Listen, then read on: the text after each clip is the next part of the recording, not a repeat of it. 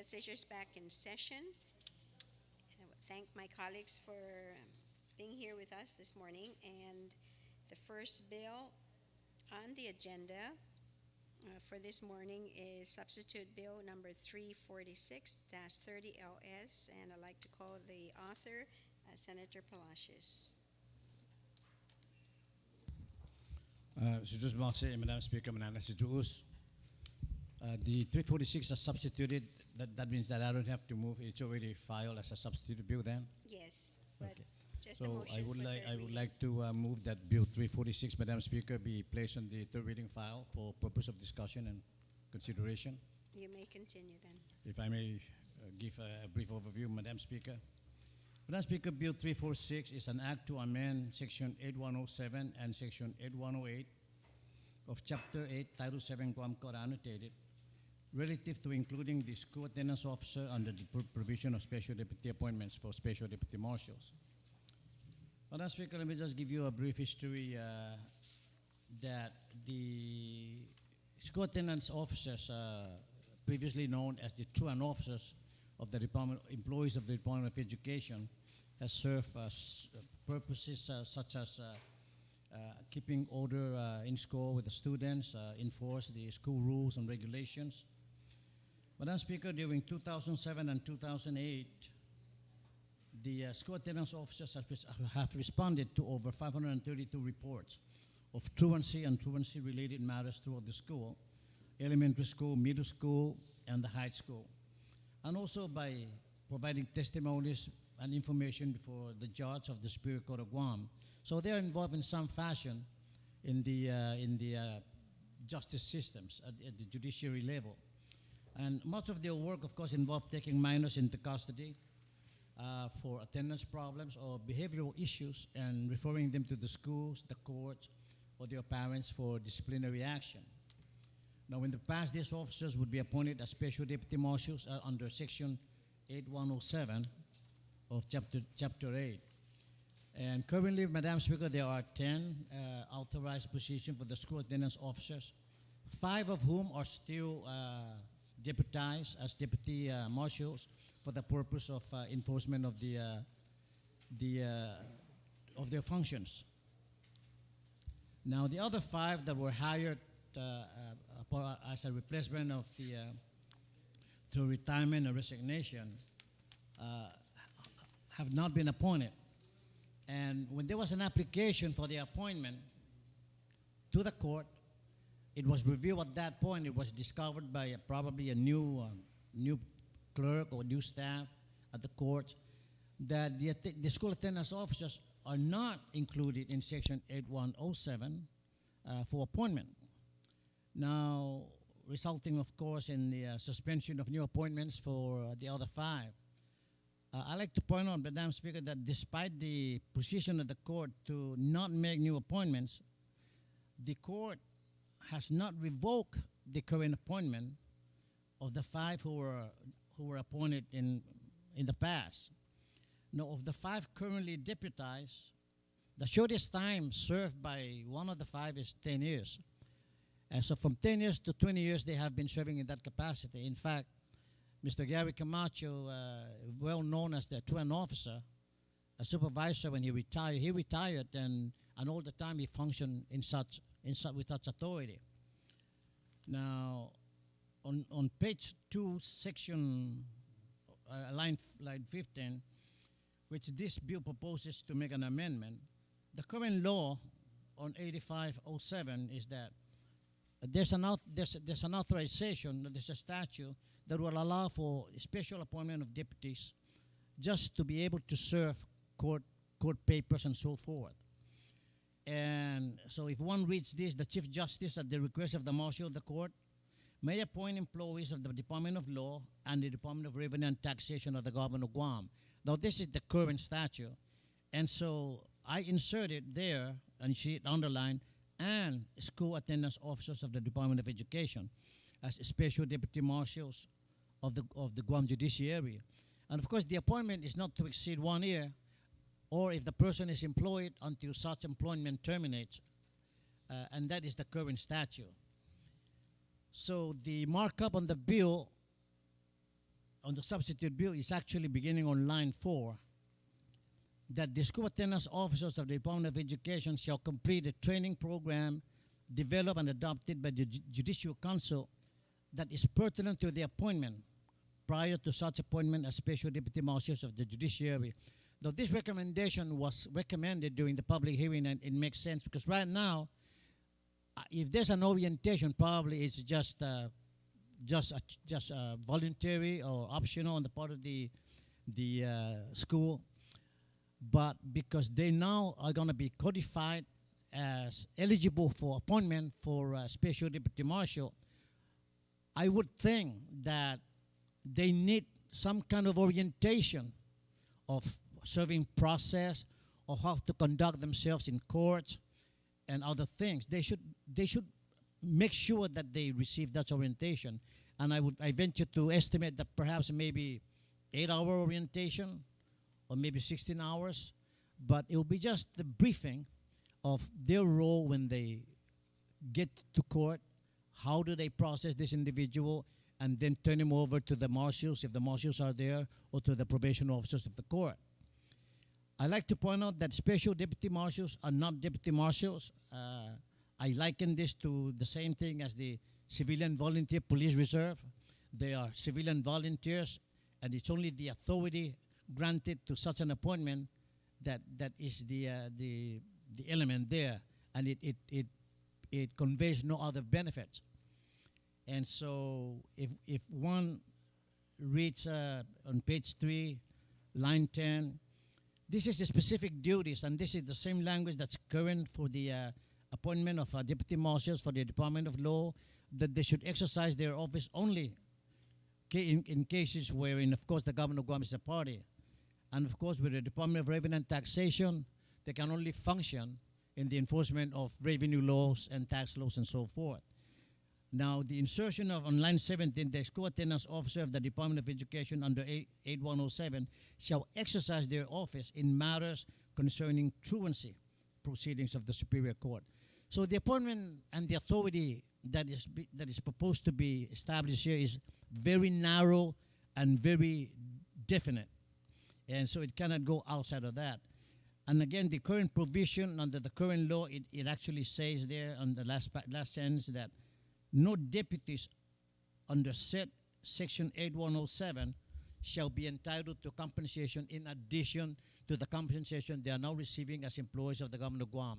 In this case, Special Deputy Marshal, like I said, does not convey any other benefit. It only conveys the authority to exercise very limited and very narrow authority with respect to the execution of their functions. They need this appointment, Madam Speaker, because right now the 5 that are currently, rather whose appointment have not been revoked, and it does not appear that it will be revoked, they are burdened by a lot of functions now that they carry out with respect to their function as truant officers or school attendance officers. As you can see, 532 cases in 1 year. That is so many response and activities that take up their time, not to mention that some of them, they have to be in school throughout the school systems and, of course, monitor the behavior of the students and make sure that they comply with the school rules and regulations. So I ask my colleagues again that to support this bill. They're waiting for this. As soon as this is passed, there will be an appointment, and again, the court then will do such appointment. But right now, the court's position is that there is no provision in law that include the school attendance officers for appointment. Thank you, Mr. Speaker. Thank you, Senator Palacios. I note on here, Senator Tom Addy, did you wish to speak on the bill? Thank you, Mr. Speaker. I rise in support of the bill, and I think that the preceding speaker certainly did an excellent job of explaining the bill and the need for the amendments that need to be put in place. I would, however, like to proffer an amendment on page 2 there. Right now, the way it's written is that these appointments under existing law will be for a term of 1 year, unless sooner revoked by the Chief Justice or for as long as such employees remain in their employment with their respective departments, whichever is earlier. So the way it's written right now in current statute is that every year they have to renew their appointment. And I would like to proffer an amendment where we essentially delete that phrase for a one-year term, such that then the amendment will read, such appointments shall be for as long as such employees remain in their employment with their respective departments, unless sooner revoked by the Chief Justice, whichever is earlier. And I think that makes it, that then we don't have to be coming back every year for that renewal, but there's still that option to be able to revoke it for if there's due reason to do so. Does anybody have any objection to the amendment, or do you wish to have the amendment in writing? So on page 2, line 22, we will delete the phrase for a term of 1 year unless sooner revoked by the Chief Justice or. Delete that, and then it will now read, such appointments shall be for as long as such employees remain in their employment with their respective departments, and then insert after that, unless sooner revoked by the Chief Justice, comma, whichever is earlier. Does everybody understand the amendment? Senator Uggan, did you wish to speak on the amendment? Please. Thank you very much, Mr. Speaker. Mr. Speaker, I certainly stand in support of the amendment. The only, perhaps, this is an issue that may have minimal impact in the overall process, the overall scheme of looking at the enforcement or implementation of this provision, but it does apply to other appointed special deputies out of Revenue Tax, as well as the Department of Law, and then now the Department of Education. And the only question that I have, or statement that I would like to make, is that, or for as long as such employees remain in their employment with their respective departments, and that's under the presumption that right now they are serving in a capacity as a school attendance officer or a truancy officer, and then let's say presuming they acquire additional educational training and they get promoted. So in that particular case, I don't know to what extent, but it does provide that mechanism for the Chief Justice to be able to revoke that should that individual's position change. And that was more or less a concern that I have, because it does provide for our carte blanche continuous assumption of this title as well as the respective responsibility. So I wanted to make that general observation in regards to the existing provision. By the way, it's not directly related to the amendment that was proposed, but it's how the language was proffered in the existing law. Thank you very much, Mr. Speaker. Senator Atta, does that affect the amendment that you've made? And anybody else to wish to speak on the Atta amendment?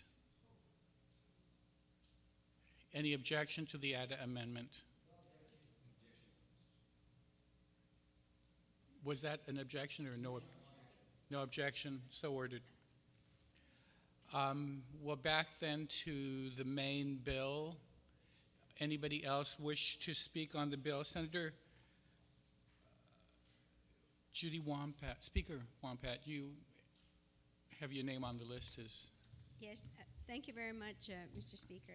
Mr. Speaker, what I'd like to do is to add a new section 4, because the bill goes up to section 3, and this is actually a language that's in the law, in the books right now, which is section 6403, specifically on the attendance officer position with the Department of Education, and the underscored words are the amendments that I'd like to add on for the purposes of 10 GCA 55, section 55102.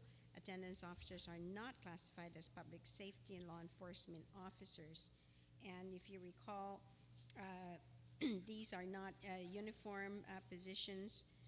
They do not have the power to arrest and to also carry weapons. So I'd like to add that as an amendment. Does everybody have a copy of the amendment? Anybody wish to speak on the amendment or wish to get any clarification on the amendment?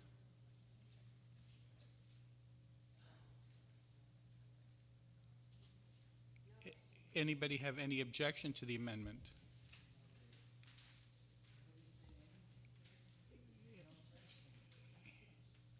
Hearing no objection. On the bill, anybody else wish to speak on the bill? Senator Frank Uggan on the bill. Thank you very much, Mr. Speaker. Mr. Speaker, I would be remiss if I didn't extend also my public support for this particular measure, having gone through my committee. And if you take a look at the committee report itself, it was endorsed by not only representatives from the Department of Education, the legal counsel, it was also endorsed by the Office of the Attorney General, as well as a school administrator and several truancy officers or school attendance officers who are presently serving in that particular capacity. So there's that direct recognition of the need to be able to allow for this amendment to be implemented into law so that in fact they can expand the number of individuals who are presently deputized under this existing provision or program. And I think that when you look at the overall Department of Education, you look at the type of responsibilities that these school attendance officers, and I keep mentioning truancy officers because that was the former title. Now they have been transitioned to the title of school attendance officers. When you look at the number of individuals who are presently deputized, which is 5, for a total school population of about 31,000 students, of which if you want to narrow that down just to the middle and the high school, then you're looking at perhaps in excess of about 14 to 15,000 individuals, that 5 truancy or school attendance officers really are tasked with the responsibility of providing that direct support under the provisions of law and under the authority provided under the deputized position. So I think that when you look at this and you look at providing that additional flexibility, at least it would give the superintendent of education the opportunity to not only appoint other individuals who are in these positions, because there are a few individuals who are in school attendance officer positions but have not been deputized only by virtue of what the sponsor of this particular legislation had shared with us a little earlier, that the judicial system or the judicial representatives did not feel that it was in their purview to continue to deputize individuals within the Department of Education if it was not authorized by law. And this is basically the provision that would provide that general authorization, provide that flexibility, so that at least the school would double, if not have that opportunity to be able to triple the number of school attendance officers to support the entire school system. You know, at the end of the day, Madam Speaker, I think the ideal situation is to not have any such deputized authority. And I say that the ideal situation is because obviously if you don't have truant students, then you would not need the services to be provided. But the reality is that's not the case.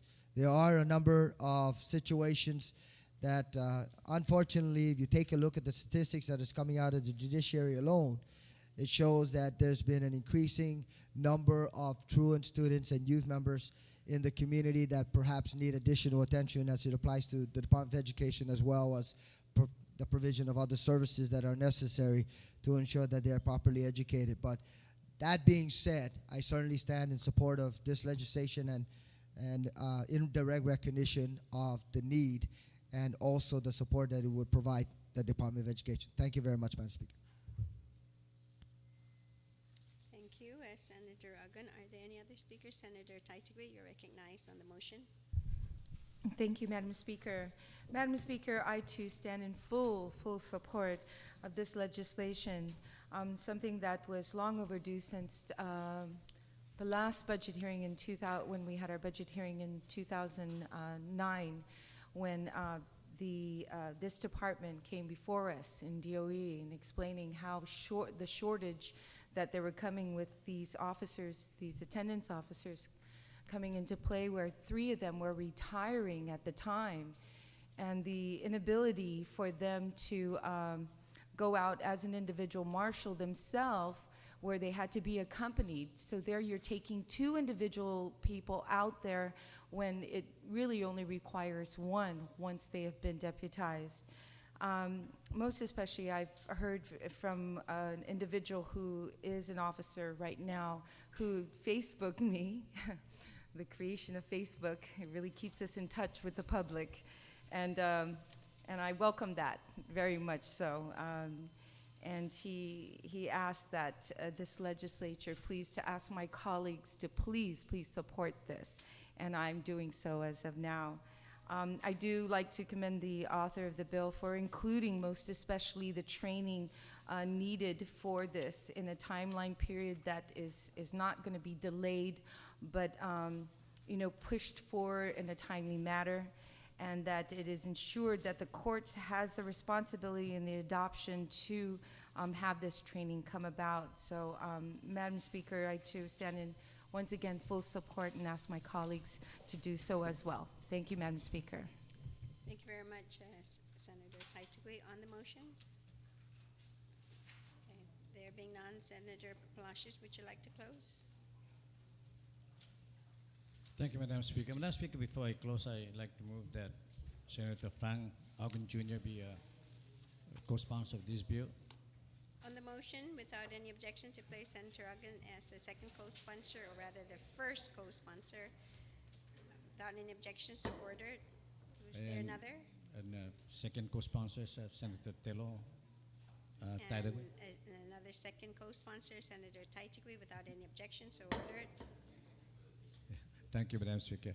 And Madam Speaker, I thank my colleague again for their support and kind remarks, and I hope that we will be able to vote on this bill.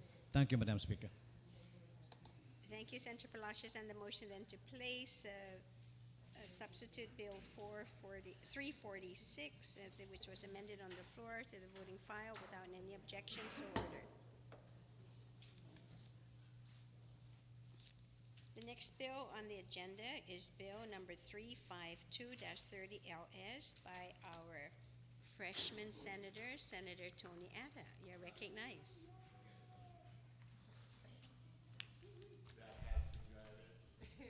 Thank you, Madam Speaker. Madam Speaker, I'd like to make a motion to move Bill 352-30 into the 3rd reading file and to speak on the motion briefly, please. Yes, you may. Thank you, Madam Speaker. Madam Speaker, Bill 352-30 LS is an act to renumber subsection 20119 and to add a new subsection 20119 and 20120 to Chapter 20 of 19 GCA relative to prohibiting discrimination for Government of Guam programs solely on the basis of conviction of a status offense.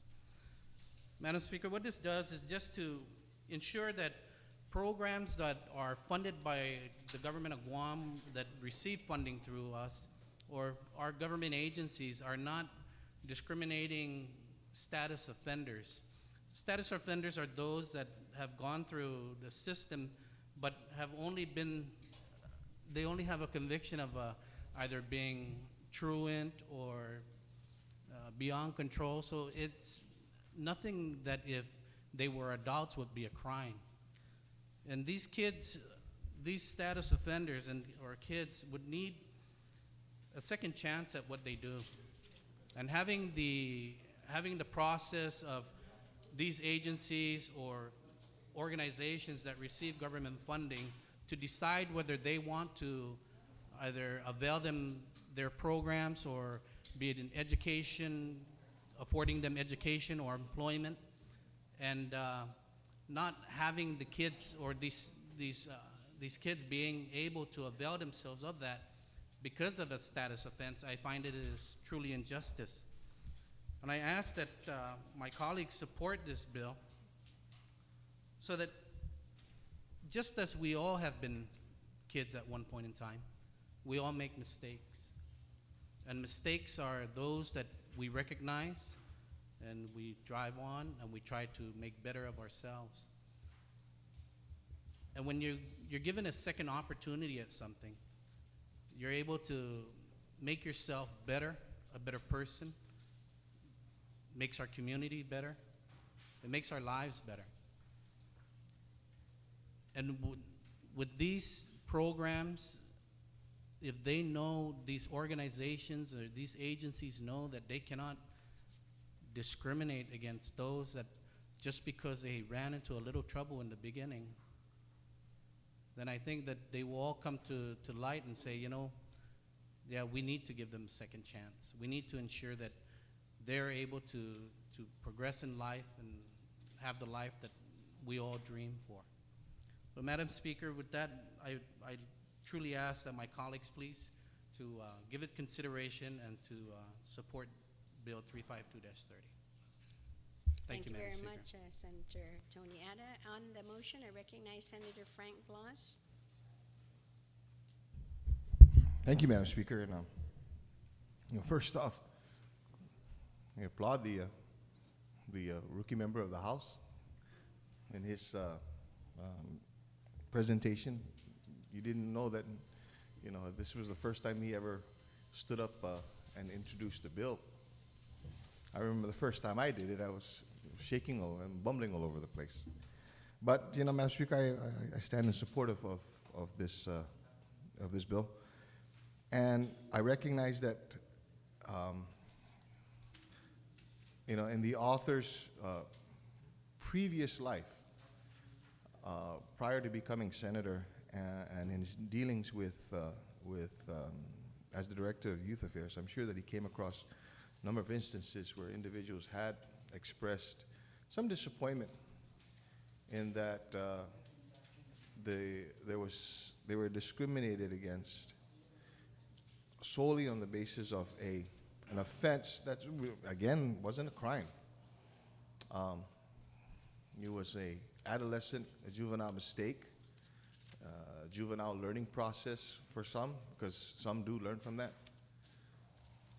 But I tend to agree as well that the offense of being beyond control should not be held against an individual who has assuredly and hopefully actually has learned from those mistakes and wants to make his life better, and giving him that opportunity or giving her that opportunity to be able to do this. So with that, Madam Speaker, I stand in support of this legislation, and I too like to encourage my colleagues to be able to support this. This may not be the case, and in some instances, some of these status offenses are not reported, or for the basis of because they're juvenile, for lack of a better term, convictions, if you will. But in those instances where it is, and it is clearly a status offense, an offense that is, as was stated, is not recognized if the individual was an adult as being a crime, as being an offense, that should not be held against that individual. Thank you very much, Madam Speaker. Thank you very much, Senator Blas. On the motion, Senator Uggan.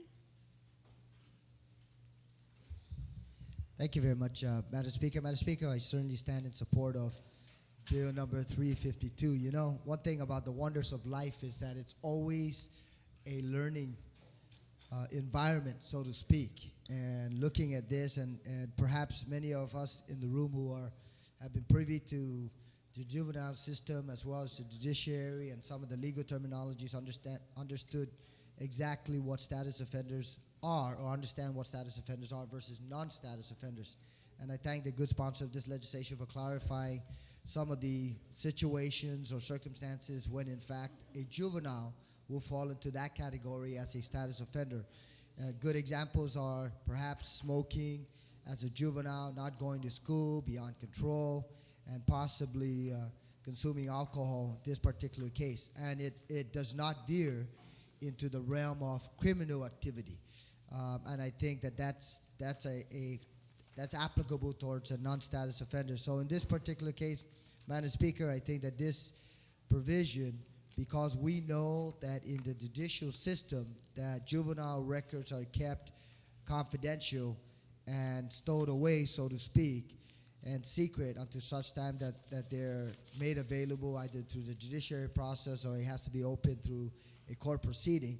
In this case, I think it only makes sense that individuals who have perhaps reformed through the process, that as a juvenile they had committed some of these status offenses, that they be given that opportunity to be able to live normal lives without having that hanging over their shoulders, so to speak, and try to perhaps live the type of lifestyle that they would like to. So in this particular case, just looking at this and looking at its implications, Madam Speaker, I think we're looking at it positively affecting individuals, whether perhaps it's applicable to employment in the government of Guam system, availing themselves of programs that would otherwise not be provided to individuals who are non-status offenders, and just by virtue of the whole concept of individuals who have gone through these challenges in their lives as a juvenile, because I can stand here literally and say that I'm no saint, so to speak, when it comes to juvenile activities, but having learned from those experiences, that I'm very fortunate to be able to stand here before you and to comment on this legislation. So I stand in support of this proposal, and I commend my colleague for putting it forward.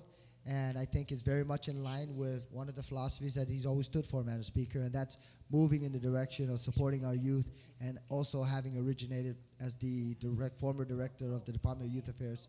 Is very appropriate that this is perhaps the first legislation or law that he would have enacted under his name. Thank you very much, Madam Speaker. Thank you very much, Senator Uggan. On the motion, I recognize Senator Respicio. Thank you very much, Madam Speaker. Madam Speaker, I didn't want to let the opportunity go by, and at the suggestion of some of our colleagues, even our colleagues on the other side of the aisle, they said, don't let this bill pass easily.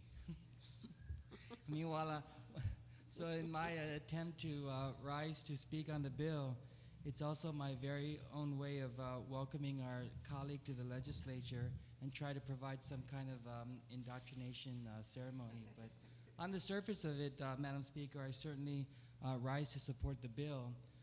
And I understand that the genesis of this bill may be because some young adult may have been discriminated from a government program. But you know, Madam Speaker, we know that status offenses are those actions that are prohibited only by a certain class of people. And some of these, and generally they're minors, and some of these status offenses include the prohibition against tobacco and alcohol, or truancy, and then they become beyond control. And that's how the juvenile justice system separates those status offenses from non-status offenses, which are applied to any age group regardless, irrespectively.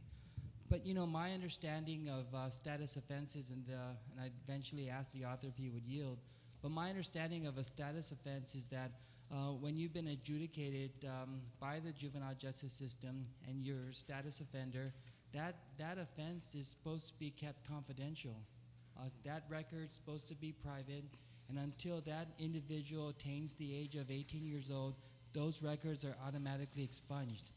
That's why when I was at the Department of Youth Affairs, I never let a day go by without speaking to our clients who are status offenders that this is not the end of the road, that whatever crime that you may have committed, for whatever reason you found yourself in the Department of Youth Affairs, whether you started off as a beyond control and then you became a status offender and then the judge ordered you to do certain things and then you violated that court order and then you were remanded to the Department of Correction, the Department of Youth Affairs, this youth correctional facility, because of that violation of court order. You know, it's not the end of the road for these young people, because once they're 18, those records will automatically be expunged. Now, in speaking with a former Chief Justice here, our good colleague and someone who's been a family court judge, you know, if there's any instance right now where you have an individual who's been denied any opportunity, whether it's a government-sponsored program or even a private sector sponsored program because they're a status offender, that probably constitutes a violation of federal law. That's why you have the often Office of Juvenile Justice and Delinquency prevention programming. There's federal laws that oversee, and we get a lot of federal money to ensure that status offenders are treated separately from, and actually divided from sight and sound to non-status offenders. And in the previous legislature, you recall, we actually passed legislation to make those delineations. Now, I'd like the author to yield to a question to advise this body, Madam Speaker, if there's any instance that he can recall where a young adult was discriminated or denied an opportunity to participate in especially a government-sponsored program because he was a status offender. Senator, do you yield to the question? Thank you, Madam Speaker. Madam Speaker, to the question from my good colleague, before my previous role as Director of the Department of Youth Affairs, we had several instances there at the department where we would have some status offenders that are in the custody of the department and placed up at our cottage homes. And one of our non-government organizations, one of our providers, would pick and choose which status offenders they want to come to their facilities. And I found that very disturbing to know that government funds are being used to avail these kids of programs or benefits that will be beneficial to them, but yet they're being picked and they're being selectively chosen as to who they would take into their programs. So this bill is just to ensure that it gives that extra teeth, that extra bite, that no, you won't discriminate against anyone. I truly believe that our taxpayer dollars need to be fully beneficial to those that it's supposed to provide services to. And this law, this bill intends to do that. And with the providers that are out there, especially the non-government organizations that receive tax dollars from us. Thank you, Madam Speaker. Thank you very much. Senator, you still have the floor.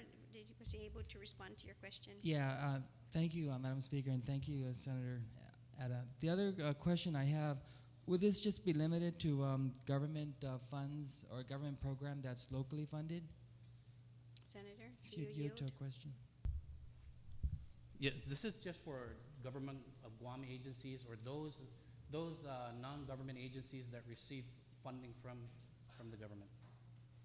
So I'd like to quickly insert in line 17, if the sponsor will allow, we need to expand that not only are we talking about government of Guam funds, but also funds received by the government of Guam, either through federal sources or otherwise. And maybe we can work with legal counsel to make the amendment or just do the amendment now.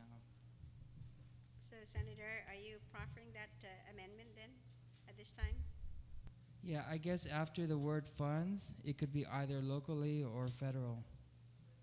To insert the words, line 17, entity that receives government of Guam funds, comma, either local or federal, for any of its programs may solely. And I'd like to ask the author if he thinks that'll work. Senator? Yes, thank you. Yes, Madam Speaker, that would clarify it perfectly. Okay, so on the Respicio amendment, then on line 17, after the word funds, to add the words either locally or federally. On that amendment, are there any objections? No objections, so ordered. And just to close, Madam Speaker, I want to congratulate our good colleague for this bill. I want to also say that the fact that he had to introduce this bill probably speaks to an even bigger problem that is occurring if in the event there are some NGOs out there that are discriminating solely on the basis of status offense. And I encourage him and I will join him to try to seek a resolution or immediate resolution and advise those non-government organizations or even government of Guam agencies that it's absolutely a federal offense to discriminate on the basis of something like this, when the theory behind making sure that status offenses are sealed and remain confidential. And even when a young adult, as we know, is alleged to commit a crime, even the media is not allowed to identify that individual unless they're at least 18 years of age. And so, this what he had to do here has alerted this body's attention to a more serious problem that may be happening in our community. And I rise in full support of this bill, and I want to commend him for bringing this to our attention. Thank you, Madam Speaker. Thank you very much, Senator Espicio. On the motion, I recognize the Vice Speaker. Madam Speaker, I rise in support of this bill. I'm embarrassed to say that in the 5 years that I was here, I have not thought to introduce this, and I want to commend the good senator for reminding us that we've got to do this. And because though the other director of DYA may think that things get expunged, even as the former Chief Justice, I'm not sure what gets expunged or what is still in the record. Sometimes these records, not so much that they are made public, but who has access to them may affect various decisions that are made. And I think the good senator from Magana Heights was correct in that we've got to look at this problem that the good senator from Sinahanya alerted us to, that we've got to stop and look at these things about how the records are supposed to be either kept confidential, expunged, or made sure that they don't show up on a police report when somebody is running for office at a later date, that they are being a truant or something becomes public record. So I want to commend the author and assure him that if there's anything that I can do to assist in us moving and protecting these young people so that we can assure them that learning from the experience that they had at the Department of Youth Affairs or as status offenders in any of the counseling programs that they undergo, that they should be encouraged to know that they can move forward without discrimination, and that if they're willing to learn from their mistakes, they can and will be able to succeed in whatever they decide to do. So I stand in full support of this bill and commend the author. Thank you. Senator Taitui on the motion. Thank you, Madam Speaker. Madam Speaker, I think it's a time to say I'm very proud and very honored to have included on our side, our good colleague from Sinahanya. I think the people made the right choice bringing him here. Not only that, Madam Speaker, as a former director with the Bureau of Women's Affairs, I too come as an advocate for the women out there, their rights, to make sure that glass ceiling is completely broken and given every opportunity, the same as our good colleague is doing. He continues on for his love for the youth. He brings it here to this session hall to be the advocate for the youth, especially those children who are in most need, to help them through difficult times to find their way. And this legislation is making sure that door is open for them. They call him the rookie. I used to be called the rookie, but I really don't think that title for him, because he definitely shows that he has what it takes to be here. He speaks very well, and I congratulate him on his first legislation. He definitely has my support. That being said, Madam Speaker, on behalf of my good colleague from Barragata, because he spoke already, he would like to ask our colleague if he could be a sponsor, the first sponsor, co-sponsor of this bill, and I too would be honored to also be a co-sponsor, second co-sponsor of his bill as well, Madam Speaker. So on the amendment then is to include Senator Frank Blas as the first co-sponsor and Senator Taitigui as the second co-sponsor. Without any objection, so ordered. Thank you. Are there anyone else who would like to speak? I'd like to go ahead and ask then the senators, please. We would like to hear the primary sponsor then here, author of the bill, do his closing. Senator Tony Ada, you are recognized. Thank you, Madam Speaker. Madam Speaker, I'd like to thank my colleagues who rose in support of this bill. And I ask also for the rest of my colleagues to please support this bill, as it gives our youth an opportunity to move forward, to get a good life, to be productive citizens in our community. And the only way they can do that is to have a second chance at life. Giving them this second chance, we'll be able to give them that opportunity. And it is our responsibility in this legislature to ensure that all people of Guam, our youth, our elderly, our sick, our frail, are given opportunities that are not given to them on a regular daily basis. Thank you, Madam Speaker. Thank you, Senator Tony Ada. And on the motion,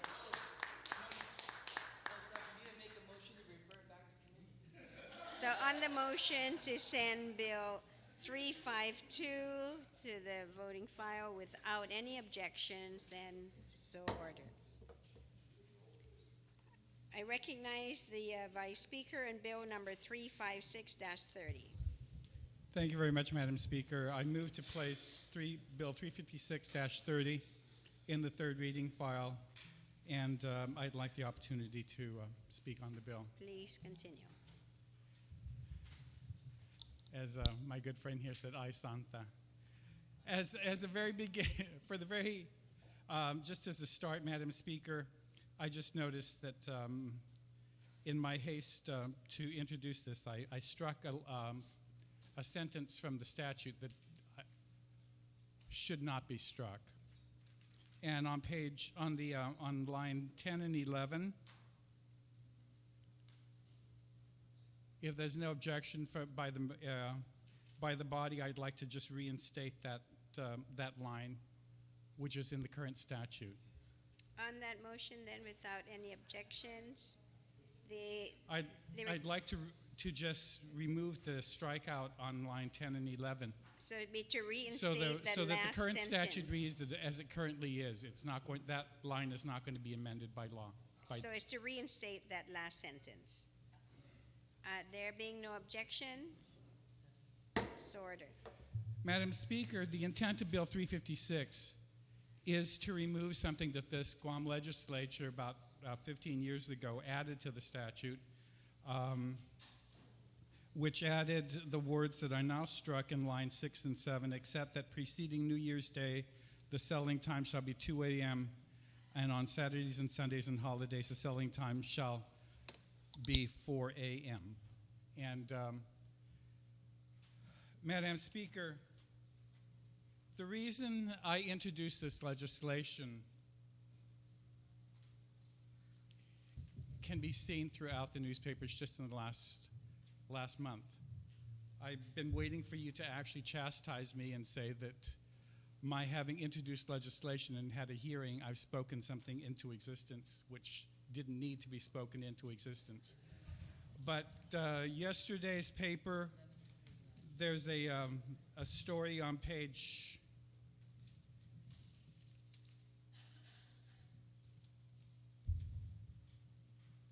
actually in both the papers yesterday, on page 5,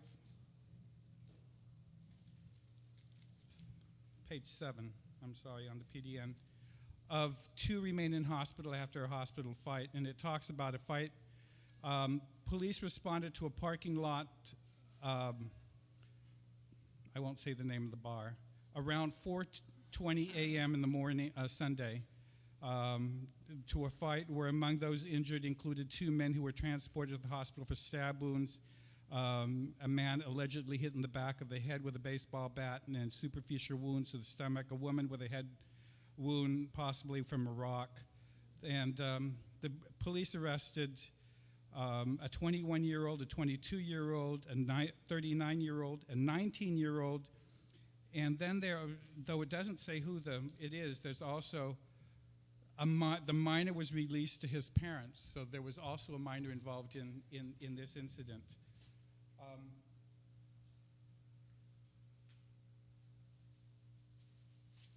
I bring this to our attention because we had our briefing the other day with the military, and it looks like, regardless of what we're going to say, it is moving forward. I'm not happy about that. I'm not going to speak for anybody else about whether or not they're happy about that, but we're going to have to address it. It's going to happen. If you can unseat the Prime Minister and make the next Prime Minister apologize for doing what he said he was going to do in his election, surely we in the colony of Guam are not going to be able to affect any change. But that's beside the point. The other thing that I wanted to just bring up is a story that ran on Friday the 11th in the Marianas Variety. While docked for a few days on Guam last week, 6 U.S. Marines from the USS Dubuque engaged in a fight among themselves, which resulted in a minor injury incident which was confirmed by Joint Region Marianas. The 6 Marines were released from Naval Hospital. You go down and it goes, a local official who was briefed on the incident told Variety that because of the incident, Rear Admiral Paul A. Bouchon, commander of Joint Regional Marianas, ordered the suspension of shore leave for 3,000 Marines and sailors. I want to read that again. Rear Admiral Paul J. Bouchon, commander of Joint Regional Marianas, JRM, ordered the suspension of shore leave for 3,000 Marines and sailors. What happened at that time, Madam Speaker, was that all 3,000 Marines and sailors were called back to base and were not allowed to stay down in Tumon. Tumon lost quite a bit of business from the 3,000 Marines that weren't allowed to go down there. When I introduced Bill 356 and 357, I had been called to a meeting that day. I had been called to a meeting down at Adelup where we were advised that, and this was in early March before I left for Easter. There had been a number of incidences where sailors were being jumped in Tumon. And the Lieutenant Governor called us together with GPD, GHRA, GVB, and as chair of tourism, I was invited to come. What we were told at that point was that Joint Region Marianas was seriously considering putting Tumon off limits because of the violence that was occurring down there. If everybody's concerned about the loss of jobs because of the raising of the drinking age or the loss of jobs from going from 2 to 4 o'clock on 2 days a week, I can assure you that it will pale in the number of loss of jobs that will happen if we don't control the problems that occur from the heavy drinking that occurs down there, and Joint Region places Tumon off limits.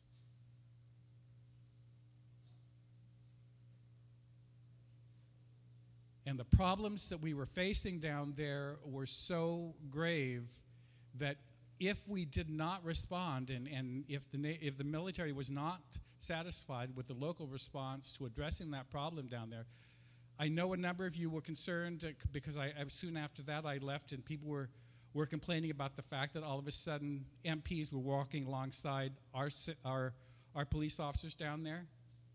That was in an effort to address that problem.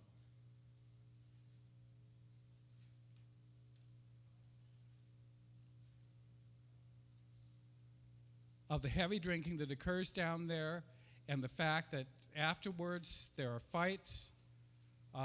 There were fights that have never made it into the newspapers. There are people that have been shipped off island because their faces have been smashed in. And we've got to address this issue. I postulate that the reason why we weren't able to get a statement from one of the organizations on island on whether or not they were in support of this change of hours because of the fact that they couldn't get 51% or more of their members to agree on the 3 pieces of legislation that I've introduced, is because of the fact that they're split down there. They're split because some of them realize that knowing that if they're placed off limits and the men and women that are brought in on these ships are not allowed to stay in the hotels like what happened earlier this month, or if Tumon is actually placed off limits, the hotels are going to suffer. Changing the drinking hours and just reducing it by 2 hours on Saturday night and Sunday night will go a long way to reducing the amount of alcohol that is consumed by the time people start to head out of the bars, whether they're with a designated driver or, God forbid, they're not with one. There really is no need for everybody to be leaving the bars at 4 o'clock in the morning. Stand here and I look at this picture of Ramon Obriano. He was struck by a military man on his way back down to the Frank Cable at 6 o'clock in the morning, or before 6 o'clock in the morning. Someone was leaving the bar at 4 o'clock in the morning. Sergeant Frankie Smith was killed by a woman leaving the bar just after 4 o'clock in the morning. The sailor just this last 3 weeks ago was struck and thankfully survived the accident. But if you saw the photo of that car, he was struck in the middle of that car. The windshield and the top of the car is smashed in, showing where his body flew in the air, came down on top of that car. How he survived, I don't know, but I thank God that he did. Madam Speaker, I am the last person in here to talk make any claim of an angel. I think everybody in here knows that I was the party animal. But it's because of the fact that I can't speak on these issues. And I really think it's imperative that we as a community realize that we are the only ones that are doing this 4 o'clock in the morning drinking. Why? Because we want more money?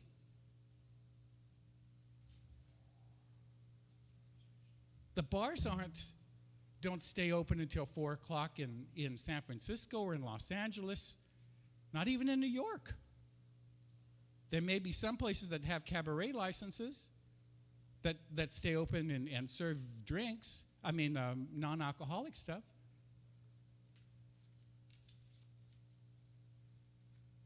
But in our effort to try to take as much money out of people's pockets, we stay open until 4 o'clock, and when they can no longer think about it, the more they drink, the more they want to drink, and they keep drinking and drinking until they run up their credit card, or they finish all the cash, or go down to the ATM just outside the building.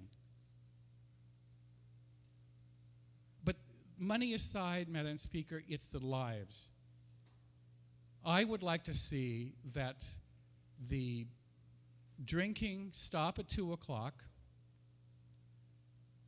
Everybody figures out and gets themselves home, so that starting at 4:30 and 5 o'clock, when the bikers, since though we've passed legislation to have bike lanes and running lanes, DPW has yet to include that in their plans. In fact, on Route 4, they decided to take it out. Since we're not going to provide the safety for them, we've got to take these people off the roads at least after the hours of 2 and 4 in the morning. Because by that time, I know how many other drinks you can drink between 2 and 4 o'clock, and I'm embarrassed to admit it. But the thing is that we've got to make this island a much safer place. And I think the first step towards that is to finally go back to the way that we used to run the businesses here and the bars. Close them at 2 o'clock.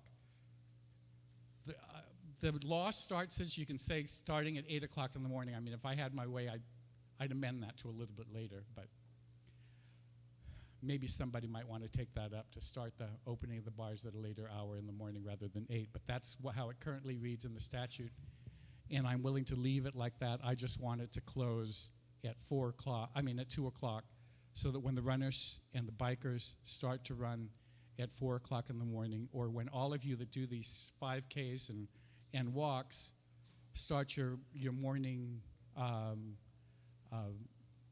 at 5 o'clock at the signing up, that it's safe for you to be out there.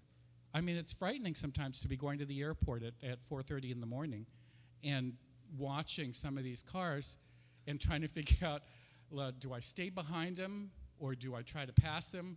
And then realize it's best to just stay as far behind as possible, and then the additional 15 minutes that you don't get to the airport isn't going to cost you the flight, because at least you'll still be alive when you get there. So I asked my colleagues to assist me in passing this piece of legislation. It's 2 hours a night, 2 days a week. I mean, so 4 hours of non-sale.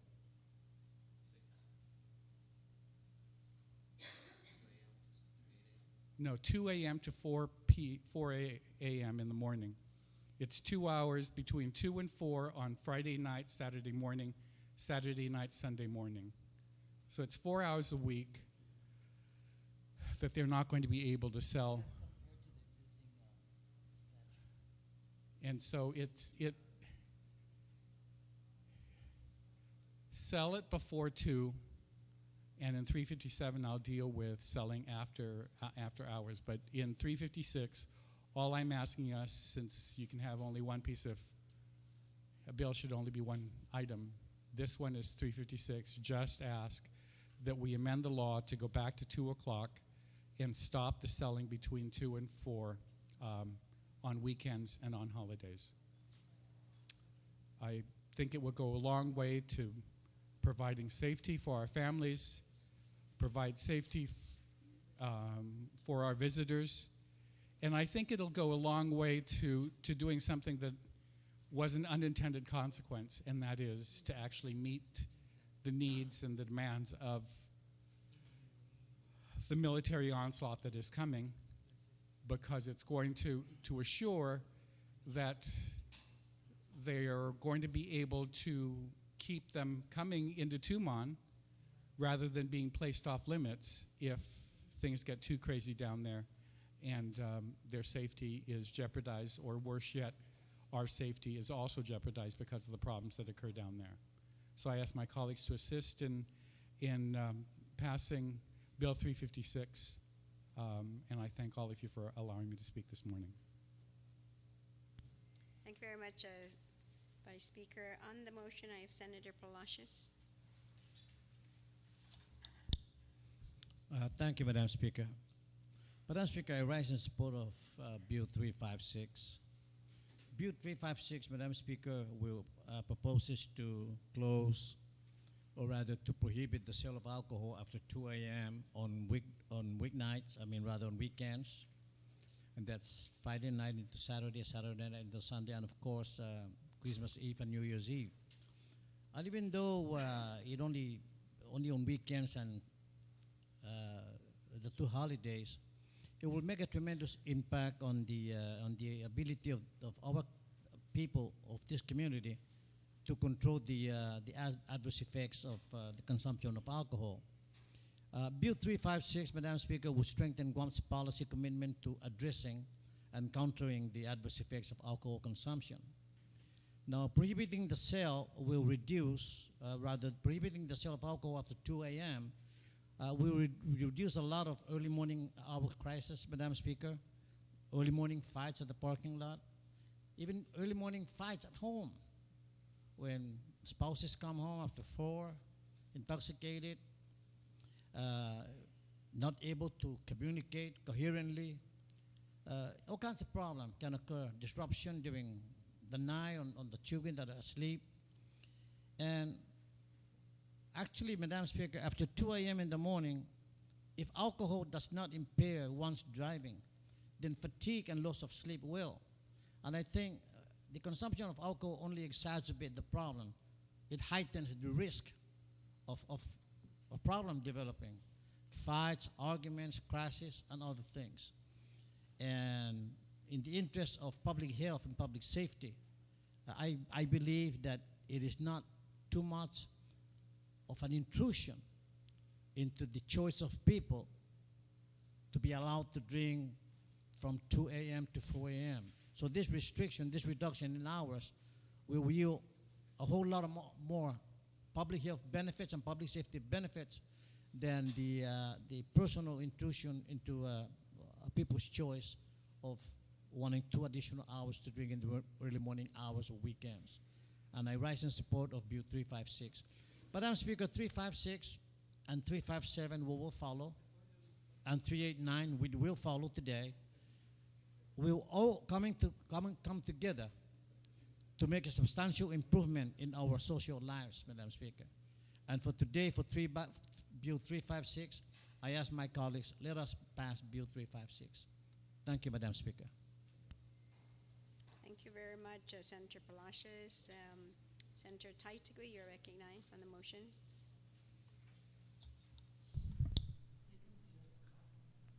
Thank you, Madam Speaker. And Madam Speaker, I commend the author for trying to find avenues and take a proactive approach to the problems that we have with resulting in drinking and driving, or the abuse of alcohol. But what everyone is forgetting is our own individual people that are here. We talk about the military coming and its adverse effects that will happen down in Tumon. I can tell you one thing. If they don't go to Tumon, they're going to go somewhere else. And that somewhere else could be spread in Anigua, Agana, Manilao. There are clubs there as well. I agree that something needs to be done, but let's take for a moment the responsible individual.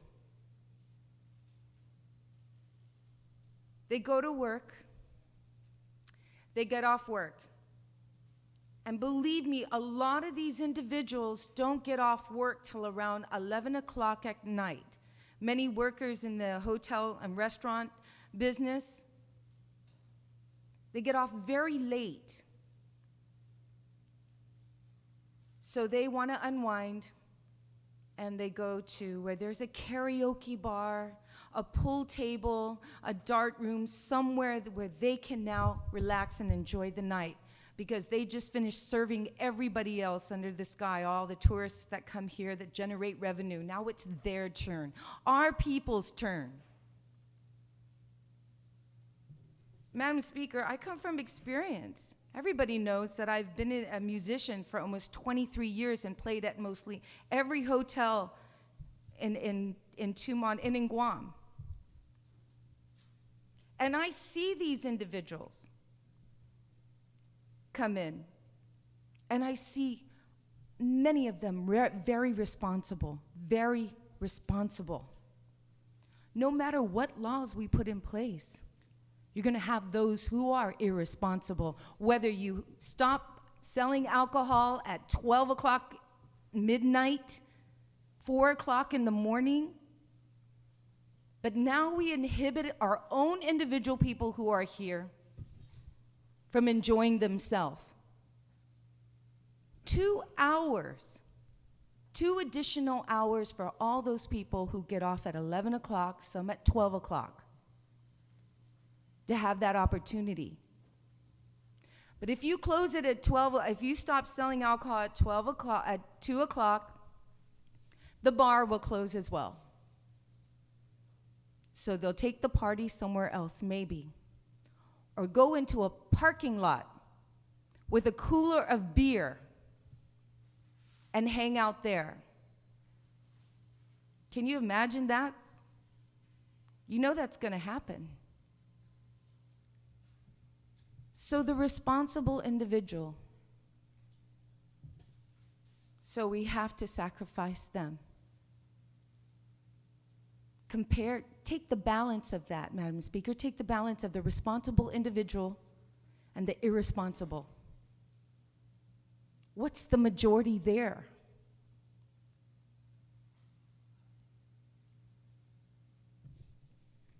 Madam Speaker, we went to 2 o'clock to 4 to allow the opportunity for those individuals who work hard all week long and have responsibilities at home and have the weekend to go out. And we're going to take that away from them. But most especially, we're going to take the jobs away from those individuals who work at those establishments as a second job because they work all week.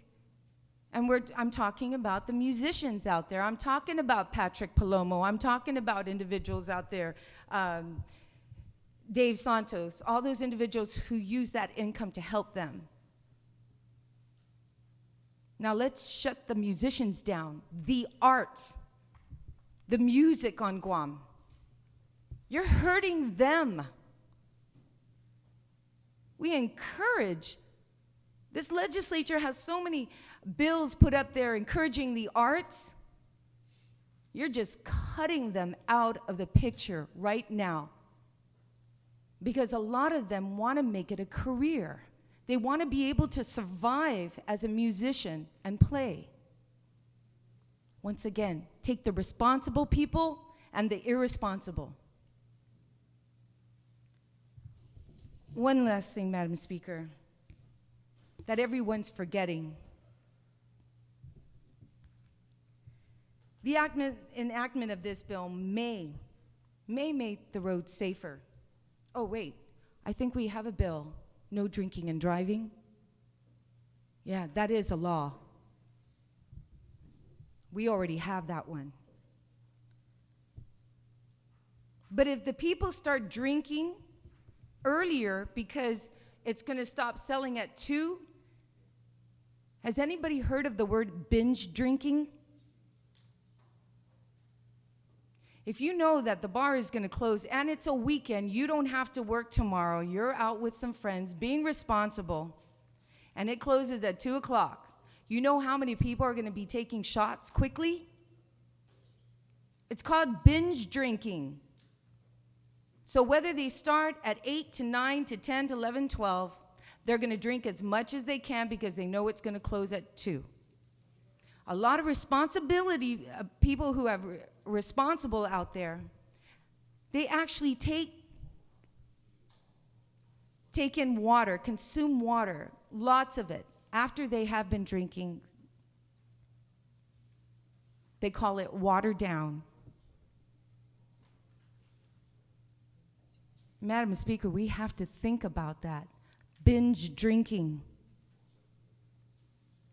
And we may lead in that direction if we decide to cut the hours for that.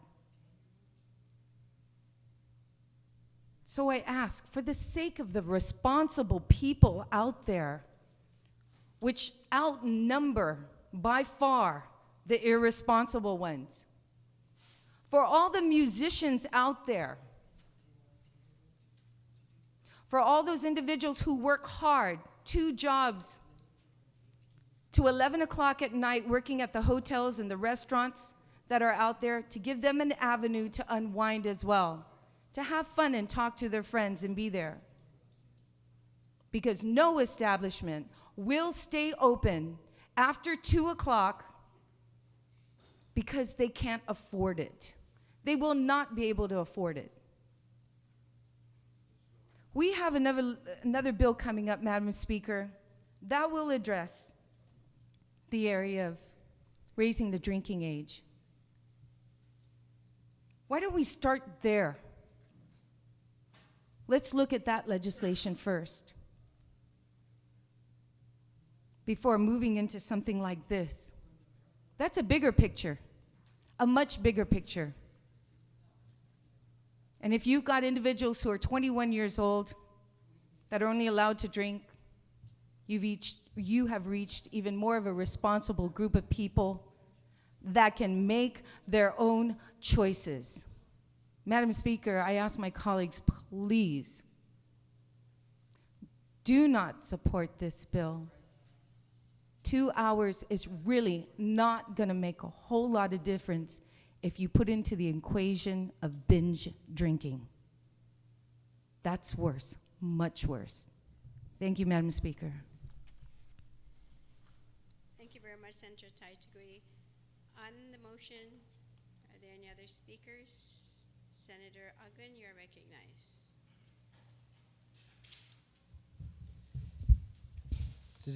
Madam Speaker.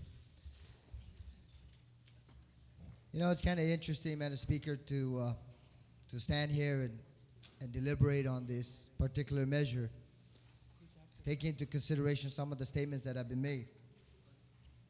But you know, there was an incident that occurred last Saturday where I received a call at about 2:30, and a family member had asked if in fact he can be picked up from a bar.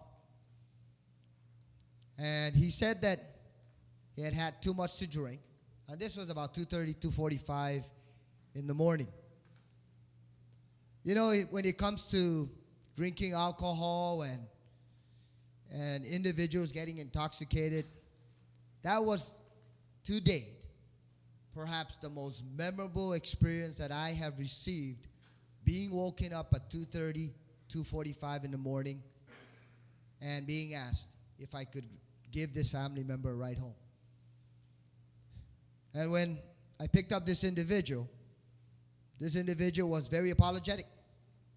And my response was, you have absolutely nothing to be apologetic about. You have nothing to say sorry for, because you did the most honorable thing when you know your limitations. I mentioned that incident because there are very responsible individuals out there, Mr. Speaker, because the seat has changed hands, just so that the public understands that Senator Respicio, you've assumed the position of the seat. But you know, Mr. Speaker, I mentioned that as a personal experience only because I hear about the impact this provision would have on our community. And there's one particular phrase that keeps coming back from a physician who has frequented this body, and in the last several days has frequented more than he had ever perhaps in the previous 3-4 weeks. But you know, one phrase that this physician has always stated to many of us on an individual basis and also collectively is, we're in the business of saving lives. We are in the business of saving lives. You know, Mr. Speaker, if that individual who had given me a call, and incidentally, obviously when you wake up in the middle of the night at 2:30 or middle of the morning, really that's not the middle of the morning. If you wake up that early in the morning and you get a phone call about an individual, your first inclination is, what are you doing? Why'd you drink so much? You know, but that wasn't the response that I had shared, but it was reflective of the situation that this individual found himself in. I understand about allowing facilities and business establishments to operate at the hours that they deem is necessary. I understand the issue about allowing people the flexibility to be able to enjoy themselves. But what do I see this measure doing? It goes back to that phrase that I just shared with you, saving lives. If it saves one life, then this proposal would have been worth it. If it saves multitudes of lives over the course of the next umpteen years, whether it be 10, 15, 20 years, then it would have been that much more valuable in carrying out the intent of this provision. And you know, Mr. Speaker, I look at the existing provision when this first came out. I know my office has received a number of calls from business establishments. And one of the concerns that came out that was shared with me by a few owners was, why would we have to close immediately thereafter? If you want to stop the selling of alcoholic beverages, if you want to stop or restrict the serving of alcoholic beverages in my restaurant or in my establishment, one of the statements that came out repeatedly by a number of business owners out there is, why would you force me to close my doors? And I turned around to a few of them and I said, why would you ask me to allow you to keep your doors open? And the response was, whenever we recognize that an individual has a key in his or her hands and is extremely intoxicated, that we encourage that individual to stick around or to call for someone to be able to give them a ride home. And in most cases, their inclination is to stick around just so that they can sober up a bit. So I asked a couple of these business individuals, owners, individually, so what would you propose? And they asked for the consideration of the body to, yes, if you're going to restrict the sale and the dispensation and the service of alcohol at 2 a.m., at least allow them that flexibility to stay open, because they can always serve water, they can always serve soda, they can always serve coffee as alternative means of trying to sober up some of these individuals. And I asked, so how much time do you need? Because really, keeping your establishment open beyond certain hours, if you ask beyond 4 a.m., then it's defeating the entire purpose of this legislation. And they asked for at least an hour to allow many of these individuals to be able to sober up a bit. And this one business owner responded that, Senator, if you and the sponsor of the bill are intent on saving lives, then just by virtue of considering this suggestion, you may also save lives.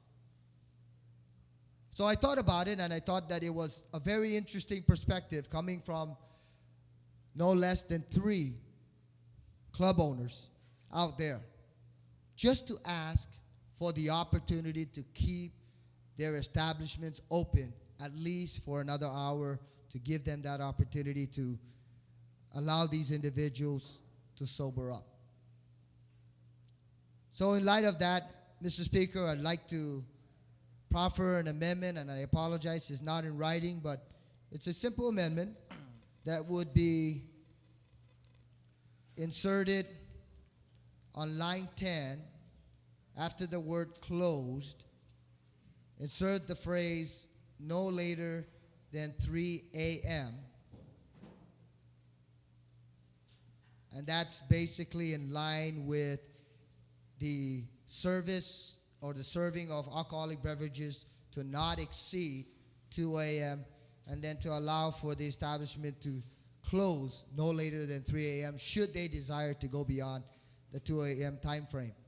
And it's in light of the statements that I just shared with you from a number of business establishment owners. And it's really more or less just to allow our people who are viewed, and these are responsible club owners or establishment owners or business owners who are also concerned about their customers. They're also concerned about the individuals that they serve.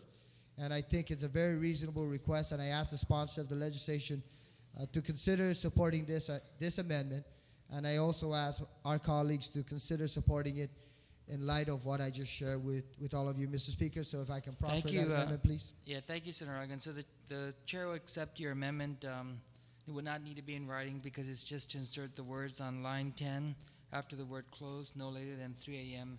thereafter. Would you like to speak on your amendment? No, I believe I already spoken it. Thank you very much, Mr. Thank Speaker. you. On the amendment, are there any objections to the amendment? There are no objections to the amendment. Amendment passes. Thank you very much, Mr. Speaker, and thank you very much, colleagues. let me just close with, I think we can all be impassioned about the hours of operation and about individuals being responsible in drinking and individuals basically enjoying themselves amongst friends. And it's no secret that I do that occasionally. Just go out and just relax and enjoy myself with friends and among friends. But I think ultimately, Mr. Speaker, I look at this legislation, even if it's closing a window of selling opportunity for alcoholic beverages, I see it resulting in saving lives. And if the end goal and objective is to ensure the safety of our streets, if it's to ensure that family members continue to have the benefit of sharing special times and unique times with individuals who would otherwise go into get into themselves into a situation, or if it would result directly in saving that one extra life. Because I believe that that family member that called me up on Saturday morning, that if he had driven, Mr. Speaker, then he probably would have had some serious challenges on the road. And I commend him for doing that, and I reach out to our colleagues to consider supporting this legislation and allowing it to pass, because I think that with the amendment, it moves in the direction of providing club owners and establishment owners the opportunity to continue to serve water, soda, or even coffee, to allow many of their patrons and their customers to perhaps sober up and to unwind, and also ensure the safety of our streets and save lives. Thank you very much, Mr. Speaker. Thank you very much, Senator Ruggan. Any other senators wishing to speak on Bill 356? If not, Vice Speaker Cruz, are you wishing to close? I'd just like to make the motion to place Bill 356 in the voting file. On the motion to place Bill 356 in the voting file, are there any objections? If no objections, so ordered. Senator Vice Speaker Cruz, I recognize you at this time for Bill 357-30. Thank you, Mr. Speaker. I move to place Bill 357 in the third reading file, and I'd like the opportunity to address the bill. Okay. On that motion, please proceed. Thank you very much, Mr. Speaker. Mr. Speaker, Bill 357 makes one major amendment, and that's in Section C. But as the statute currently reads, is what is now in A and B, though I took the liberty of amending Section 3613 by taking the first sentence and making that A, and then B was the penalties that are currently in the statute. Okay? And then C is the main part of this bill. And the reason I had no objection to the 3 o'clock was that I wanted to make sure that everybody understood that the sale of alcohol would stop at 2 o'clock. And I also wanted it understood that at that same meeting that I attended a couple of months ago, of the problems that were occurring in Tumon, I was also advised of the fact that there are numerous bars throughout the island that are violating the law and even serving after 4 o'clock. And unfortunately, both the police and Reverend Tax said that they didn't have the personnel to be able to go in and check every single one of these on every single night to determine if they've stopped serving or whether or not they're just clearing out for that last hour to try to get everybody out. So I left the fine as is, but I also noted that though I was leaving the fines in subsection B as is, the amounts of money obviously aren't sufficient enough to make people, bar owners, stop and realize that the law does say stop at a certain hour. It's not recommending that you stop serving at 2. It's not recommending that you stop serving at 4. It's saying you shall stop serving alcohol at 2 and you shall stop actually even serving 15 minutes before that so that the person can consume the drink before the hour that you're supposed to stop and take it off the bar at that point at 2 o'clock. So, Mr. Speaker, I added a new subsection C. And I know some may think it's draconian, but I think it may be the only way that some of these people understand that though we don't have 500 police officers and investigators from Reverend Tax to go out and check them, that if and when we find them, that a simple $750 or $1,500, which to them is small change, is not going to be sufficient. I added a new subsection C, which reads, in addition to the aforementioned fines in subsection B, the board shall suspend for a period of not less than 30 days and no more than 90 days the license of any licensee found guilty of violating section 3413 of this chapter as a second offense. If they've had one violation and they have a second violation, then their license shall be suspended for anywhere from 30 to 90 days.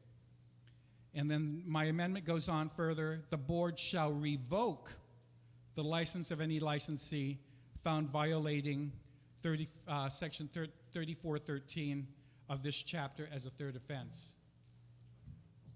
I intend with Bill 357 to have everybody understand that we mean what we say when we say stop serving at a certain hour. And that a simple paying a fine is not going to be sufficient. If you want, and you're going to, for whatever additional amounts of money you think you're going to gain by continuing to serve after if Bill 356 passes at 2 o'clock, or if 356 does not pass and it's 4 o'clock and you're still serving after 4, that a simple fine of $1,500 or even $3,500 is not going to be sufficient. The second time you're found in violation, you'll be closed for 30 to 90 days. Then you'll feel the effect. And if after you decide after that you're still going to do it, then you're just going to lose your license out and out. And I think that's the only way that we can assure that enforcement of this and compliance with this is going to be assured, because then they'll realize that it's not going to be a simple fine.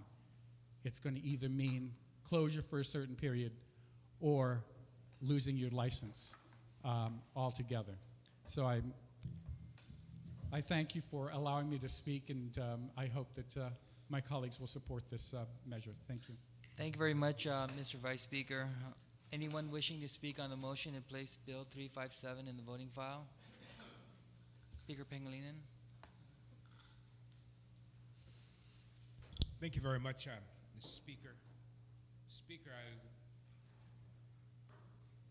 rise in support of this legislation and with a bated breath waiting for arguments against it.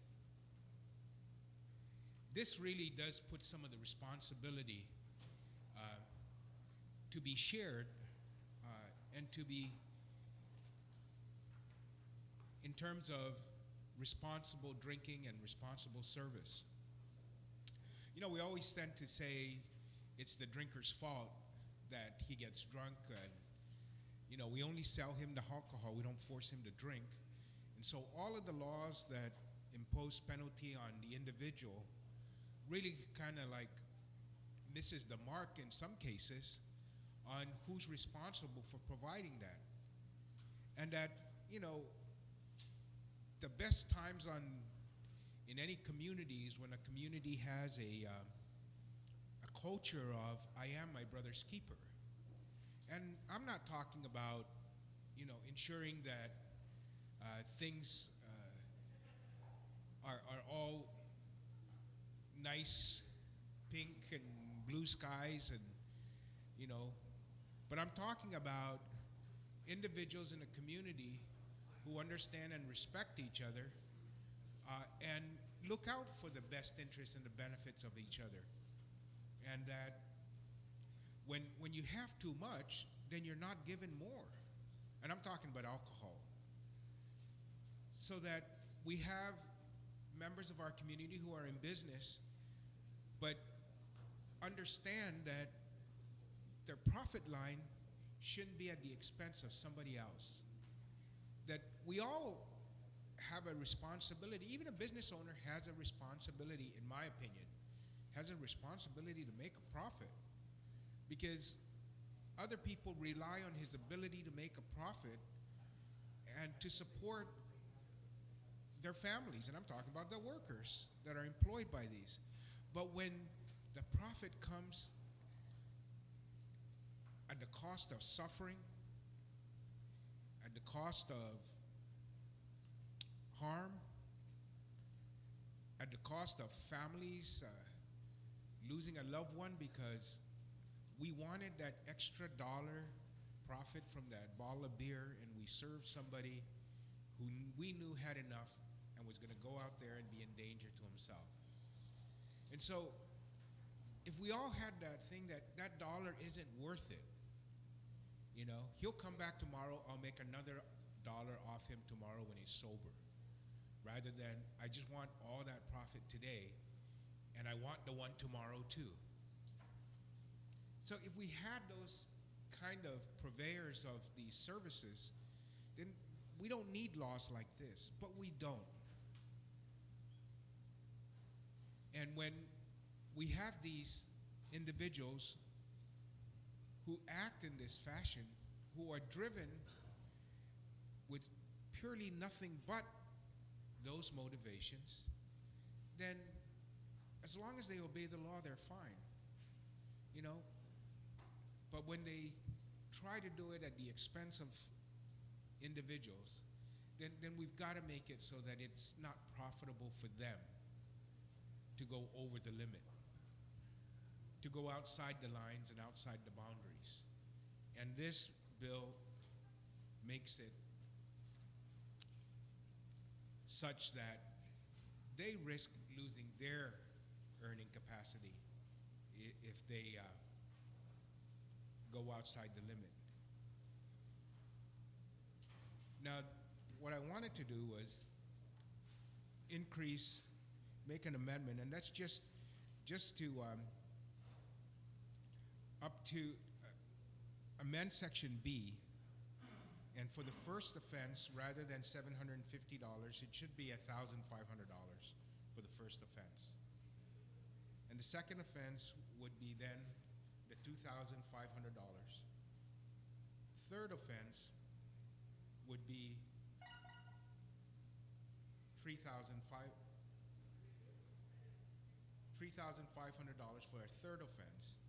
And after the fourth offense, the board may impose a penalty of up to $10,000.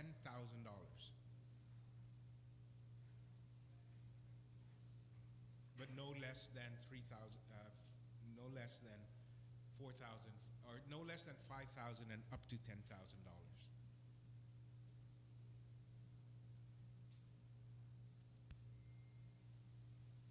It's got to hurt the first time. And I think that doubling the proposed thing from the $750 to $1,500 may be enough hurt to just say it's just not worth it. It's not worth it to lose my license. It's not worth it for me to, you know, that extra dollar of profit, I'm not going to be able to gain it to make up for it if I get caught. And so I wanted to make those amendments. Okay, the chair will accept your amendments at this time. So the amendment that he's proposing would change $750 fine to $1,500, change the $1,500 fine to $2,500, change the $2,500 fine to $3,500, and then in the last, the fourth offense, it says the board may impose a penalty of up to $10,000 and no less than $4,000 and No less than $5,000. I'm sorry. So we will accept that amendment. Please provide that to the clerk should the amendment pass. On the amendment, are there any discussions? Are there any objections to those amendments? If not, motion passes. Thank you very much, Mr. Speaker. And Mr. Speaker,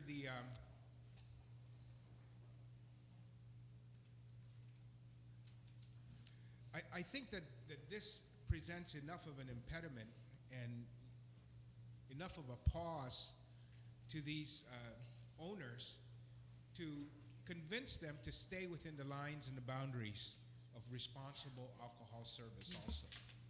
You know, they always tell us responsible drinking. The beer companies, distributors of the products, you know, pride themselves on responsible drinking and their ad campaign. But it's all aimed towards us. It's all aimed towards the consumer. You be responsible. We don't have to be responsible.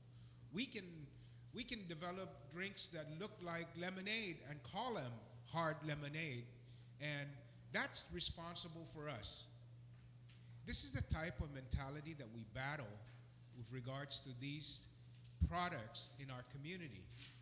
And, you know, we kind of live with them because, I don't know, it just, the economic benefits maybe have been too, we've become dependent on them.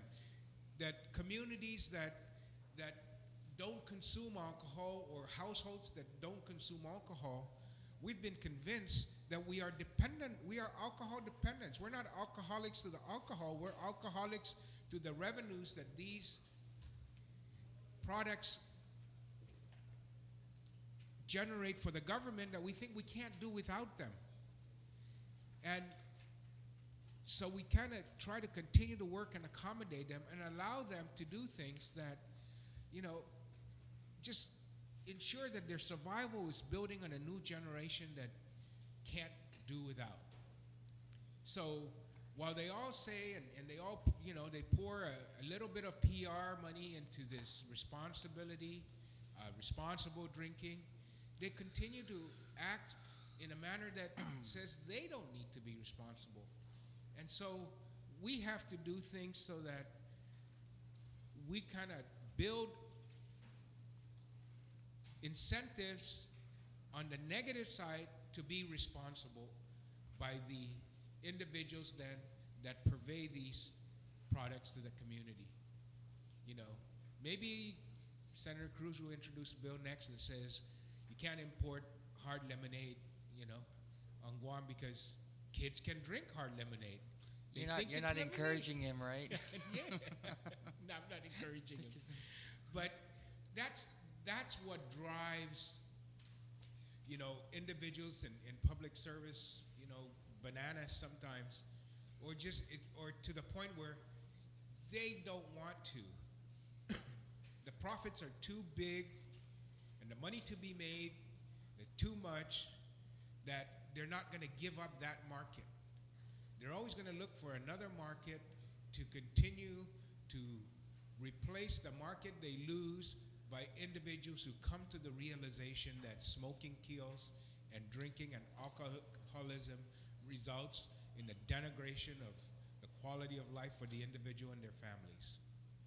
And only when you kind of hit the gutter do you realize it. When you've lost so many things that are important, do you realize it, and you quit. But the other companies will find a way to replace you. They want to replace you. And whether they replace you in Guam, or they replace you in China, or they replace you in Mexico, they're going to replace you who have decided that you can't handle this alcohol and alcoholism, and you are going to stop for the sake of yourself and your family and your community, but they'll find somewhere else where that fresh market. And so they will develop these new markets and new products that entice other individuals to partake of it. And it is up to public policy that needs to be developed to help us deal with these issues and encourage and mandate, really, some kind of responsibility to this industry that doesn't believe that responsibility also rests with them. So thank you very much, Mr. Speaker, and Sidus Masi. Thank you very much. Senator Palacios, you're next. Thank you, Mr. Speaker. Mr. Speaker, I rise in support of Bill 357. 357 complements, of of course, Bill 356. And of course, 356, we just passed it, which will limit, of course, the sale of alcohol, as has been amended to 3 a.m. in the morning. Now, 357, Mr. Speaker, will fix more accountability on the sellers of alcohol. By fixing accountability with a risk of substantial fines and closure of business, the deterrence for violation of the regulation is very great. Now, sellers of alcohol serve on the front line in curing the alcohol problems. Bill 357, Mr. Speaker, addresses the influence of alcohol consumption in relationship to the sellers.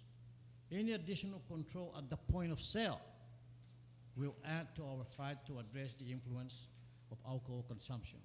I rise in support of Bill 357. Thank you, Mr. Speaker. Thank you very much, Senator Palacios. Any other senators wishing to speak on Bill 357? The chair hasn't heard any requests for motions to add other sponsors to this bill. Mr. Vice Speaker, I recognize you to close. I don't see so many of our colleagues jumping up to ask to be a co-sponsor of this bill, but I'm hearing a lot of support for it. I'd like to move that the Bill 357 be moved to the voting file. Thank you. On that motion, there's no objections, so ordered. The next bill on the agenda is Bill 362, and the author is not here.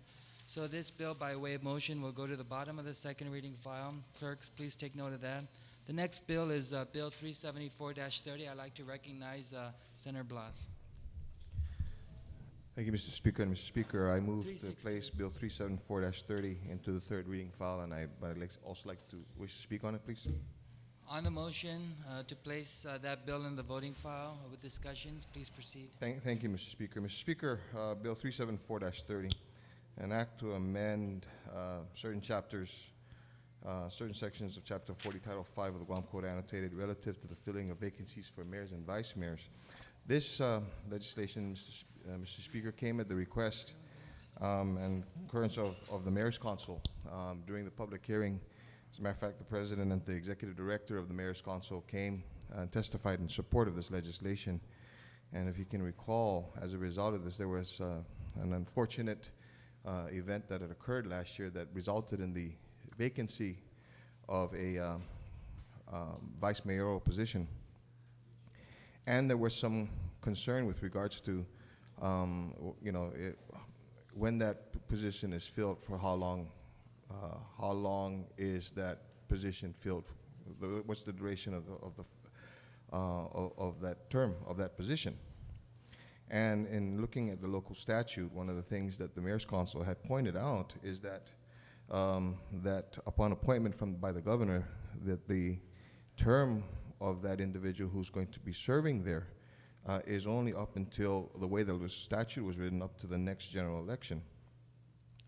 And so this legislation was placed so that if there is a vacancy in that position, that vacancy be filled by an appointment from the governor based on recommendations provided by the Municipal Planning Council of that village, and then the concurrence of this legislature, and that they would prefer that vacancy, then that person who has appointed through recommendation and then concurred by this legislature be allowed to serve the term of that position up until the next general election for that same position, as opposed to the way the statute is written now, where it's only up till the next general election, which in some instances, such as this instance, basically means this year. So with that, Mr. Speaker, this bill attempts to address that concern by the Mayor's Council. And in the language, I was actually, and I want to thank some individuals who looked at it.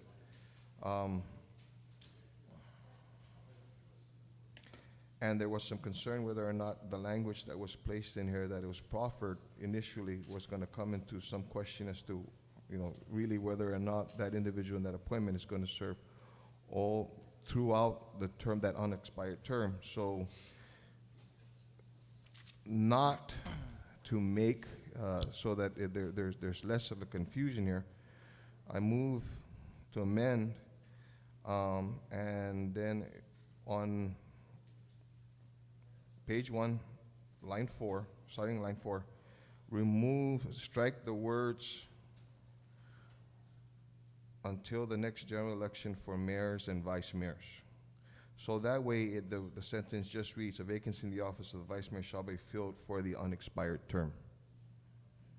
Okay, on that amendment, so after on line 4, just end that sentence with period. Term, and then yeah. we strike out until Yeah. that whole. So as the sponsors proffering, that sentence will read on line 3, a vacancy in the office of the vice mayor shall be filled for the unexpired term, period. So on that amendment, any discussions? No objections, so ordered. Thank you, Mr. Mayor. Please And proceed. to be consistent, again, same page, then on line 14, under section 2, subsection B for the mayors, in line 13, so that it's consistent with the vice mayors, the way it's read, after the word, the phrase for the unexpired term, place a period there and strike out the words until the next general election for mayors and vice mayors. Okay, on that amendment, no objections, so ordered. Please Thank you, Mr. provide that in writing to the clerk. Yeah, thank you. Thank you, Senator Blas. Are there any other senators wishing to speak on Bill 374? If not, on the motion to move Bill 374 to the voting file, no objections, so ordered. The next bill is Bill 378. I'd like to recognize Senator Ruggan. Thank you very much, Mr. Speaker. Mr. Speaker, Mr. Speaker, I'd like to move for the placement of Bill number 378-30LS into third reading for consideration by the body. Yeah. On the motion, please proceed. No objection? No objections, no objections. No. No, I mean, no With- objections, but with discussion, please proceed. Thank you very much, Mr. Speaker. Mr. Speaker, I think that there's been sufficient discussions out there in the public in regards to a program that was initiated by the Lieutenant Governor. And I give him, the incumbent Lieutenant Governor, and I give him credit primarily because I believe that it was through his health initiative that he was able to look at the health insurance policy of the government of Guam and allow, at least for a 1-year, I would say, experiment of giving the benefit to many of the public employees who avail themselves of medical and health insurance to be able to participate in a fitness program. And you know, Mr. Speaker, when you look at this and you look at the benefits, there have been some questions, there have been some concerns about the investment part of the government of Guam, the cost of the premium, the additional, I guess, financial challenge or assumption that the government of Guam was able to absorb as a result of this program. I look at it from a different perspective. I look at it as healthcare. I look at it as being part of the total spectrum of making sure that we have a healthy community and a healthy society. And when you look at that, it's all about preventive care. It's about maintaining our respective fitness conditions so that we don't eventually end up unnecessarily with some health ailments or ailments at GMH or over at Department of Public Health and Social Services at our community health centers. Well, incidentally, this bill is an act relative to recognizing the benefit and importance of preventive health care activities and programs in promoting healthier lives through requiring that the acquisition of health and medical insurance for the government of Guam include the provision of preventive health care, wellness, and fitness. I do understand that there's perhaps one or two of our colleagues that would like to proffer an amendment to this. Mr. Speaker, if you take a look at the existing provision in the code, there are certain inclusions already in regards to the health insurance policy program that is being administered and provided to our public employees. And that includes the coverage of hospitalization, medical care, life and accident insurance, as well as a few other components. And this, I believe, would provide a comprehensive approach in terms of dealing with the healthcare issues of the programs that are available to many of our public employees. numbers that have been thrown out as an example, Mr. Speaker, is that perhaps slightly in excess of 3,000 or 4,000 individuals, public employees, have availed themselves of fitness facilities that are available on island. You look at that and you transpose that versus the actual cost that is invested by the government of Guam as part of the payment for the premium. And I personally feel that a lot of the testimonies, indirect testimonies and statements that my office has received, inclusive of direct communications with individuals, that I've received some very, very positive statements about how these programs have assisted them in changing their lifestyle and have really resulted in a much better health condition for these individuals. So, Mr. Speaker, I would like to ask the consideration of the members of this body what other amendments may be incorporated in here in terms of perhaps defining it or refining the legislation or the phrase that's in here. I would be amenable to. I'm just hopeful that, in fact, at the end of the day, when we conclude the discussion of this legislation, that not only it passed muster with the body, but that certainly it addresses the overall spectrum of health care and a healthy lifestyle. And that's making sure that our people, we encourage our people to continue to take advantage of fitness activities that are available out there in our community, regardless as to which fitness facility that they avail themselves from or of. So I ask our colleagues, please, for your consideration and your support for this legislation. Thank you very much, Mr. Speaker. Thank you very much, Senator Argan. On the motion to place Bill 378 in the voting file, Speaker Pangilinan, you're recognized. Mr. Speaker, I have an amendment that we're getting ready to be copied, and it's a little bit extensive, so we need just a couple minutes recess while we finish. Okay, we'll recess for 1 minute.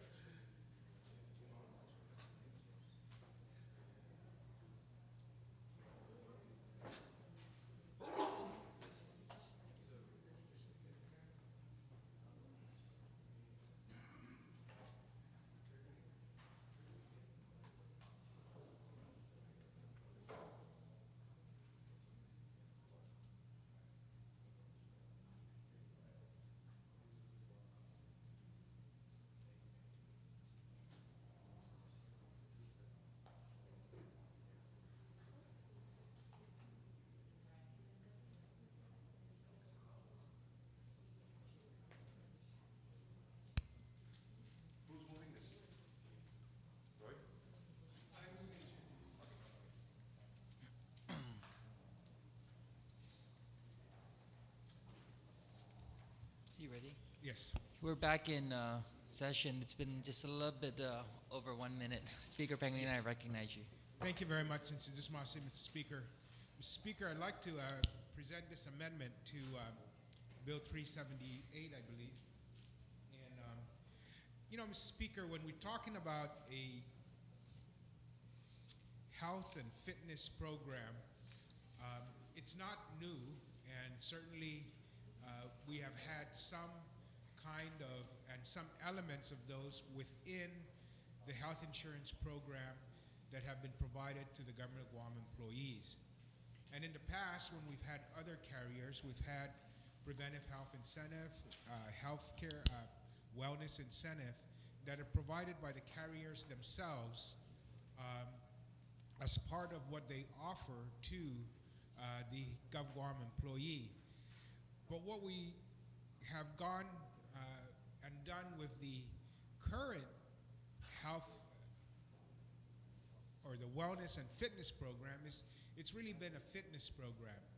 The program has really focused on providing avenues for exercise via gym membership, and then from that gym you have avenues for additional programs such as fitness classes that kind of don't follow the traditional mode or even the more effective mode of providing a wellness program to manage the chronic illness that individuals have, which is really the biggest driver of healthcare costs and healthcare insurance. And if we're going to target, and don't mistake me, there's a huge benefit to targeting fitness, exercise as part of the preventive health program. But if we leave it up to just the individual to do that, then we're not doing enough to manage the medical condition of the other individuals in the program. You know, they say that those who sign up for the gym are those who don't need it anyway. And those who need the preventive and the wellness programs have to almost get prescriptions from their doctor to participate in it. And so what I wanted to do here is kind of fold all of that in here into a program, a real program with some monitoring processes that'll help us in the future channel our healthcare dollars to the most effective programs that help us control the rising cost of healthcare and therefore help us improve the healthcare of the GovGuam employee through their health insurance program. And it's part of it is part of what has been required under the Health Insurance Portability Act of what qualifies as wellness programs. And so the amendment would require the negotiating team for negotiating the health insurance benefits to develop an incentive program for all subscribers and dependents of the government of Guam that, one, promote wellness, two, promote primary care and preventive care, which are two of the biggest benefits in a health care program that helps reduce the cost of health care and helps improve the health care of those individuals by participating and taking advantage of primary care and preventive care. And three, manage and coordinate cares for persons with chronic health conditions or acute illness. So all of these elements are what we have looked at and what experts have say promotes and has the greatest positive effect to improving the lives and reducing healthcare costs and therefore reducing health insurance costs, which is another barrier that individuals have to overcome in order to improve their health care. And so the incentive program will meet the requirements set forth in the Federal Health Insurance Portability and Accountability Act of 1996, HIPAA, for bona fide wellness programs. Since there's a huge body of identified, defined wellness programs. Two, provide financial incentives to covered employees or individuals for participating in the program itself. So we actually have to entice, believe it or not, we have to entice some people to participate in these programs in order to improve their health status. It's not enough that it's just made available. We've got to take a page out of the alcohol and tobacco companies and promote our programs, promote our products, promote the benefits to get people to participate. And 3, to provide to the covered employees or individuals for whom it is unreasonably difficult to satisfy the program's applicable standards, reasonable alternative methods for achieving such programs. And so in the body of these wellness programs as defined by HIPAA Act, you have to accommodate individuals who are not ambulatory, for example, to avail themselves of these health and wellness programs. And 3, the negotiating team shall ensure that all preventive healthcare, wellness, and fitness programs, so we are including the fitness portion because nobody will dispute that increasing one's fitness also contributes to the health status of the individual as well as contributes to keeping the growth of the cost of health insurance from increasing at a faster rate than it would normally do without a fitness program and the participation by its members into those programs. And so we are recognizing that fitness programs that proposed by the carriers that charge additional premium, so we recognize that we will have to provide this as part of the premium structure as a benefit in the health insurance program, which shall specify how the premium charge for the government of Guam will vary based on the anticipated efficacy of the program in reducing the expected utilization or medical claims costs. So we're all tying this thing to cost because that's really what we want these programs to affect. The cost to the consumer in terms of the medical care as well as the cost to the consumer of his health insurance premium, which is a function of the cost of medical care. And then the methodology must take into consideration the anticipated average percentage of employees or individuals eligible to participate in the program. So this gives us this ability to finance the program through a flat premium level for across the board, whereas and they can build that into the rate, whereas if you made it a purely additional cost, then the cost may be a barrier to achieving participation. And that the anticipated efficacy of the financial incentives in producing high yields of program participation. So the more we bring people into the fitness program, the more benefit we get. But we want to know what that benefit is and quantify that so that we're in a better position to make judgments in negotiating those benefits and embed them into the health insurance premium. The expected success rate of program participants, the level of program participation achieved in prior coverage periods. So we want to know are we doing a better job of getting people to participate in these programs as the time goes on when we make them available. And then the realized savings achieved in prior coverage periods. So this just provides a clearer structure to the negotiating team, a clearer structure to the carriers that offer these programs, for us to be able to make judgments on the success of these programs in improving the health status of our government employees and their dependents. And in addition to that, giving the negotiating team a clear picture of which programs are most effective in helping us combat the rising cost of insurance and healthcare costs to our government employees. So again, it just provides clearer structure to assessing these programs and building these programs. Thank you very much, Speaker Pangilinan. On the Pangilinan Amendment, I have Vice Speaker Cruz, Senator Ada, Senator Blas, and Senator Uggan. Vice Speaker Cruz, on the amendment? I'm sorry, I have a separate amendment. I'm not speaking on the Okay, let's dispose of the amendment first. You're correct. Senator Ada, did you wish to speak on the amendment? Yes. Okay, I recognize you at this time. Mr. Speaker, I rise in support of the amendment that has been proffered by the gentleman from Barrigada. I agree that at least my understanding of the benefit that's offered by the insurance, the GovGuam insurance, is basically free membership at the gym, and that the exercise activities that are offered in the gym is really just one component of the entire wellness, or at least the health, the condition of our health. I believe that having access to programs which teaches us really the proper foods to eat,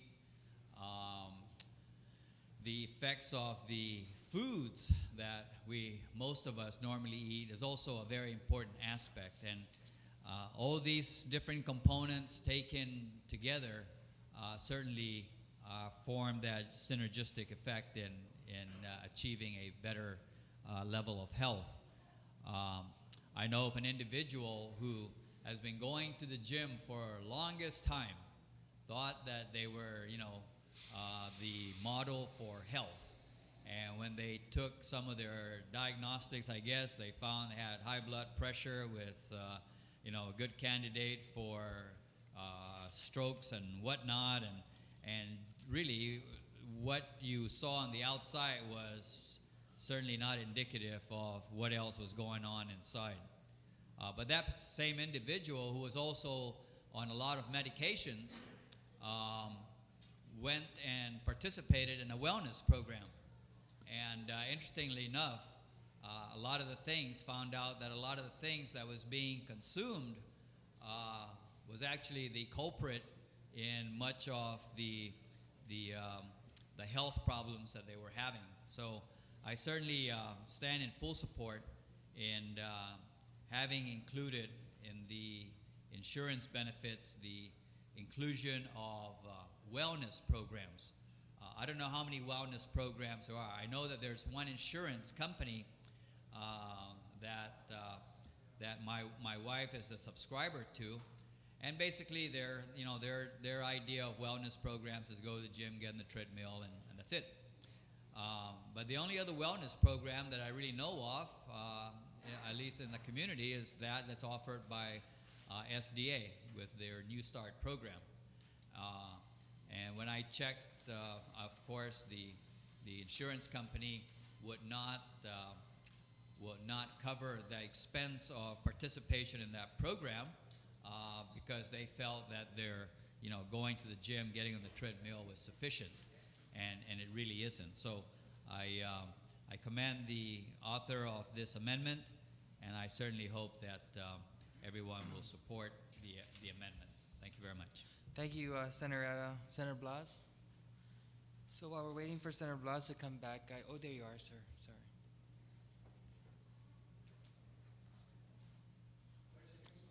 Can we go to Senator Uggan? Okay. I'd like to recognize Senator Uggan at this time. And we'll go back to Senator Blas when you're done. Thank you very much, Mr. Speaker. Mr. Speaker, I too stand in support of the proposed amendment. I think that when you look at the amendment that is being proffered, it really sets parameters for the entire negotiating team. And when you look at the legislation as initially prepared and presented to the body, it just outlines the three areas that this group health insurance plan should focus on, and that's preventive health care, wellness, as well as fitness. Now, what the amendment does is outlines and it expands the realm of the parameters and identifies exactly what the negotiating team needs to look at. Perhaps if you look at the generalities and based on the original legislation, and then you look at trying to define those parameters and the guidelines that are necessary, this provides some general guidance in terms of exactly what this program should provide. It should not only address wellness, preventive care, and fitness, but it also should address other areas that are necessary, such as creating a financial incentive so that individuals who take advantage of the medical or the health insurance plan, group health insurance plan from the public sector, look at it as an incentive, or based on this, there will be a financial incentive created. And based on that incentive plan, encourage more individuals to participate in some of these activities. And the end result and the end goal here, Mr. Speaker, is to see what we can do to continue to enhance the lifestyles and the healthy living of our people. Because obviously, whenever we go to fiestas, we always have a spectrum of opportunities or options available to us, from not only the starchy food, such as the rice and the tortillas, but also all the way to the desserts. And in some cases, it just boils down to what we consume, and acknowledging and being aware of what we are consuming, what the impact would be, so that we take it in moderation. And it's part of the education and the awareness process, and that's one of the reasons, Mr. Speaker, that the three-term terminology was applied in the original legislation. So it would address the preventive health care component, it would address the wellness component, and it would address the fitness. But I believe that the amendment would basically set some very strong and good guidance in terms of how this program should be identified and how it should be administered, especially if, in fact, the government of Guam, as the employer, is going to invest in our public employees. We need to ensure that our public employees are able to avail of this program. And we also need to acknowledge the numbers that are coming in and how many participants or individuals participate in these respective programs. It's directly in line with being able to ensure a healthier community. Thank you very much, Mr. Thank you, Senator Uggan. Senator Blas, thank you also for allowing the chair to yield to Senator Uggan. Recognize you at this time. Thank you, Mr. Chair. And Mr. Chair, I was in support of basically the amendment, because it not only helps to provide and define some of the parameters with regards to what the responsibility is of the negotiating team, but also it also recognizes that in a number of the wellness programs, fitness programs that they have, that there may be that portion of that population of those individuals that it intends to serve that are not able to basically participate for a myriad of reasons, and provides and ensures that the negotiating team recognizes this and starts to identify through the proposed carrier, some of the alternative means and methods to be able to entice or to provide these services. Obviously, recognizing that most of the fitness centers, if you will, are located either in the central or the northern part of Guam. It's going to be very difficult for an individual who stays down south, in Irahan or Maleso, after they get off of work, to be able to go to the gym, and then head home, and this time frame be as convenient as it was for an individual who lives in Dededo, and then right after his work can just go into the fitness center in his village and just go there. So it does provide a means for a discussion of how we can also as give those individuals the same opportunities to be able to participate in these programs. That said, though, Mr. Chair, I was a little bit concerned with regards to some of how the language is, and not wanting to get away from the true intent of the amendment, and this is why I appreciate and thank you for allowing me the opportunity to be able to speak to the author of the amendment, is actually in the last paragraph of the amendment, where it says the negotiating team shall ensure that all preventive health care, wellness, and fitness programs proposed by carriers that charge additional premium shall specify how the premium charged to the government of Guam, blah, blah, blah. My concern here is the amendment proposes to define what the parameters and what the negotiating team has to do. Repeating that in the last paragraph, I see where it is necessary, where we want to be able to ensure that this information is captured for the discussion. I don't want to, the onus should be on the carrier that's proposing this. It's repetitive to say that the negotiating team shall ensure, because it appears that this is what they're going to have to do anyways. So with that, Mr. Chair, I propose that in that last paragraph, that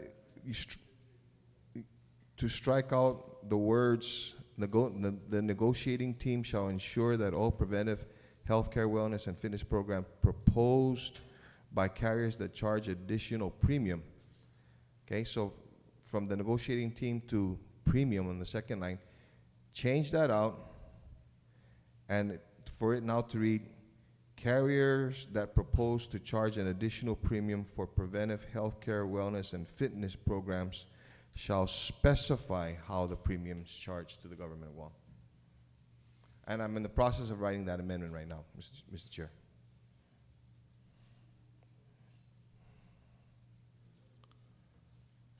Can everybody follow that amendment? So, yeah, it's Sure. Just as a point of information, I did discuss that with the author of the amendment, and I think it kind of makes it very clear, but I think if I may just add a view on this reading, we are requiring that already, because what we're saying here is that the negotiating team shall ensure that all preventive health and wellness programs proposed by the carrier that charge an additional premium shall specify. So the carrier, so the negotiating team is going to make sure that the proposal by the carrier contains those issues. Sure. So you're right, it's kind of redundant in this case, and in that case, it just makes it sure that it's understood that it's the carrier that provides that information. Right. So Right. It will tightens do the same language. thing, it tightens up. It'll do the same thing, but it makes it very clear. So, And do the any of you need to have that amendment in writing, or can we just proceed? Hey, we can proceed. Okay, yeah, exactly. You know, and Mr. Chair, the whole reason against the purpose of this is to ensure that the carriers understood this is their responsibility. Okay, that if they're going to go before the negotiating team, this has to be satisfied. If it's not satisfied, you know, it's not the onus of the negotiating team to go and the carrier has to do this. Okay, so on the amendment to the amendment, are there any discussions? Any objections? If not, motion carries. Thank you, Please- Mr. Chair. Please make sure the clerk Yes, sees and any I'll work on it. And just one question, if the author of the amendment can yield to the question, and the question basically is, on that same paragraph on item number 3, the expected success rate for program participants, I'm a little bit unclear as to what success rate are we looking for? Are we looking for the number of participants, or are we looking for the participants are healthier? What are we looking for here? Will you yield to a question? yes, Senator Pingle. for here, it would be, what is the target? It's the health status of the participant, because the next line is the participation level. Right. So in that line, it would be, what's the expected health improvement outcome that we target for those participants?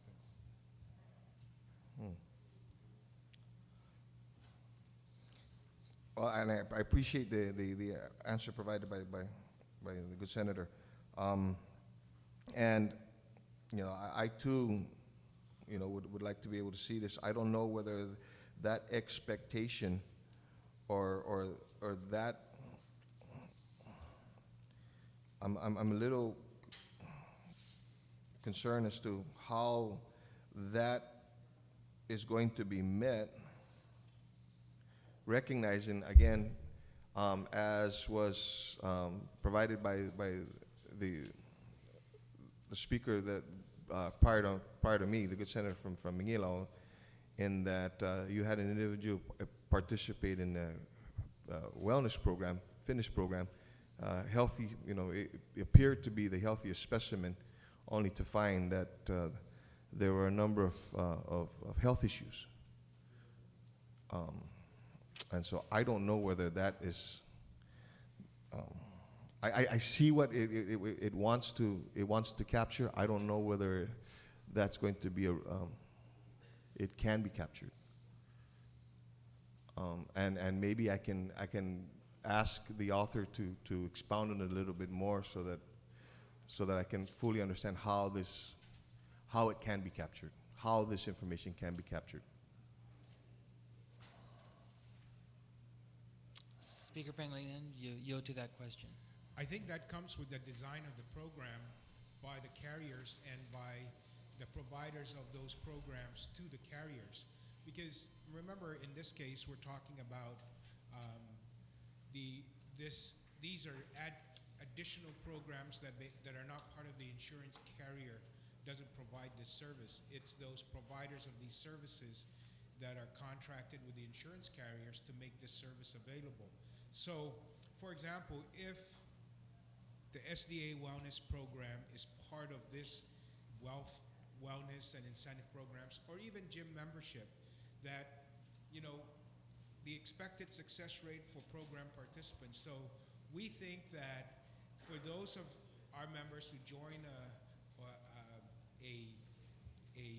a gym and participate in a fitness program there, that becomes part of their normal health program with their primary doctor.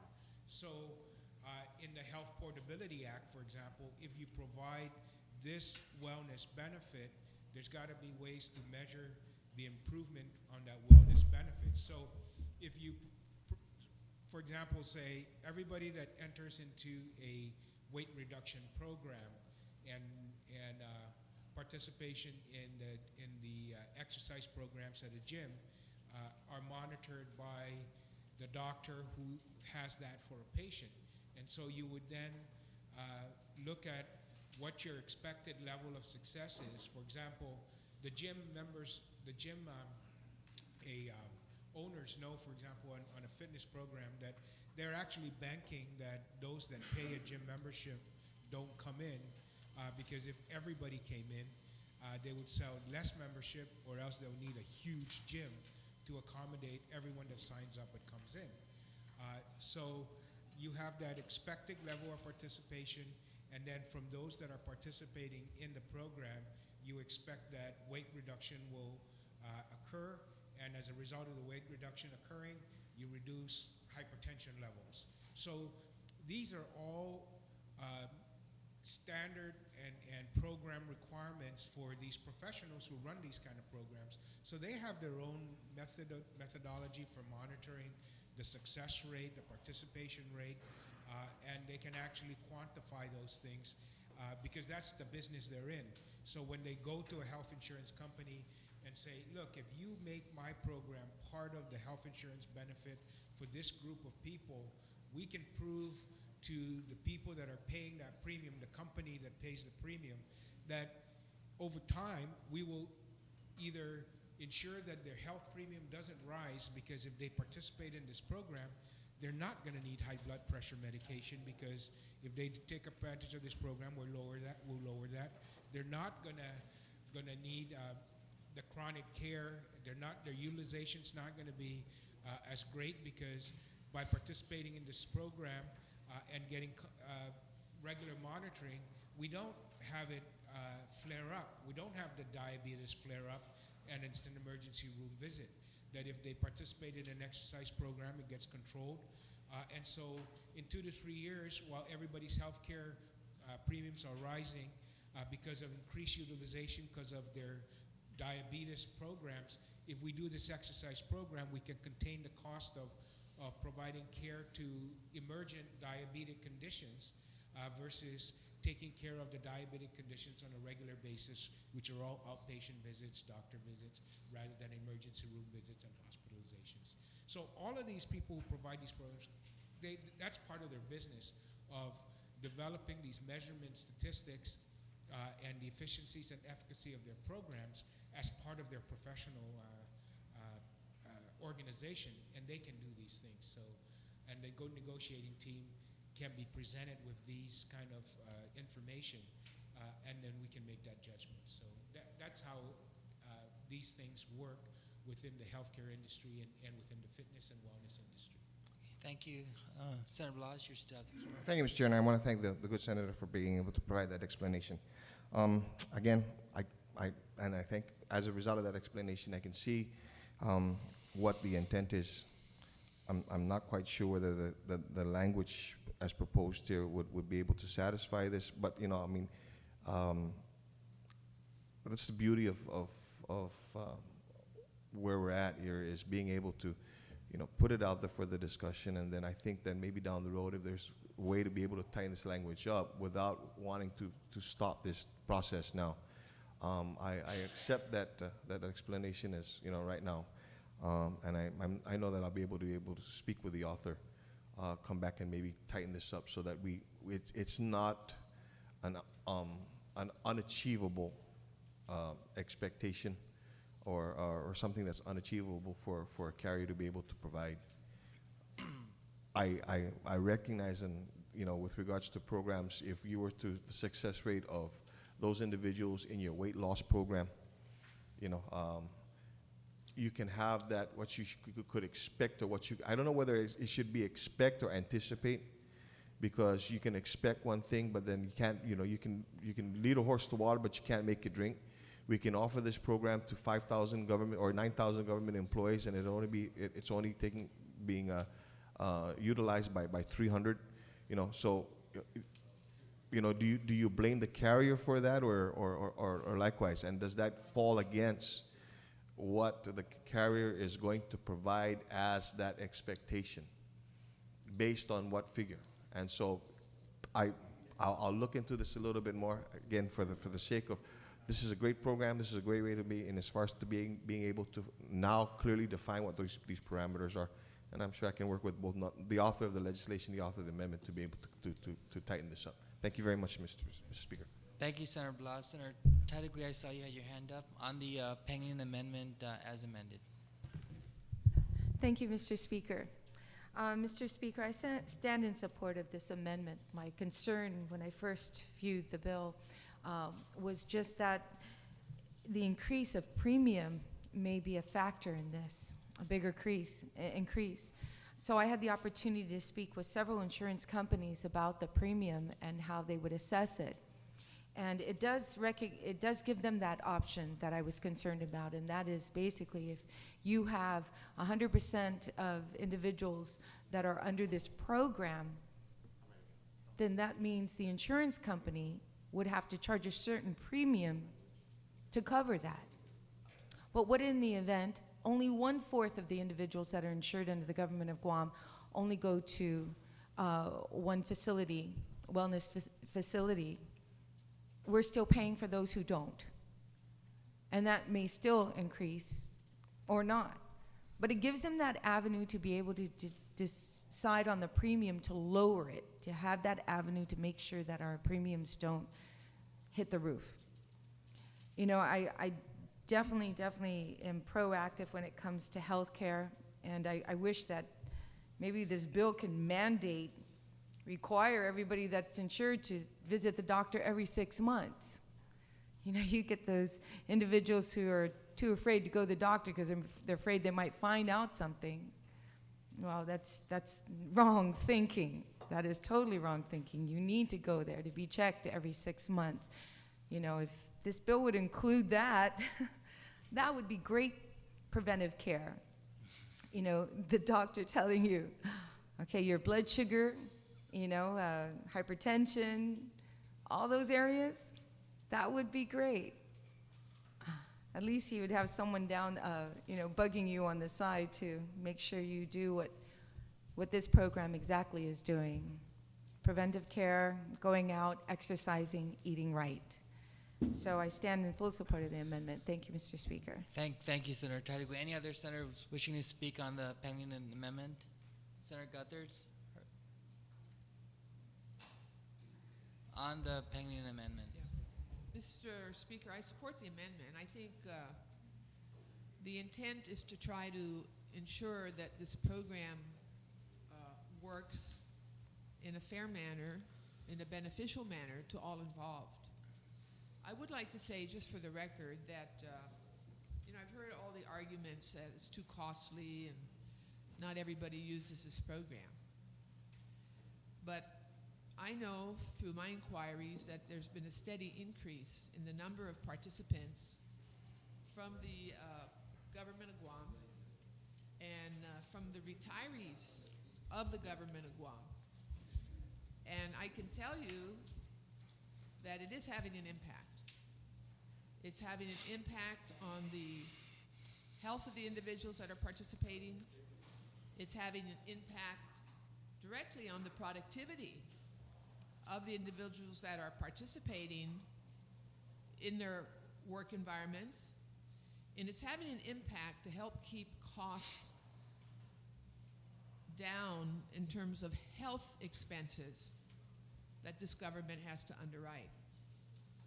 Now, one thing that occurred to me that I would like to ask our good colleagues to consider with reference to this amendment, and also the good author, is if there's such an overwhelming concern that not everyone eligible actually participates, I want to remind everyone that this is something new for us.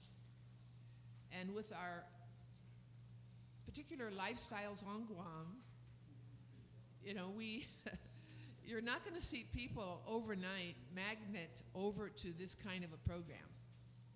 It probably will take many, many more years before sufficient and high numbers of our people in general on Guam start getting interested in health prevention programs, such as those offered through these gym activities. And we need to recognize that. We're an island community with unique traditions and cultural practices and eating habits and everything else that goes along with that. And to make this kind of change takes a monumental commitment on the part of an individual, and they don't do it overnight. They sort of ease into it little by little. And I have seen people come in to the gyms, scared to death, really. Don't really know what to do, aren't sure how to approach equipment or approach trainers. And once someone takes the time to start to help them get acclimated, and I've done it to many, many folks, they begin to like it. And they come back the next day. And they come back the day after that. And then they come back frequently, and eventually it becomes part of their routine to have a healthy lifestyle and to participate in these programs. This morning, all of us woke up, maybe many of you probably woke up because of a power outage. Well, when you folks were waking up for the power outage, or because of the power outage, I was sitting on a stationary bicycle in a gym in Agana, probably going like 30 miles an hour when the power went out. I'm serious, yes. I was just cycling my heart away. Will the presenter please Yes. please be I factual? am, Please trying. be factual in your presentation. I measure speed differently than you do. But throughout the darkness, about 30 minutes of darkness, I didn't get off that stationary bike. I kept going with my classmates, and we just ignored what had happened, and we continued. And most of the people there did the same thing, in the dark, because of the level of commitment we've developed to this healthy lifestyle. Now, whether I look like the results are there, maybe I don't, but I feel it. I want to say also, Mr. Speaker, in terms of this amendment, that one way to consider this also is simply subsidize those that want to do it. Those that want to do it, don't pay for it. But those that want to do it should be given some encouragement. So that might be something that some of the other senators might consider. What's wrong with supporting those that want to do it and make a commitment to do it and actually do it? That's another approach. So let us use our brain power in this hall to support this amendment and to expand it if necessary, but let's continue to support these initiatives. These are very important for Guam today and in the future, and we need it very badly. Thank you very much, Mr. Speaker. Thank you very much, Senator Gutherz. There's no other senators wishing to speak on the pending amendment. I'd like to recognize the mover of the amendment if you'd like to close. Speaker Pangilinan, do you wish to close on your amendment as amended? Okay, so on the amendment as amendment, is there any objections? There being no objections, amendment passes. I'd like to ask the Vice Speaker to speak at this time. Thank you very much, Mr. Speaker. Before you is an amendment that has the name Speaker Judith Wanpad on it. The speaker is at a meeting and has asked me to introduce it. And in the interest of collegiality, I am introducing it and asking for consideration. Just so everybody knows, The amendment is going on line 12, page 3. I just noticed that it didn't have a page number on it, but at the end of line 12 on page 3, it tries to expand on the definition, and I think it's self-explanatory. And I just, not so much on this amendment, but just on the bill. I'm hoping that following up on the last speaker of trying to get this collective brain power here, I'm hoping that at some time in the future all of us can get together and try to figure out if there's a way that we can use the $35 or $38 million that we spend in MIP and MAP to get insurance for all the people that are on those programs so that they too can be provided with preventive and health and wellness programs, because unless we can address that community, that cost is going to continue to go up. And so I'm asking my colleagues to join me in trying to figure out a way of how we can use that money to either purchase into health plans for everybody else that's not covered. I know it's an attempt at universal health care, but this whole idea of wellness, fitness, and understanding that the foods that we're eating are destroying our bodies and relegating our children to living shorter lives than even we is something that we have to address at some time in the near future. But I stand at this point to introduce the amendment proffered by Speaker Judy Wonpat for the amendment on line 12, page 3, further defining what preventative health care, wellness, and fitness means. Thank you, Mr. Vice Speaker. On the WANPAT amendment as being proffered by Vice Speaker Cruz, are there any senators wishing to speak on this amendment? Not if there are there any objections to the WANPAT amendment? Not, the amendment carries. Any other senators wishing to speak on the main bill?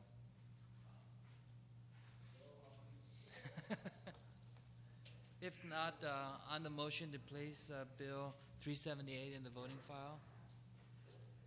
Do you wish to close, or just on the motion, if there's no objections, so ordered? Okay, we are talking about wellness, and we're 10 minutes past 12.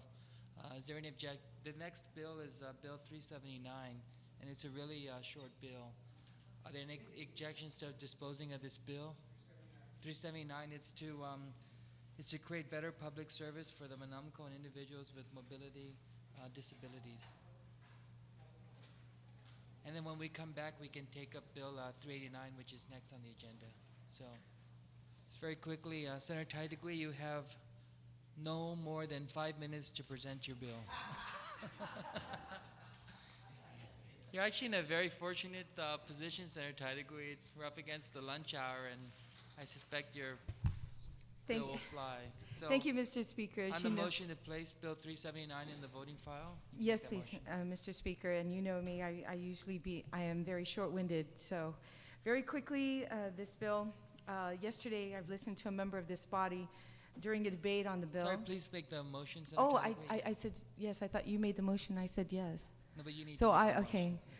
Mr. Speaker, I ask this body that Bill 379 be placed on the third reading file, and I'd like to just briefly say something on it. On the motion, can you take as much time as you need? Thank you. Mr. Speaker, yesterday I've listened to a member of this body during a debate on a bill giving a presentation on the quality of our island's culture. And the main foundation of our island's culture is based on a single principle, which sums it up in one word: respect. On our island, respect for the elders is shown by the way of an action. If we meet an elder, we kiss them, or we take their hand and amen them. If we are in line in a fiesta, either line up, we always have them go before us. Bill 379 mandates the same respect embodied in our culture by extending by our local government entities. It would allow elders the option to go in front of the line if they desire to do so. This bill is all about action and not words. Thank you, Mr. Speaker. Thank you very much, Senator Tadigui. Any other senator wishing to speak on Bill 379? Speaker Pangilinan, I recognize you. I was looking for the bill and I didn't find it immediately, but if the author would just yield, how do we define? Here, the vice speaker will hand you his copy. Yeah, I was just wondering what the 70. 379. No, 70 years. Oh, 70 years, I'm sorry.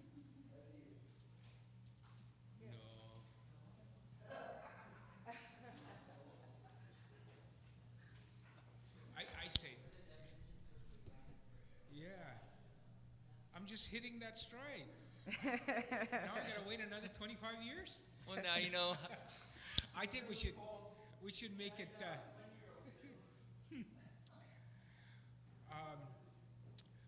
I just wonder why 70? I mean, you know, Will the there's sponsor 62 yield for to Social the question? Security, 55 for our normal senior citizen, and then there's even the super senior citizen or super young senior citizen at 50 under AARP. So how do we? Well, Maybe we should make it a little Lower? lower. Well, the only reason why I came up with 70 at this point, Mr. Speaker, is that if you look at statistics now, people are living a lot longer, you know, a whole lot longer. I have a father who's 82 years old, and you know, he's in good shape, you know. But 70 was given because of that statistics. They are living longer. They are more mobile than ever before, and I thought 70 would be an age to start at. Now, if there is an amendment to lower it down, I have no problem with that, Mr. Speaker, at all. So if the Mr. Speaker, thank you very much. I thank the good author for that. I would then just motion, because it's by choice, and you know, so it's not mandatory that you have to take them and put them at the front of the line, that it'll be self-regulating. So I just, for consistency's sake, I just amend 70 to 55. Okay. On the amendment to amend any references to 70 years of age, let's accept the amendment first. On the amendment to reduce the age from 70 to 55, so it is consistent with the definition of a senior citizen, and so with the division of senior citizens of public health. On that amendment, Senator Tadigui, I recognize you at this time on the amendment. You know, Mr. Speaker, the consistency in determining the definition of a senior citizen is definitely on key. I don't want to insult, you know, that they're unable to stand in line for a period of time when you're at the age of 55, that you're not capable of doing that. But, you know, I don't want to abuse this law either, you know, either. So, but, you know, I'm just going to just make a comment at this point and reserve the option later, but allow my other good colleagues to interject here. Thank you. On the amendment, Senator Gutierrez, then Senator Uggan.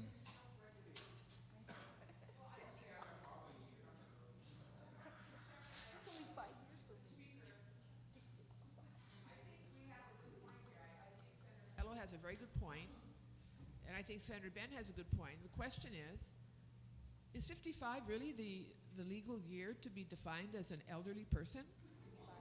On Guam it is, but is that consistent with the federal definition of elderly or manunko? You would think with all our manamcos that look really good in their age of 65, 70, right? And now for our standard and for our definition of a senior citizen is 55. But that is correct, Well, Senator Gutierrez. I need some guidance here. How was that year 55 arrived at? And when? And who arrived at it? Local law, I think. How long has it been in existence? Well, on, the point on Guam, just to clarify, on Guam, 55 years is defined as a senior citizen in terms of applying for the University of Guam to receive those college courses for free, services that are provided through the Department of Public Health and Social Services, Division of Senior Citizens. And so 55, so the debate here is consistency. Okay. Whether or not a 55-year-old is not healthy enough to stand in the line, the debate is that the movers moving is to be consistent in how we define a senior citizen Okay. here on the I guess island. the reason I'm asking for this guidance is I think at some point we need to look at this number and evaluate it in terms of the practicality, the appropriateness, and the cost involved. Really, point I'm just wondering, Mr. Speaker, to be really honest about this. At some point, we need to look at that number. Thank you But very by much. raising the number, you'd also be taking away benefits that are already given to this particular age group. So Point of information, Mr. Speaker, State just your a point of information. information. That 70 actually by federal law is when they're able to take down from their Social Security and retirement. 70.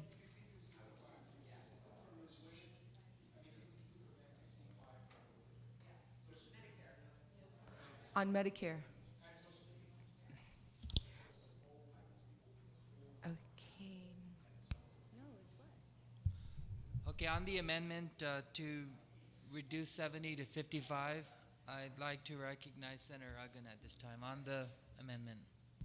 Thank you very much, Mr. Speaker. Mr. Speaker, I'd like to stand in support of the amendment. I know that when we look around this hall and we ask ourselves how many of us are 55 plus, I think we have all able-bodied individuals in this room who have exceeded or reached that particular age. But really, the question is, are we looking at what you shared with us a little earlier about the consistency of the government of Guam policy? Is it something that we need to perhaps revisit because the sponsor of this particular legislation had alluded to the community of Guam aging or getting older, being able to live longer lives? And that I think ultimately is a policy that we need to make. But I think it only makes sense that if we look at this and we look at adjusting the figure downward, I was looking more at 60, but then again, there's really no justification for 6-0 versus 5-5, with the exception of the government of Guam general policy. So I want to be consistent also, and I stand in support of the amendment to the proposed legislation. Thank you, Mr. Speaker. Thank you very much, Senator Uggan. On the amendment, there being no objections on the amendment, motion carries. Amendment passes. So, 55, the amendment passes. On the main bill, Senator Uggan. Thank you very much, Mr. Speaker. I'll make this quick, Mr. Speaker, because I think that when you look at Bill number 379, that's 3-0, this will be the policy of the government of Guam, that all of the agencies, public corporations, and instrumentalities of the government of Guam shall implement a process that would allow individuals with mobility disabilities or now 55 years of age or older to move to the front of the line. I believe that what we will be passing ultimately with the amendment is a policy for the entire government. So I don't know if on line 6 that the instrumentalities of the government of Guam shall implement policies that allow, rather than implement a process that would allow individuals and read on accordingly, because this would be more or less the law of the land and the policy that would be enacted. So in line with that, Mr. Speaker, I'd like to propose, with the concurrence of our colleagues, that an amendment to delete the word on line 6, policies, and it shall read, shall implement a process that, and then insert would, and then continue on with that phrase. So it would read, government of Guam shall implement a process that would allow individuals with mobility disabilities or 55 years of age. And basically, that would apply to and be consistent with what we're passing here, because otherwise we would create a policy on the part of the legislature, but then requiring agencies to set up a policy when in fact it's already law, I think is perhaps duplicating the process. So, Mr. Speaker, if I can recommend that amendment, and once again to read, government of Guam shall implement a process that would allow individuals and so on. I see your points, and Oregon, if I could take some latitude and just suggest then the sentence will read, shall ensure that individuals with mobility disabilities or 55 years of age to move to the front of the line. So delete the words implement policies that allows you, that sentence will read, shall ensure that individuals with mobility, disabilities, or 55 years of age or older move to the front of the line. Since this is already a law, and what policy or process do they have to implement? They just have Process is more or less just making sure that they have the appropriate signage and whatnot and appropriate accommodations. But that's more than fine, Mr. Speaker, because I think it's Would you like consistent. to offer that then as an alternative amendment? So based on the proposed language, I would like to rescind my initial proposed amendment to this legislation, and it shall read, Government of Guam shall ensure, and then continue that Yeah, that individuals with yeah, take that mobility, out. disabilities, and so on. Yeah, thank you, Senator. With that Ruggiero. amendment. On that amendment, is there no objections? That amendment passes. Thank you Senator very much, Mr. Speaker. One other question, Mr. Speaker, that I have is looking at the enactment date. Do we need to go out 180 days? I just wanted to ask that question because obviously if it's going to be a policy, it could be implemented within 30 days. Basically, it's just providing notification to all the government of Guam agencies and the chief executive that, look, this is the law of the land now. You need to incorporate a process as quickly as possible so that, in fact, the law can be complied with. So can I just inquire as to why 180 days, or perhaps propose an amendment just to shorten that timeline so that, in fact, we get it implemented as soon as Okay, possible? I'm getting a signal from the sponsor that she Please, just if I can. Yeah, propose the amendment, she says. Okay, Mr. Speaker, in light of just a brief conversation with the sponsor of the legislation, I'd like to propose that the timeline be no later than 60 days. Okay, on that amendment to reduce the 180-day implementation to 60. 60 any days, please. discussion? On the amendment, if there's no discussions, there's no objections, amendment carries. Thank you very much, Mr. Speaker. Please get those in writing to the clerk. Senator Titagui, close. Yeah, please close. Thank you, Mr. Speaker. Let's forward Senator Titagui the usual courtesies. Thank you, Mr. Speaker, and I thank all those who contributed to making this bill even more enjoyable to put forth for voting. And that's it. Thank you, Mr. Speaker. Thank you, Senator Titagui. And on the motion to place Bill 379 in the voting file, there's no objections. That motion carries. Are there any objections that we recess till 2 o'clock and that we pick up Bill 389 at 2 p.m. sharp? I'm hopeful. Sharp.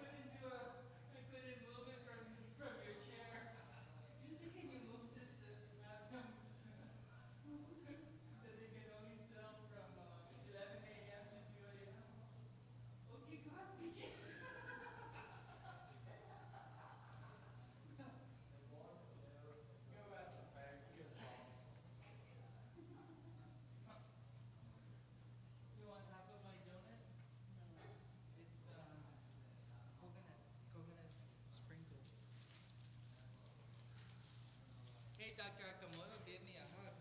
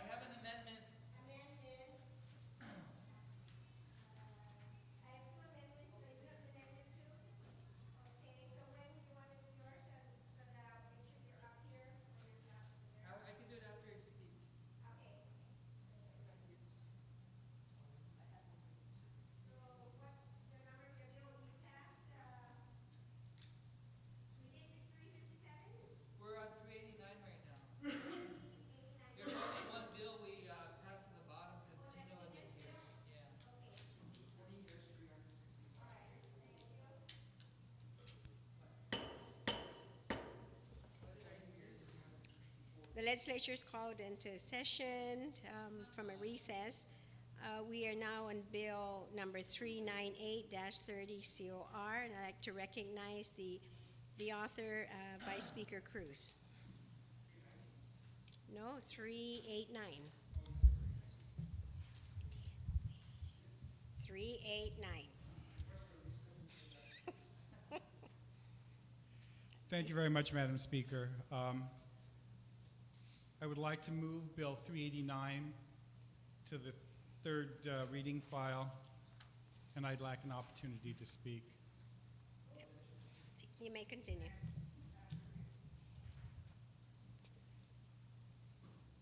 Madam Speaker, I know that there had been some that have said that this was an impetuous bill on my part, that it was knee-jerk. I want to first begin and assure everyone that this was not, I can repeat, this was not a knee-jerk reaction. It is something that I have been thinking about for over 20 years after having served 10 years as the juvenile and family court judge. Those 10 years on that bench were the most educational and probably the most traumatic years of my life.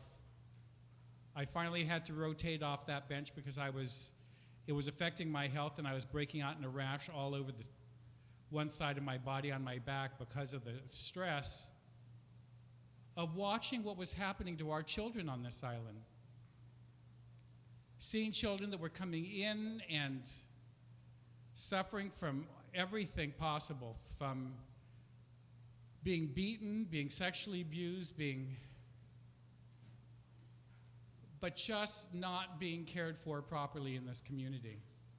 And the one thing that I saw constantly was the number of children that were coming in before the court who were drinking at the age of 10, drinking at the age of 12, 13 and older, seeing how that's affected their development, and then being around towards the end of my term as family court judge and seeing them back in front of me as 18, 19-year-olds being arrested for various other additional crimes involving alcohol, involving domestic abuse on their girlfriends or on their wives or on their children. So I've seen the negative effect of alcohol on this community. It was no secret during the period that I was juvenile court judge that I was publicly going around saying, given a chance, I would raise the drinking age to 25. It was no secret during the 2 times that the referendum was before the public, I spoke out and said that I was in favor of it, in spite of the fact that most other candidates were very carefully trying to skirt the issue. In 2006, when the referendum was having problems and the PDN called all the senators to ask whether or not they would have any problems with introducing it as a bill, because the problems that we're having in the court and moving the referendum forth at that time. There were only 2 of us senators at that time, myself and Senator Kasperbauer, who responded that yes, that we would be willing to introduce legislation to address it in the legislature and not use the referendum process. So this is something that I have been in favor of, spoken in favor of, and finally decided the time had come that we had to address this issue, and address this issue in this body with these individuals, with all of you policymakers who were elected to make hard decisions. And this is one that I admit, it's not a popular issue. I'm sure all of you, I don't know how to fix my BlackBerry so it doesn't vibrate at night, but all night it goes off because I'm getting all kinds of emails from everyone on both sides of the issue. Some of them commending me, some of them condemning me about the introduction of this piece of legislation. I'm sure all of you have read all of the emails that you've received on both sides of this issue. And so it's not really necessary for me to go through it. Many of you attended the public hearing, and I want to thank the chairman for conducting the hearing in an expedited fashion and for allowing the doctors and the professionals that showed up that day to speak ahead of everybody else so that they could go back to their patients. But it is something that really needs to be addressed. And again, Madam Speaker, not wanting to bring up what I had mentioned this morning, it was just in the last month. I mean, we don't even need to look at national studies. And I know you've constantly chastised me about not saying bad things because you're talking it into existence. But since this bill was introduced, unfortunately, local news has underscored the importance of this legislation. Within a week after this bill was introduced, a 19-year-old driver was driving home at 6 o'clock in the morning, allegedly intoxicated, hit a biker that was doing his exercise, biking at that hour of the morning. Fortunately, that biker was not killed. But that's not always been the case, Madam Speaker. A couple of years ago, a young rider, a young father, a young husband, Ramon Obriano, was riding his bike with a number of his friends. They were doing their morning bike ride, and a young sailor from the Frank Cable, 19 years old, was driving home from the bar at 5 in the morning, inebriated, smashed into the group, taking down 3 of them and killing Ramon. This incident occurred 3 weeks before Christmas. And this young family went through their first Christmas having just buried their father, their husband, their brother, and didn't realize until recently when we had the vigil, his mother was still alive. Madam Speaker, my father was killed at age 35, and so I understand what that's like to lose somebody that young. You can expect it when they're in their 90s, but when they're taken violently at the age of 35, when children are young, it just is horrible. And in my case also, it was a month before Christmas, and I can tell you that the experience of going through your first Christmas as a 5-year-old without a parent is very traumatic.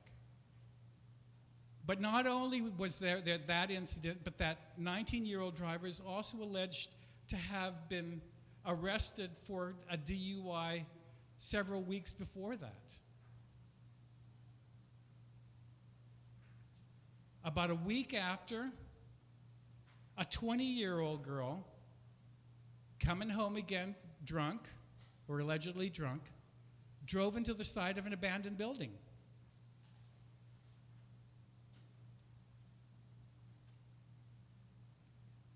We've seen in the news just the day before yesterday that there was a fight at 4 o'clock in the morning, 4:20 in the morning.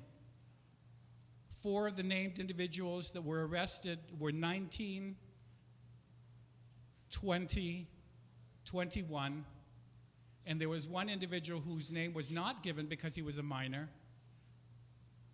But there were 5 people arrested that morning, 3 of them under the age of 21, all because of being out drinking at that hour of the morning and ending up fighting. We don't need to look to national statistics. All we have to do, unfortunately, is look to the newspaper in our small community and see that just within the last month, drinking by individuals under the age of 21 has resulted in unnecessary injuries to young people. And these are just the ones that we know about. There are other incidences that have occurred recently that may not have made the news for some reason or other, either because of the HIPAA Act, it's not been revealed that certain individuals were arrested, who've been brought into the emergency room for treatment and are under the age of 21 are in there because they were intoxicated at the time. We don't know how many domestic violence incidents occurred over the last several weeks that have occurred as a result of young people drinking and then going out, getting into fights. I read this morning the article about the 6 Marines who were arrested on base for fighting after they came in on a taxi from downtown that resulted in the shore leave for all 3,000 sailors and Marines being canceled. So our daily newspaper within the last month is replete with examples of why it is imperative that this bill pass and this bill pass soon. We were very fortunate that the young sailor that was hit by the 19-year-old did not die. How, I don't know, because when I saw the photograph in the paper, I could not believe the indentation on the front windshield and on the top of the car that his body made when he flew in the air and struck the car. Madam Speaker, it's imperative that we as the legislature, as difficult and as unpopular as this might be, have to make the hard decision on protecting our children and our community by making this very, very difficult decision of increasing the drinking age.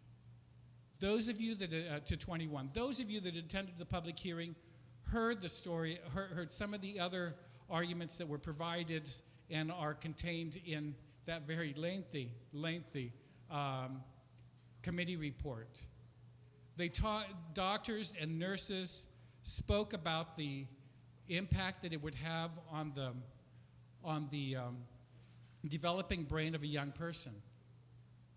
And until Dr. Shea brought out the photograph of Ramon Obriano, the one photograph that really caught my attention initially was when the nurse was the one that was talking about the difference in the brain scans of the 21-year-old who had been drinking and the 21-year-old who had not been drinking, was not drinking prior to the age of 21. And Madam Speaker, for those of you that didn't see it, the difference was marked. I mean, absolutely amazing. I didn't realize how much damage the brain suffered because of the developing brain being affected and the cells being destroyed by alcohol. My concern was what I had seen in these 10 years as family and juvenile court judge of the destruction it did to individuals, individual lives, family lives. But I did not realize, and I had not been exposed to the effect on the human brain and the damage that it does. We had doctors after doctors come in and testify. There's no way that this afternoon I could possibly reiterate and repeat all the testimony that they provided. But the committee report is replete with studies that were done by national studies that were conducted. There were studies that were done just even locally. One doctor got up and described how she was talking to one of the young patients and trying to figure out why the blood alcohol content of this 12-year-old was so high. And it was because every time he was sent to the refrigerator to get a beer for daddy, he was taking taken several swigs out of it on his way to the living room. But we've got to figure out a way of being able to address this, Madam Speaker. And in my frustration, this is the only way that I know how that I can affect it as a member of the legislature. And so I would like to offer this bill for the consideration of my colleagues as one way that we address this issue. There are other ways that we can that also need to be addressed, but it's not before us in this bill. I don't dispute the fact we need to do a major educational campaign. I mean, even myself, I was not informed or educated enough to realize and see the pictures of the brain scan to see how much damage it does. But that has to be out there. We have to figure out an educational campaign. We also have to figure out a way of being able to support mental health and substance abuse to be able to deal with this addiction. And Madam Speaker, it is an addiction. I know it's an addiction because I lived with someone for 15 years, and it was an addiction, I mean, an unbelievable addiction of trying to figure out what it was and how it was that he was taking alcohol at 6 and 7 o'clock in the morning before he went off to teach his classes. But he was also started out as a young drinker, 13, 14. And so the effect that it has on everyone is just overwhelming. And so we have to, as a community, take a stand. And I'm asking my colleagues to assist me in this being our first effort. Let's increase the drinking age. In the next month, let's talk about trying to figure out how we underwrite an educational campaign. And maybe even in the next month, try to figure out how it is that we sufficiently fund mental health and substance abuse to do the rehabilitation and of programs at mental health. We don't have it here, Madam Speaker. I know, because I had to send my significant other off island for rehab and hasn't come back. And I just got a letter from mental health and substance abuse after our hearing the other day on the confirmation. They haven't made a decision on how they're going to address this. I was so put off by the response that I got, trying to figure out whether you want a 16-hour program or a residential care facility. That was what I was hoping was going to come forward from the director designate or nominee. But we have to do something because too many lives are being destroyed, too many families are being destroyed, not only in accidents, but in domestic violence, in assaults, and in various other ways that it's just destroying people in our community. And the one way that we can start is to just send the message to young people that we don't care how much money it's going to bring into the coffers, we don't care how much money it's going to bring into the bars. We do not condone nor support having 18 to 21-year-olds drink because that's the way that we can make some money. You know, and my concern, Madam Speaker, is that there also has to be ways of being able to enforce. I understand it. Those of you, I mean, all of you have traveled to Honolulu and in California. And there was a time when I would be complimented when I would be asked for an ID. But being asked for an ID at this age, I was at the, it wasn't that I was asking, watching at the bar in Honolulu at the airport and at the bar in the airport in Los Angeles. This one woman, I mean, she looked even older than me. But the law says that you have to ask everybody before you give them a drink, and it doesn't matter whether or not they look like they're 100 or whether they look like they're 16. And, you know, for some of us at one point that might have been complimentary, but if I get asked for an ID, I'm afraid they're going to tell me, oh no, too old, too old. But I mean, Madam Speaker, it really is. We've got to figure out a way of being able to make sure that we don't have this out there. For a while, I was I admit not moving these things forward. But now my sister has brought back my two nieces. And one of them went to a prom this last year. And then it made me realize that there are things that are going on at the hotels, and that these 18-year-olds, when they're able to go out and try to find, it's not too hard to find one of the seniors that are 18 to be able to bring in all the alcohol that you need for the parties and for the prom nights when they stay over at hotels.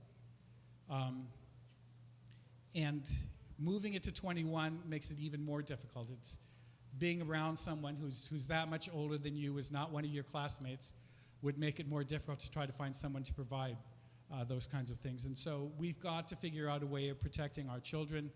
And I have to admit that now I have become more concerned about what's happening, because I have now a 14 and a 15-year-old that could or will be growing up here.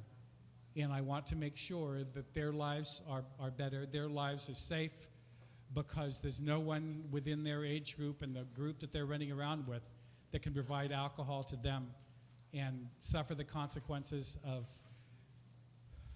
unwanted pregnancies because everybody's drunk, or any other kinds of issues that may arise. And so I ask for the support of everyone in this bill. I have to apologize that I have one amendment, and I'm not sure where exactly to place it, but I did write to the chair and ask if this act could somehow either be at the end of the title, the act shall be known as the Ramon Cimeros Obriano Act. With the indulgence of my colleagues, I have asked the family, and they have no objection to this, and I would like that if this bill should pass, that we pass it and dedicate it to the memory of a young father, a young husband, and a young son who was cut down unnecessarily by a 19-year-old drunk driver who is now serving 15 years in the Department of Corrections. And so unless there's an objection, I'd like to ask that the title be amended to include this. I know that many of you have other amendments, so I won't speak much longer. I just ask for eventual support of the passage of Bill 389 and support for my amendment to rename this or entitle this bill in the memory of Ramon Cimeros Obriano. Thank you, Madam Speaker. On the amendment then to name the act as Ramon Cimeros Obriano Act, are there any objections? Without any objections, so ordered. Senator Guthridge, you're recognized on the motion. Thank you, Madam Speaker, colleagues. This is a very important day, and I'm very happy that this bill is now under consideration. I know later my colleagues will be making some amendments to the bill to ensure that it is fair and reasonable and that it doesn't impact the ability of people to make a living and to go to work. You know, Madam Speaker, in a previous life, I served our community in law enforcement. And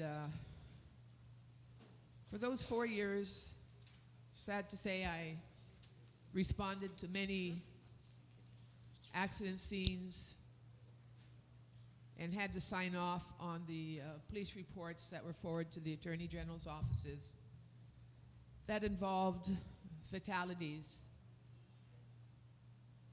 many of which involved very young people who are either the victims of drunk drivers or who had been drinking and got involved in serious accidents and expired.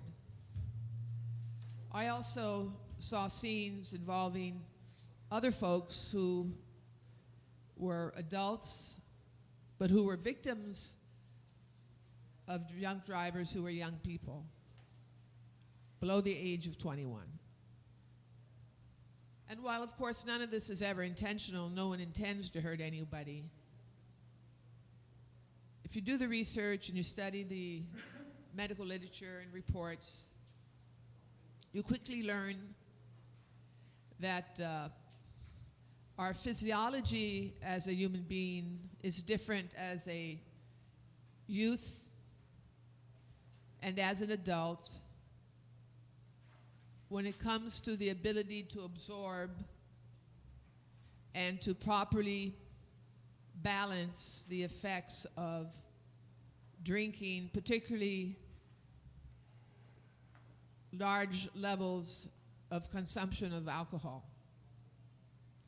While an older person may have more control over their physiology, a younger person does not. An impairment occurs, particularly on the roads. That was part of the job of Director of Public Safety and Acting Chief of Police that always was heartbreaking.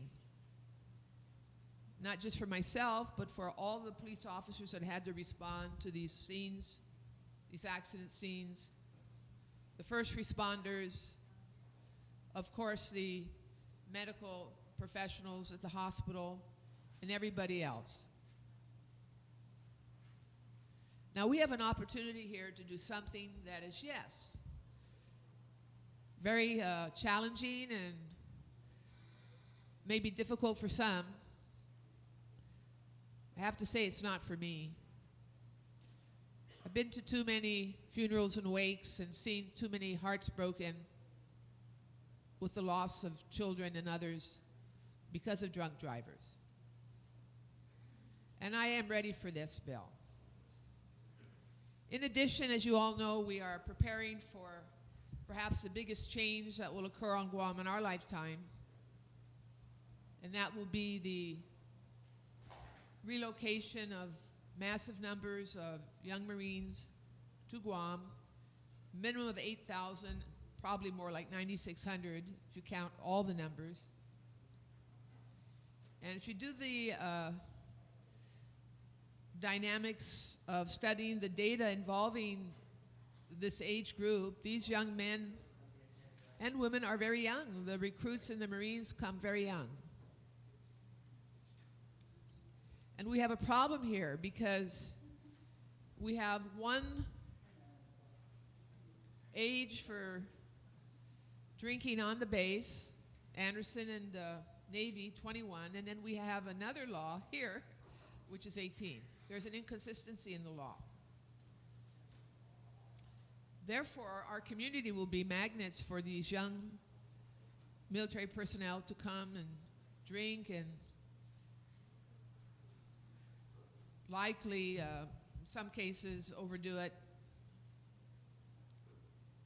And we need to reconcile this age issue, this drinking age issue, with these changes that are going to occur on our island.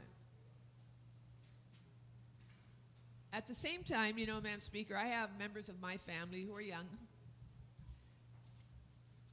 in high school, or just graduated from high school, and they asked me about this bill. They said, Auntie Judy, we like to go to the restaurants that serve liquor. We like to go to the cocktail lounges and go dancing, and we like to also be able to have a beer or a glass of wine or this or that.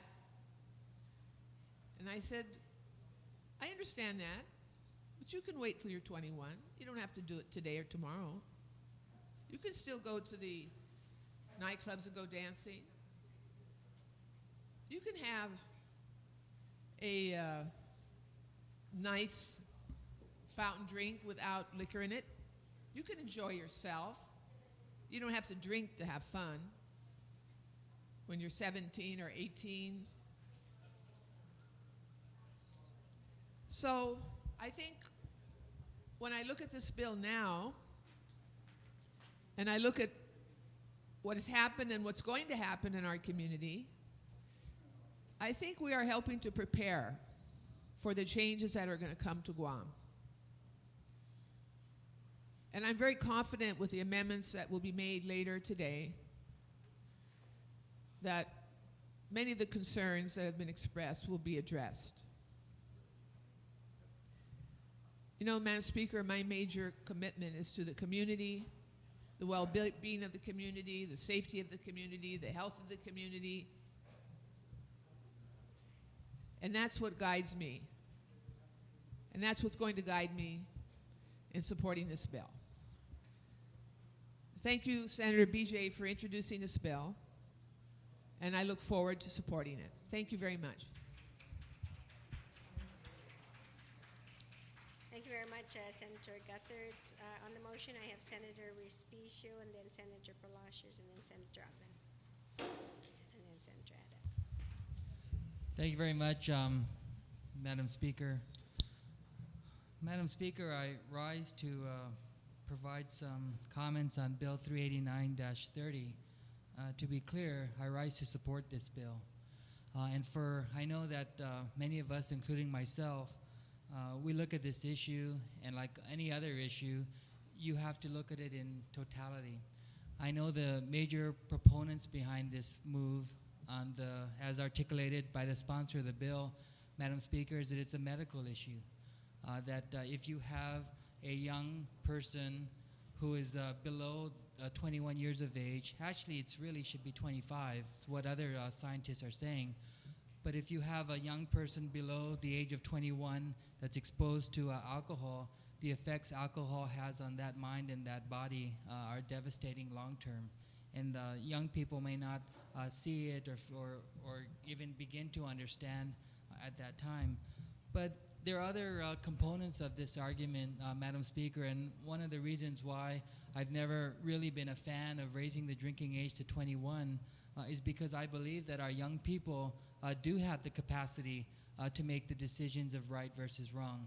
I believe that because you allow an 18-year-old to enter into debt and sign a loan with the bank without having his or her parent or guardian co-sign that loan, I believe that's an expression of an age of where they've come into maturity where they can make these decisions on their own.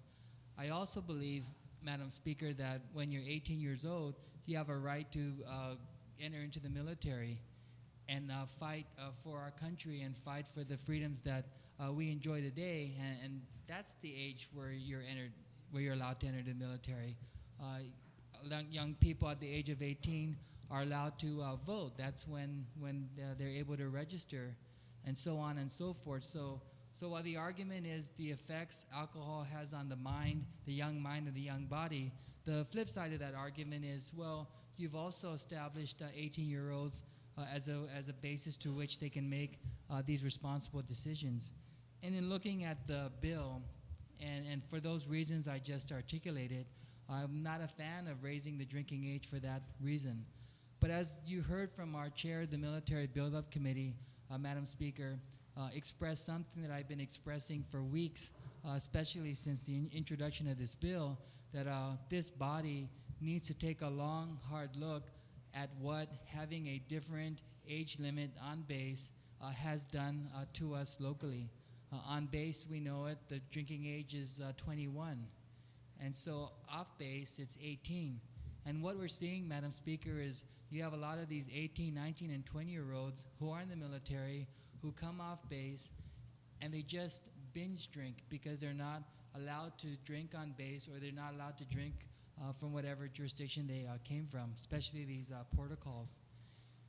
And so when you think of that, and when you look at the military buildup and this proposed 8,000 plus move of Marines from Okinawa to Guam and their families, when you look at the DEIS as it's reported that you have at least 80,000 increase in our population at its highest point of this buildup, you just have to, I guess, to come to terms. I've had to come to terms with what having a dual or a disparity of the drinking age on base versus off base and what that would do to exacerbate our community.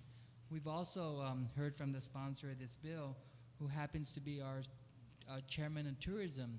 We also heard how he was summoned to a meeting at the governor's office where the military was so close to banning the entire Tumon Bay Area hotel row, as we know it to be Pleasure Island, from any military personnel because of the incidences of fights that have been occurring down there. And as a result, they've had MPs patrol up and down that Tumon Road to prevent these kinds of fights from occurring. But when you know what's happening now, as I've come to terms with, and understanding that this military buildup is going to happen, we're trying to mitigate the effects this buildup will have on our community. But I think there are certain things that we can do as a community to prepare for this buildup, which is why, I rise in, which caused me some concern that this is another example of how this military buildup is going to change our way of life here on Guam. We're going to have to adjust our social policies. So on our own, we have to find ways to mitigate what this buildup would do to all of us. And in the course of accepting how we have to change and how we have to ask our people to change because of the circumstances, I want to make sure, as well as I know many of you do, that we don't go and negatively impact this same age group that we're purporting to help by saying it's not good for you to be exposed to alcohol because your mind is not fully developed to be able to mitigate or reduce the effects that alcohol will have on your mind, right? And that's what the doctors and scientists have argued. So if the debate, Madam Speaker, is alcohol, the effects of alcohol on the young mind and young body, then I think we should focus on that debate. And so as I move this amendment now, I'm asking that we have this debate based on the effects alcohol will have, and that we move forward in a direction where we're not going to negatively impact the same age group by, if we pass this bill as it is, Madam Speaker, you will essentially see 18, 19, and 20-year-olds out of a job because they won't be able to sell, possess. Obviously, we don't want them to consume alcohol, but if we don't address this bill and make this amendment, you will no longer allow 18, 19, and 20-year-olds to work within this industry. And we have come across on a daily basis, on the campaign trail, we have come across a lot of young people that are responsible. We've come across young people that work within these industries who necessarily don't drink alcohol themselves. And so this is another instance where you look at statistics and you want to look at the DUIs. The DUIs doesn't happen between this 18 to 20-year-old age group. The DUIs occur more from the 30, 32, 35-year-olds. So statistically, you have a situation where the actions of a few unfortunately taint the reputation of the whole, but we don't want to further penalize them because some of their peer groups and their cohorts have made those terrible decisions, which has resulted in the loss of human life.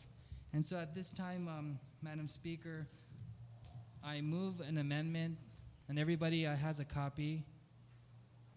It's to amend Section 5 under minors.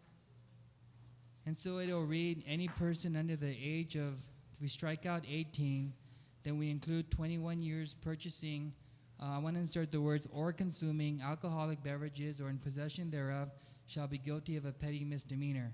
And the following that I'm going to read is in all new language. It says, this provision with regards to possession of alcoholic beverages does not apply to persons 18 to 20 years of age who are performing paid work for and on behalf of a licensed establishment that provides alcohol. For purpose of this section, provide means various methods of distribution or retrieval, including but not limited to selling, serving, or transporting, and I'd like to add in the word alcoholic, so to read transporting alcoholic beverages. And what this amendment does, Madam Speaker, it also would take care of those distributors who employ persons under the age of 21, particularly 18 to 20-year-olds, who are delivery truck drivers. And I know we had one of our colleagues bring this up in the Committee on Rules, the good senator from Barragata, who said, hypothetically and theoretically, if I'm 19 years old and I work for an alcoholic distribution company, am I then prohibited to do those kinds of deliveries? Well, based on the current law as it is, Madam Speaker, you would not, if you're 18, if you're under 21, particularly 18 to 20-year-old is the range age group that we want to make sure that they don't lose their jobs, you won't even be able to do that. And so this amendment takes care of that.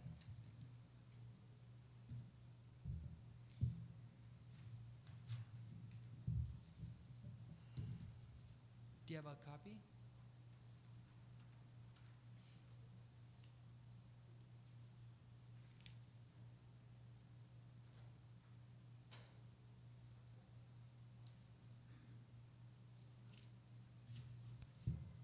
On the amendment, is there anyone who would like to speak on the amendment? Senator Taitagui, you're recognized on the amendment. Thank you, Madam Speaker. On the amendment, I have no problem with that. The only thing is that there are individuals who, on a weekend basis, do work for some of these beverage companies that deliver them, and as long as they have a license, which at the age of 16, they are able to drive and obtain a license. So I'm a little bit concerned if, that might be an issue, since your intent is to allow the ability for these individuals to continue to have a job. We might consider the fact that they obtain licenses at the age of 16, and thus also there is no limit to those who work in restaurants. There's quite a few that do work part-time on weekends in some restaurants serving as well. So I ask that the author of this amendment may take about like a minute break to discuss this with me first with regards to that. I can yield to a question, though, Madam Speaker. Okay.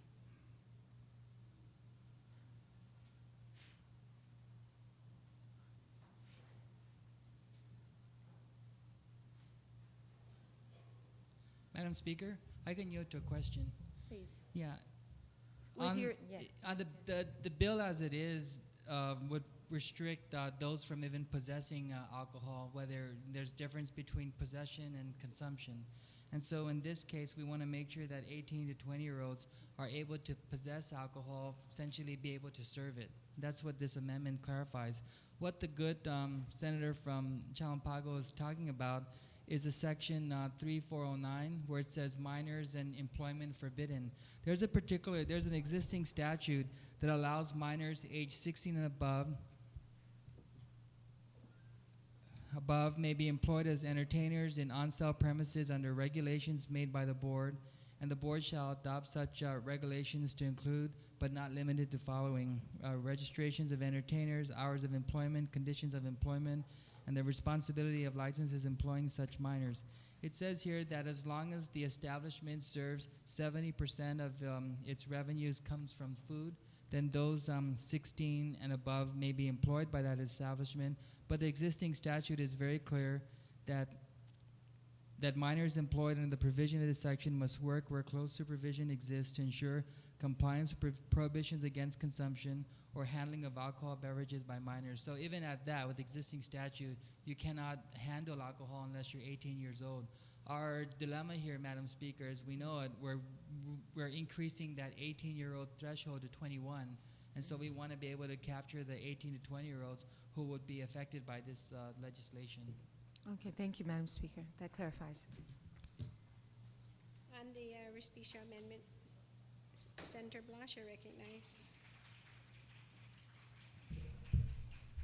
Thank you, Madam Speaker. Madam Speaker, first off, I made my position public with regards to where I am with this issue.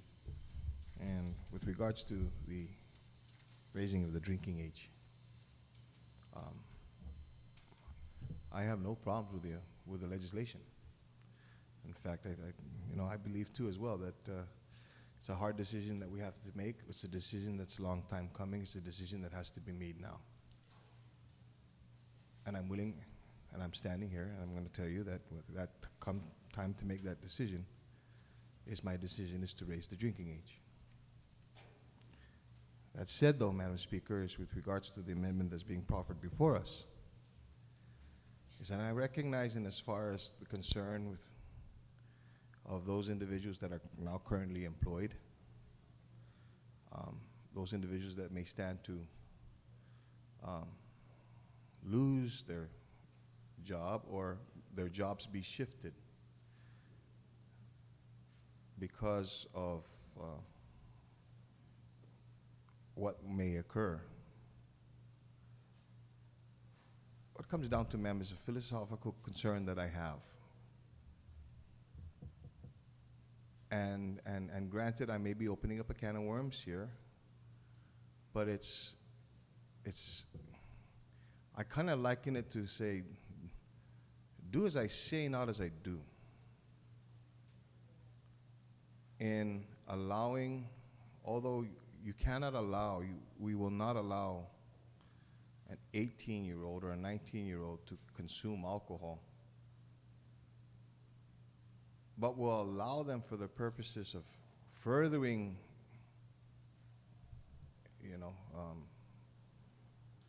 to be able to gain money, allow them to serve it and transport it. It's like saying, you can carry a gun, but you better not shoot it.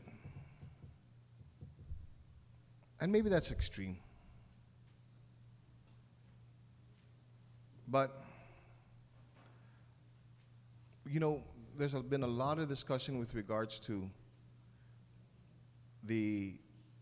we're concerned, and for rightly so, the physiological or the psychological well-being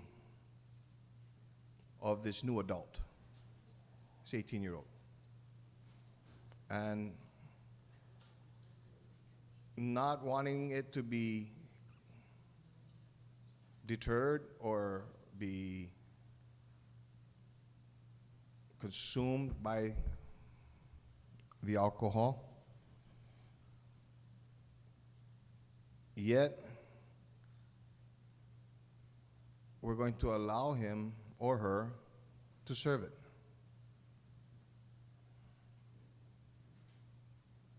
And maybe I agree with the author of the amendment that maybe this should have been a discussion that should have been separate.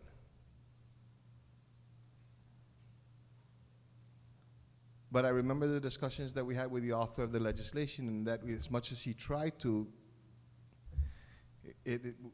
we have to deal with this in totality.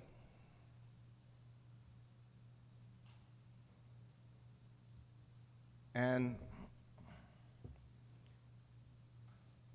allowing an individual to be able to possess, to serve,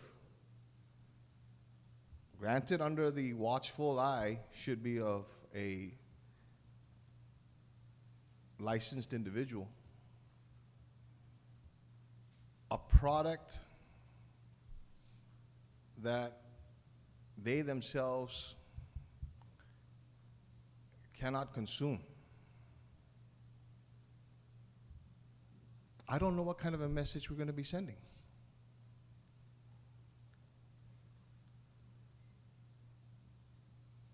And if we're going to make the hard decision with regards to raising the drinking age, then we should be consistent with that decision.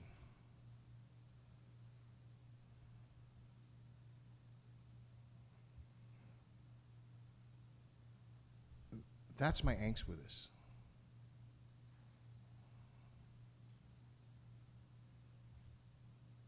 So with that, Madam Speaker, and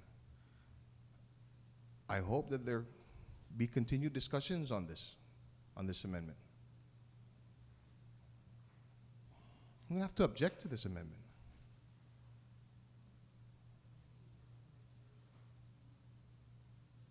On the grounds that I don't want to send a mixed message. I believe that this has to be done. We have to raise the drinking age. I'll stand to that. I'll stand to that. I will also say, though, that in my objections to this, I'm going to listen very intently to the arguments, the deliberations, to the discussions that we're going to have, maybe to, in what we do here, to compromise, to come to something that is, that when we walk out of here, we know we've made the best decision for our people.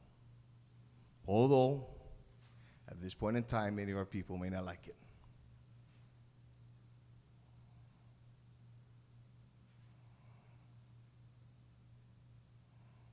So, with that, Madam Speaker, and I recognize and I understand the concerns and the reason why the author of the amendment put this up. It's just that I have a difficulty in the message that we sent. Thank you, Madam Speaker.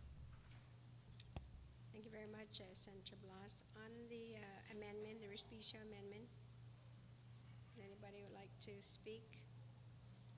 So I'm going to ask the the author of the amendment then to close. Thank you very much, Madam Speaker. Madam Speaker, I always listen intently to our colleagues when they're speaking, whether on the bill or on the amendment being offered. And I certainly respect the varying positions, whether those positions support the bill or amendment or whether it just outright opposes it.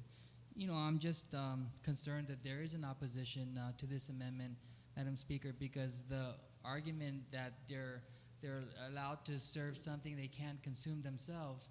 Well, even a 25-year-old, 30-year-old, 40-year-old, 50-year-old working in an establishment cannot consume alcohol while they're at that establishment. Just remember, the ABC law is very clear. The regulations and prohibitions against serving alcohol are very clear in that when you're on the job and you shouldn't be drinking. And so I want to, I'm sure the objector knows that. He's very familiar with these kinds of enforcement regulations. And so, Madam Speaker, I just want to remind our colleagues that we're dealing with a population here that need to have this kind of a job to put themselves through college, or in some cases, this is the only job that they have at the time, where this is summertime. You see a lot of college students coming from the States and they need something temporary. I mean, just go out to the industry. Just go and talk to the 18, 19, and 20-year-olds who are working in this particular industry and ask them, why are you working here and not somewhere else? And they'll give you their own story. Just ask them, because you work here, do you drink alcohol yourself? And more than likely, these aren't alcohol drinkers. Of course, some of them are, some of them aren't. That's my whole point in rising to a concern, is that you just can't paint a broad stroke and say that, oh, now that we raised the drinking age to 21, those who are currently working in the industry, the 18, 19, and 20-year-olds, we cannot trust them to be responsible enough to limit their activities to what the law would allow them to do. And this, in this case, this amendment will simply allow them to possess alcohol beverages, but it does not allow them to purchase or consume. And so this amendment is very tightly written, and it's still in line with what the overall bill seeks to accomplish. And so I'm hoping that we can at least get 8 votes on this bill, because if this amendment doesn't make it, we might really dilute our ability to address the even bigger picture here, Madam Speaker, is whether or not we really should raise the drinking age to 21, and at what cost. I'm not even talking about the profits from the industry and the people who own these clubs and people who distribute these things. That's never been my concern. But my concern is that the jobs that are going to be on the line as a result of passing some kind of legislation that would purport on one hand to raise the drinking age, but on the other hand, and I had conversations with Dr. Shea, who's president of the Guam Medical Association, who endorses something like this. And he said publicly, he said at our rules meeting, Madam Speaker, that they don't want to take away any jobs. And then the things that the doctors have challenged us to do, to spend a day in the life with them, to see all the patients that they have to deal with, to try to save all the lives of people who've been hit and unfortunately killed by a drunk driver. I know our doctors are the front lines and they see all these things. But if we were to take away the jobs of this 18, 19, and 20-year-old age group, spend the day in the life of a government employee that works at public health and has to deal with all these food stamp and welfare recipients and have an even harder time for these people to be gainfully employed. And then where's the dignity there? And so at the same time we're trying to solve a problem legislatively, we also can't create more problems legislatively by throwing out this very vulnerable sector of our community, and that's the 18 and 19 and 20-year-olds. And I hope, Madam Speaker, that although there's an objection, I hope that there's a sufficient amount of votes to carry this amendment. Thank you for the opportunity to close. Since there is an objection, I'm going to call for a show of hands for all those who are in favor. Oh, you want to speak first on the amendment, Senator Palacios, or? Oh, okay. So all those in favor then of the a recess, okay, brief recess.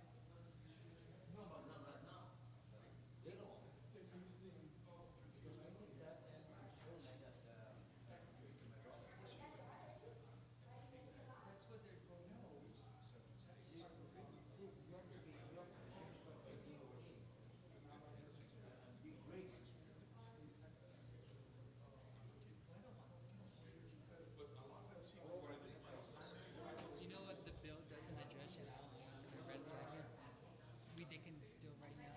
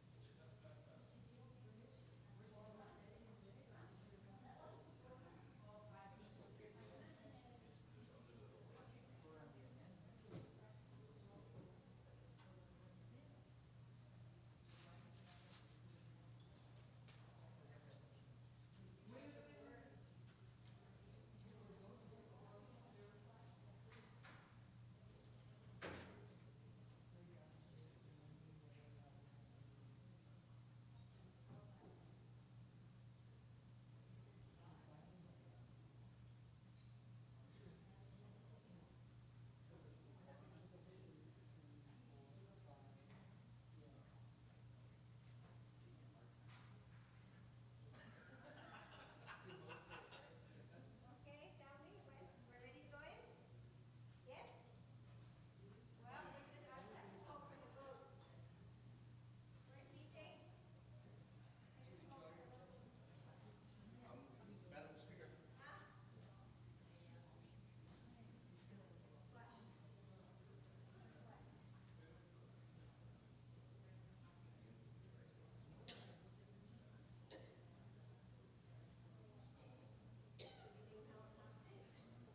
Because of what you said? That ultimately overall, you know, to vote for this one, the whole bill is gonna fail? You should that to DJ.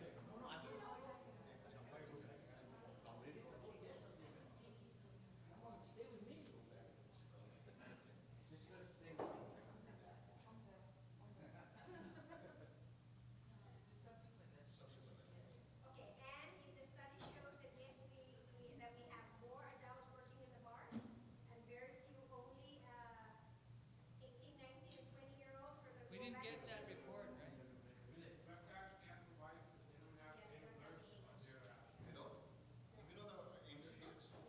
It's gonna be like how agriculture. Okay, no. It's gonna be like agriculture.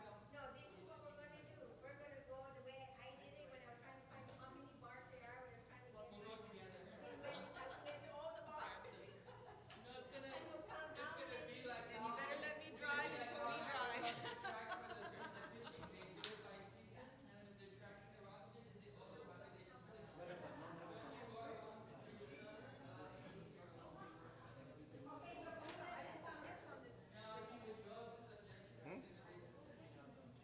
Okay.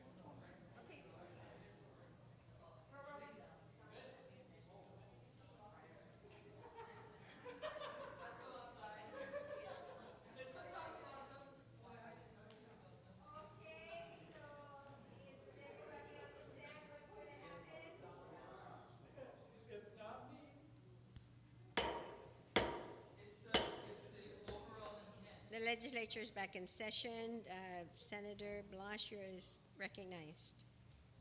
Thank you, Madam Speaker. You know, Madam Speaker, I recognize the overall intent here. And I thank you for the recess because it gave us an opportunity to dialogue and to talk.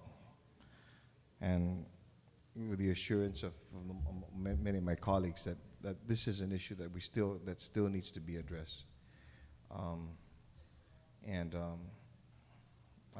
First off, I want to thank, in as far as the efforts of many of the colleagues to be able to get the information that would have been necessary, and it would have been vital for us to be able to make this decision here. And I think that information is still necessary, but for the sake of not wanting to stall that, with a heavy heart, although I will still say that I still have the philosophical issue with regards to what the amendment will do. for the sake of the totality and what the intent of this legislation, I'm going to withdraw my objection.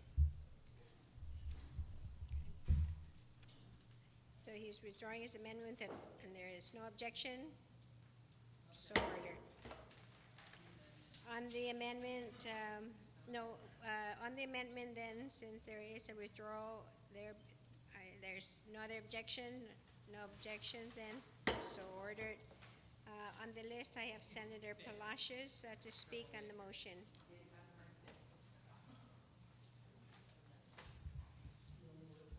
Thank you, Madam Speaker. Madam Speaker, I have here before me a message that I received through the email, copies of which have been emailed to every member of this body, and also to J. Roberto. And I want to share this with you because it is a summarized version and it's very substantial information. And this is from the Centers for Disease Control and Prevention. And the title is this. And by the way, this message came in March 9 this year. Raising alcohol taxes reduces excessive drinking, motor vehicle crashes, and other alcohol-related harms, such as fights, domestic violence. Raising alcohol excise taxes or prices is a highly effective strategy for helping to prevent death due to excessive drinking in the United States, according to a systematic review published in February 2010 issue of the American Journal of Preventive Medicine. The review evaluated 73 published articles and reports that examine relationship between the price of alcohol, excessive drinking, and harmful consequences of excessive drinking, including motor vehicle crashes, and alcohol-related impaired driving. Higher alcohol prices or taxes were consistently related to fewer motor vehicle crashes and death, less alcohol-impaired driving, lower levels of underage drinking, and lower rates of violent crimes, including homicides, assault, robbery, and rape. The review found that raising the price of alcohol beverages by 10% would reduce consumption by about 7%. And I say, Madam Speaker, that is a very, very high benefit yield. The review was led by CDC scientists and overseen by the Task Force on Community Preventive Services. Based on the strong evidence from this review, the task force recommends raising alcohol excise taxes to reduce excessive drinking and related harms, and that's what they recommend. Now, Madam Speaker, while this study is about raising the alcohol taxes or the prices, the end result will be achieved with Bill 389, and that is either you raise the taxes or you raise the drinking age. It's the same result. It's making it difficult to obtain alcohol. That's the bottom line. Bill 389 addresses the vulnerability of the youth to alcohol addiction. At the young age is where the critical point to start preventing addiction before they start. The argument that 18, 19, 20-year-olds are old enough to serve in the military and therefore they should be old enough to drink beer is, to me, it does not hold much water. Why? Now I ask you this. So why then is the military steadfast on its policy of no alcohol under the age of 21? You know why? Because the military is absolutely convinced that underage drinking causes various social ills. I am sure that the military has done an extensive work and research on the relationship between alcohol consumption and underage drinking. And that is why the military still maintains its policy of no alcohol under 21. The business establishment's opposition to Bill 389 is primarily based on economics. But with the passage of the Respicio Amendment, I acknowledge that would be addressed, and I acknowledge that there would be some economic impact. Again, that is remedied to a large extent by the Respicio Amendment we just passed. But the opposition to Bill 389, they never addressed the indirect economic consequences on our healthcare systems, public safety and justice systems, social systems, and other things. The conclusion that raising the drinking age reduces social ills is irrefutable. It's scientific. This argument has been with us 10 years. There's no further argument. The facts are there. Today we are faced with having to choose essentially between health or wealth. And I say to you that a yes vote on Bill 389 is for health.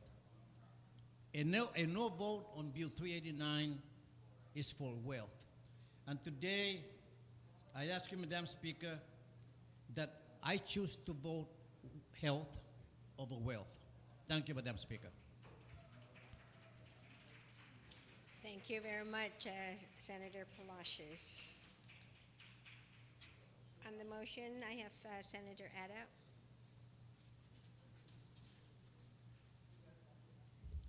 Madam Speaker, today I rise in support of Bill 389. I must say, though, that my position in the past has always been that we should leave the drinking age at the age of 18. And my rationale back then in the earlier, younger years was that if the individual was old enough to be sent into battle, then darn, he should be old enough and responsible enough to be able to also consume alcohol.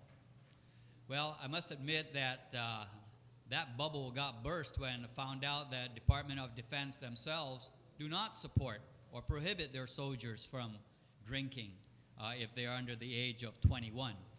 But notwithstanding, I think a lot of credit is to be given to the Guam Medical Association under the leadership of Dr. Tom Shea in being diligent and persistent in trying to bring across the health aspect associated with drinking.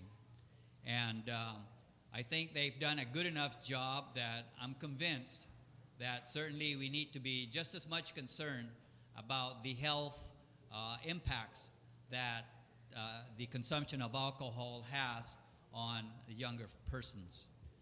So as the preceding speaker indicated, my support of the bill is really more based on the health concerns related to drinking. I would also say that, my father was killed by a drunk driver. Granted, the drunk driver was over the age of 21, but it could have just very well been a young drunk driver. So if we are able to keep folks from drinking and are able to result in less drunk drivers on the road, then I certainly would want to support that particular effort. So I certainly am in full support of the Bill 389. However, Madam Speaker, I do want to offer an amendment, and it's been passed around. The earlier couple of speakers back, they offered an amendment which talked about trying to separate the health aspects of drinking and also the economic aspects that this bill, the economic implications that raising the drinking age would have.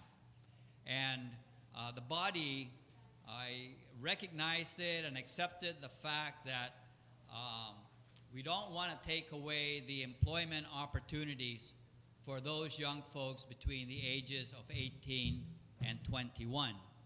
And so that amendment that was accepted earlier accepted the idea that they can go in there, work in a bar, serve drinks, but still will not be allowed to consume alcohol.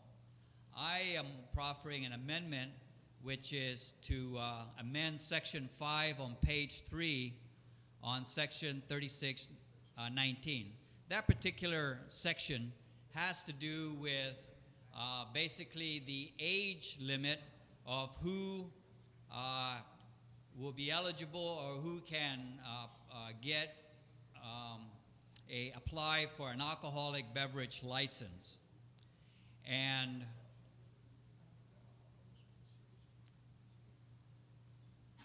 you know what?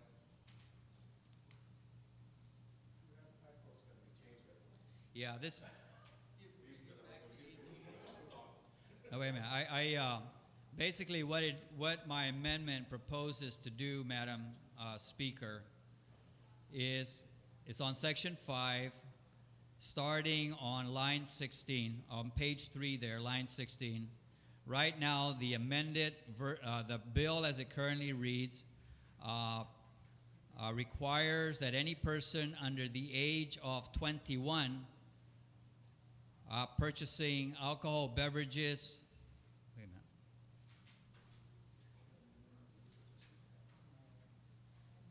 There was another article here regarding the ABC license. Madam Speaker, I apologize. That was page 2, section 2. Yes. And on line 16, that provision, section 3303, reads, "The board shall not issue a license of any class to a person under 21 years of age." My amendment proposes to restore the age of 18, but also to add the additional restriction, the additional language that, however, the holder of an alcoholic beverage license who is under 21 years is still subject to section 3420, which is section 3619. In other words, although he may be an 18-year-old entrepreneur who has that he will be eligible to apply for an ABC license, that he could be able to operate a bar and manage it, but the law will still prohibit that individual who may be under 21 from consuming alcohol. So again, we're trying to separate the ability of a young entrepreneur to be able to start a business, even if it is a bar or some entertainment center, but still, owning that license does not give him the privilege of being able to consume alcohol. So if I may, Madam Speaker, I would like to be given the opportunity to correct my amendment and be able to pass that around. But that's the essence of the amendment that I wanted to make, to not restrict young entrepreneurs from being able to establish a business, manage it, and operate it, but he's going to have to do so without consuming alcohol. We're going to take a brief recess to allow you then to correct your amendment.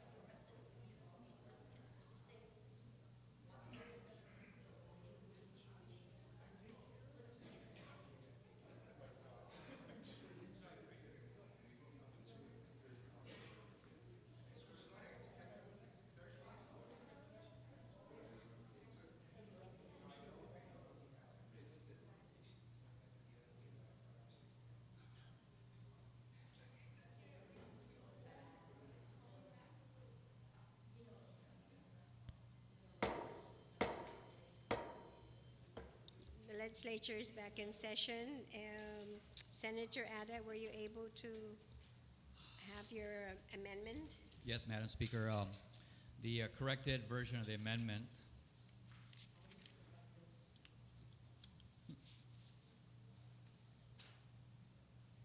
and that should read for a floor amendment for Bill number 389 as opposed to Bill 384.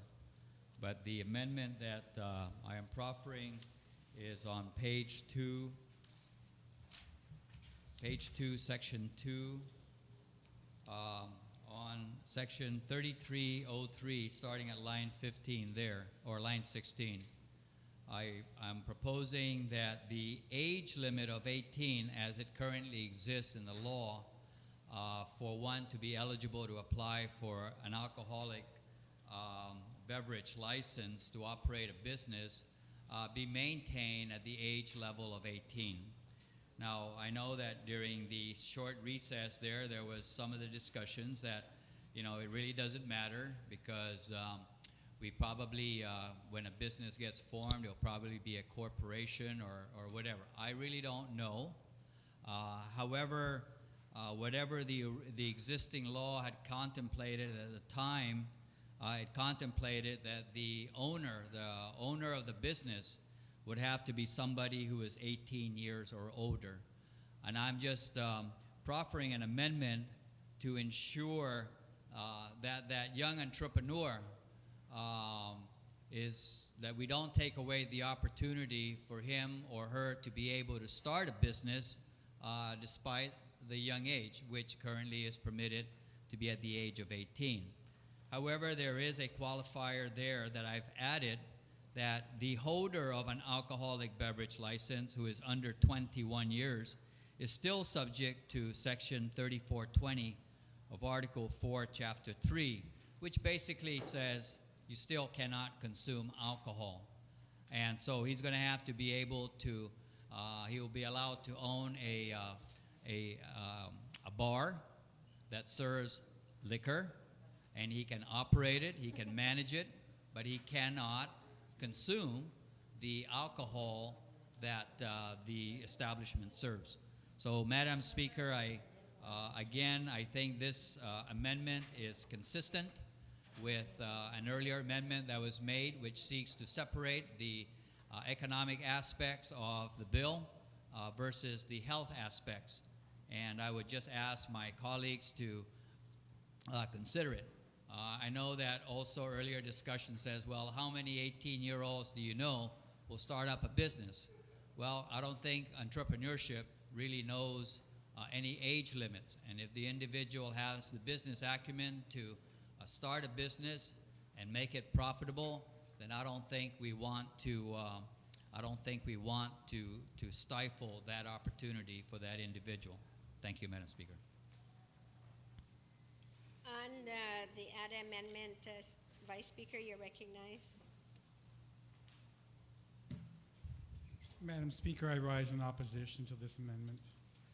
It's not that I don't believe that there are entrepreneurs. My concern is that the only section that the author is referring to, that the person under 21 would be subject to, is the least important of the three sections that should be addressed. If anything, it should be 3419 and 3619.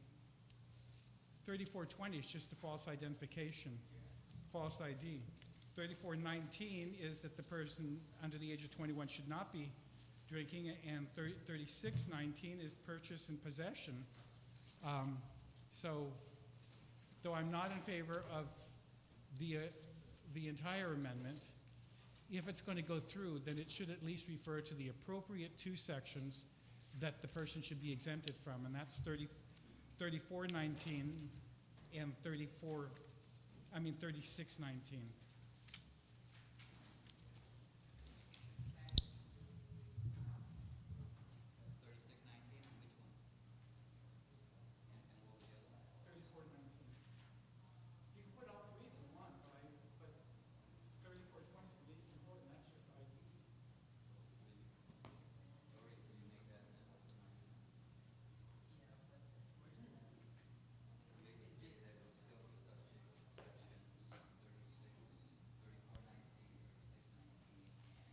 I'm going to call for a recess.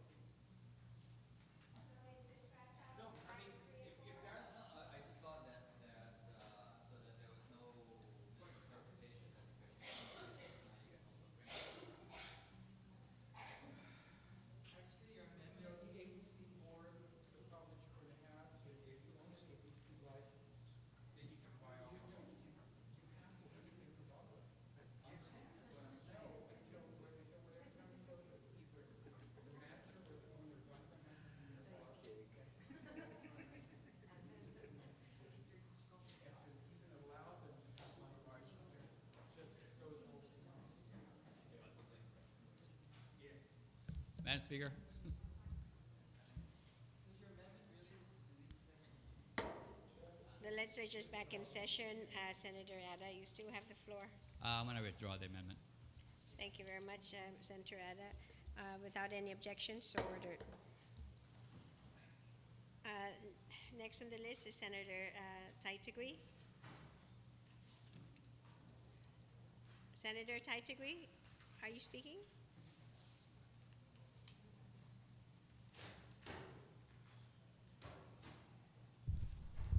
Thank you, Madam Speaker. Not knowing if there's going to be more amendments to this bill, Madam Speaker, in 2006, when I first ran in the election, the question was proffered to each of the candidates running. Would you support raising the drinking age to 21? And as the good author of the bill did mention that some people were just, politically going around in circles and not really answering the question. And most people know me, I'm just straight and blunt and to the point. And I said, as a mother, yes, on my personal perspective, if I were to go in the booth, I would vote raising the drinking age. So I support it. But now that I'm sitting in this office, an office that's responsible for all the people of Guam, and not just my personal opinion, but to weigh in the factor of all people on this island. My lifestyle is set aside. My lifestyle has no bearing to the decisions I make for the public, the majority. Understandably, we can't please everybody, but we must at least, with regards to the majority, hear their voices and take that in high consideration. I applaud the good speaker or good author. What village again? Because I want to say Chalan. Huh? Aganya Heights, though he has a unit in Chalampago. And Aganya Heights for including an amendment that assured me that we are considering the majority of people, especially those who are in desperate need of having that extra job to survive. Nowadays, we're finding out that the majority of people, in order to survive, need 2 jobs. And that's a venue for them to be able to hold down a full-time job and being able to take a part-time. And most of those part-times are places like restaurants and some bars and driving vehicles. Also, musicians that play at night. Even though they don't handle alcohol, but the ability for them to go into these establishments are very important. Personally, I have supported raising the drinking age. And as a senator today, to weigh out all the possibilities of ensuring a safe environment, a healthy environment, and an economy on top of that that will continue to grow, I stand in support. As now, the way the bill is going to be presented with its amendments. And I ask my colleagues to take this in consideration, as I feel that something like this should not be put through a referendum. This should be decided upon amongst us. Thank you, Madam Speaker. Thank you very much, Senator Taitigui. I have Senator Pangilinan. Sidus Masi, Madam Speaker. Madam Speaker, I rise in support of the legislation, and I wanted to kind of, give my perspective on this. It really is, even with all these amendments and all the things we're trying to consider, pretty simple. Is that, one, we recognize that alcohol plays a role in the development of the individual and the behavior of the individual. And whether that influence on the behavior and the actions of the individual by alcohol has a greater effect on a person 18 years or below 21 in this case, whether that affects the individual and his ability to, in his development, as well as his life in the future, whether the behaviors that are associated with early exposure and consumption of alcohol kind of gives either expanded opportunities or narrows your opportunities. And how does it do that? My perspective on alcohol consumption has always been from a health and public safety point of view. And it is really influenced to a great degree by the individual and the character of that individual and the environment that that individual was able to build their character about in terms of how they relate to alcohol consumption. They say that Guam is probably the only place in the world where at a first birthday party you have more Budweiser than you do Pepsi. And what does that say to the way we view alcohol, whether it's okay? Everything is okay in moderation, as they say. But when the environment changes and the structure is ingrained by the early exposure to the alcohol consumption, then the behavior tends to mirror what the behavior is of your environment on that. Madam Speaker, I remember growing up, and part of my most vivid memories is, we had a lot of friends who were from different islands who we would gather at our house with my cousins who were attending the University of Guam. So they came from the different communities around our region that attracts students to the University of Guam. And my cousins who are from the CNMI would have parties at our house in terms of would host these students. And they all live in the same dorm, but they'd come to the house on weekends or even weekdays sometimes to relax and enjoy. And alcohol was always part of that. And I tell you the difference in behavior that I was able to observe as a child, because I was a lot younger than some of my cousins, when alcohol takes control. And one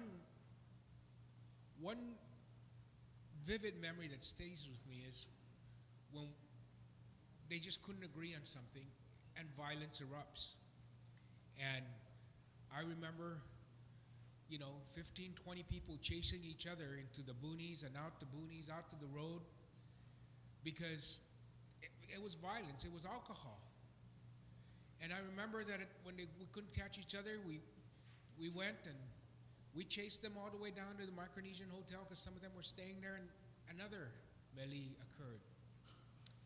And this is just to say that those were some of my early exposure to alcohol with regards to how it affects the behavior of individuals.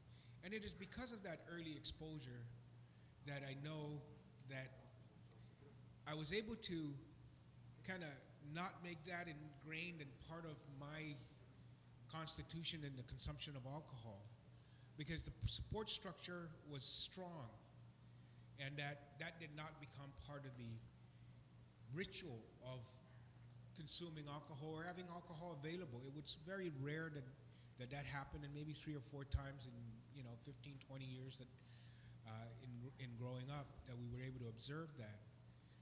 But it affected these individuals, and I see what it does. So when individuals are not able to have the support structure around them, then what they become used to in the early years is what they tend to mimic and mirror in the future. And so the consumption of alcohol from a public safety and health point of view is that it does affect, as our experts would say, the cognitive development that still has not finalized for a person between the ages of 18 and 21. And then it limits your future potential because of the inhibition of the development of those areas of our mind and our brain. And from a public safety point of view, I think we just, we kind of take a look at what's the history have been.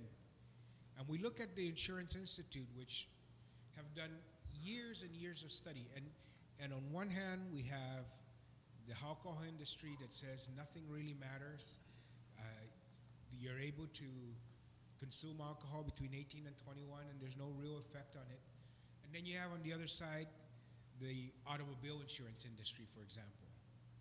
And they have spent millions and millions and millions of dollars to ensure that when they write risks for individuals in certain age groups, that they're going to make money on that risk because they can predict the behavior of those individuals. So we have two competing giants of economic interest, the automobile insurance industry and the beverage industry. And when you look at what the automobile industry has come about in terms of their years of experience, all their quantitative models and risk factor models, they will tell you that their behavior of drivers between the ages of 18 and 25 is risky and even riskier. And when you add alcohol to those behavior of drivers, then the risk is exponential. So we know from a public safety point of view that sober drivers between the ages of 18 and 21, 16 and 21, are a greater risk and tend to be involved in some greater accidents. And this is, millions of dollars devoted to quantifying this risk. So we do know that normal behavior of these drivers is that there's a greater risk and propensity for them to be involved in accidents. When you add alcohol to that equation, then it's exponential.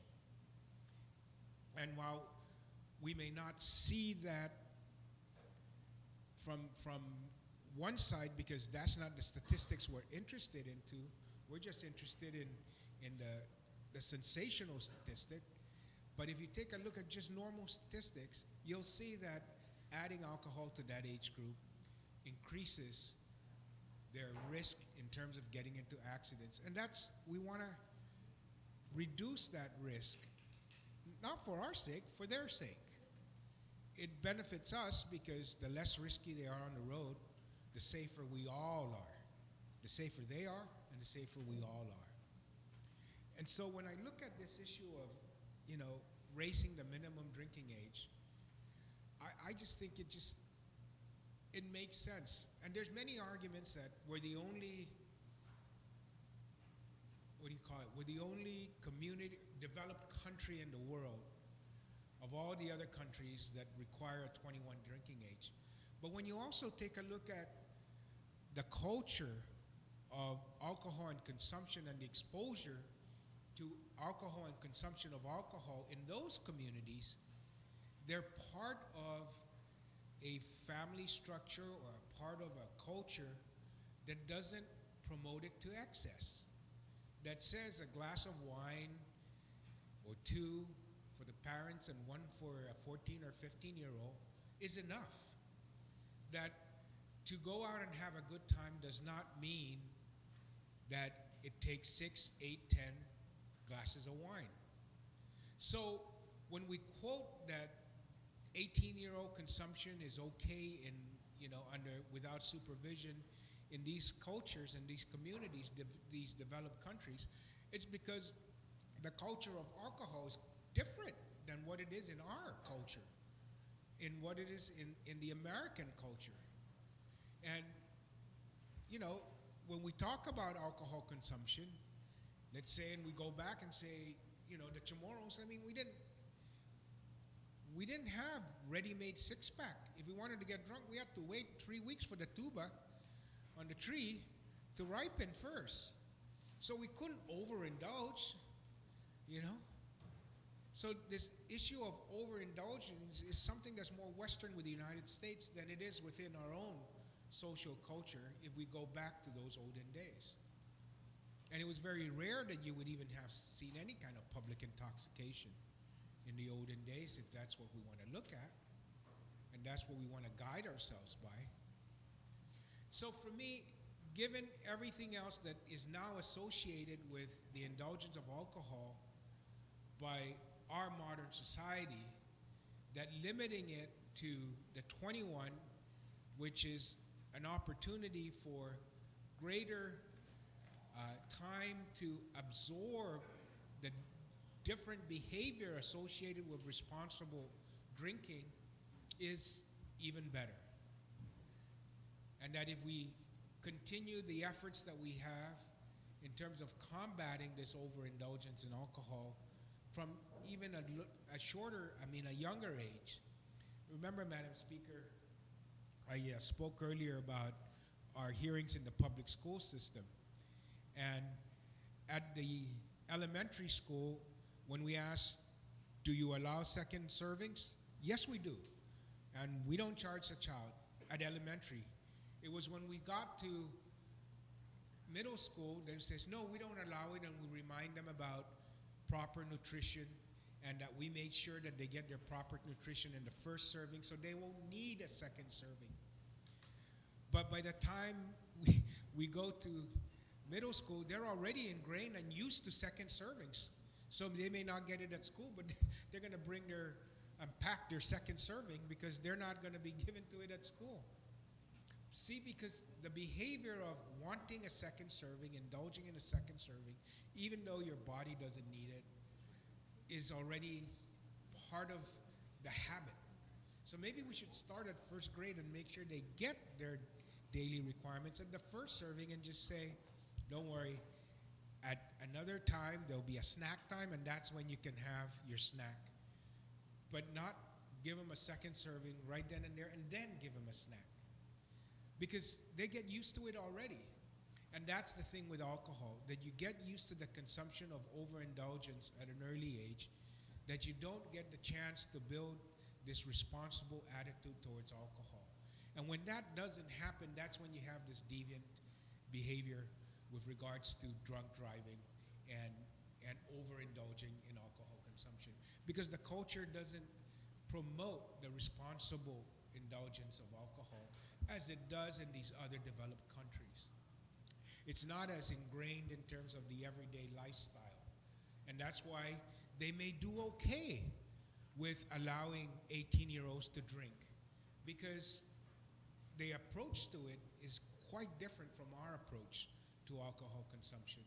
We're not used to sitting down and having a beer with dad at 14 and ending it at 1, or sitting down and at dinner time having a glass of wine and it stops there.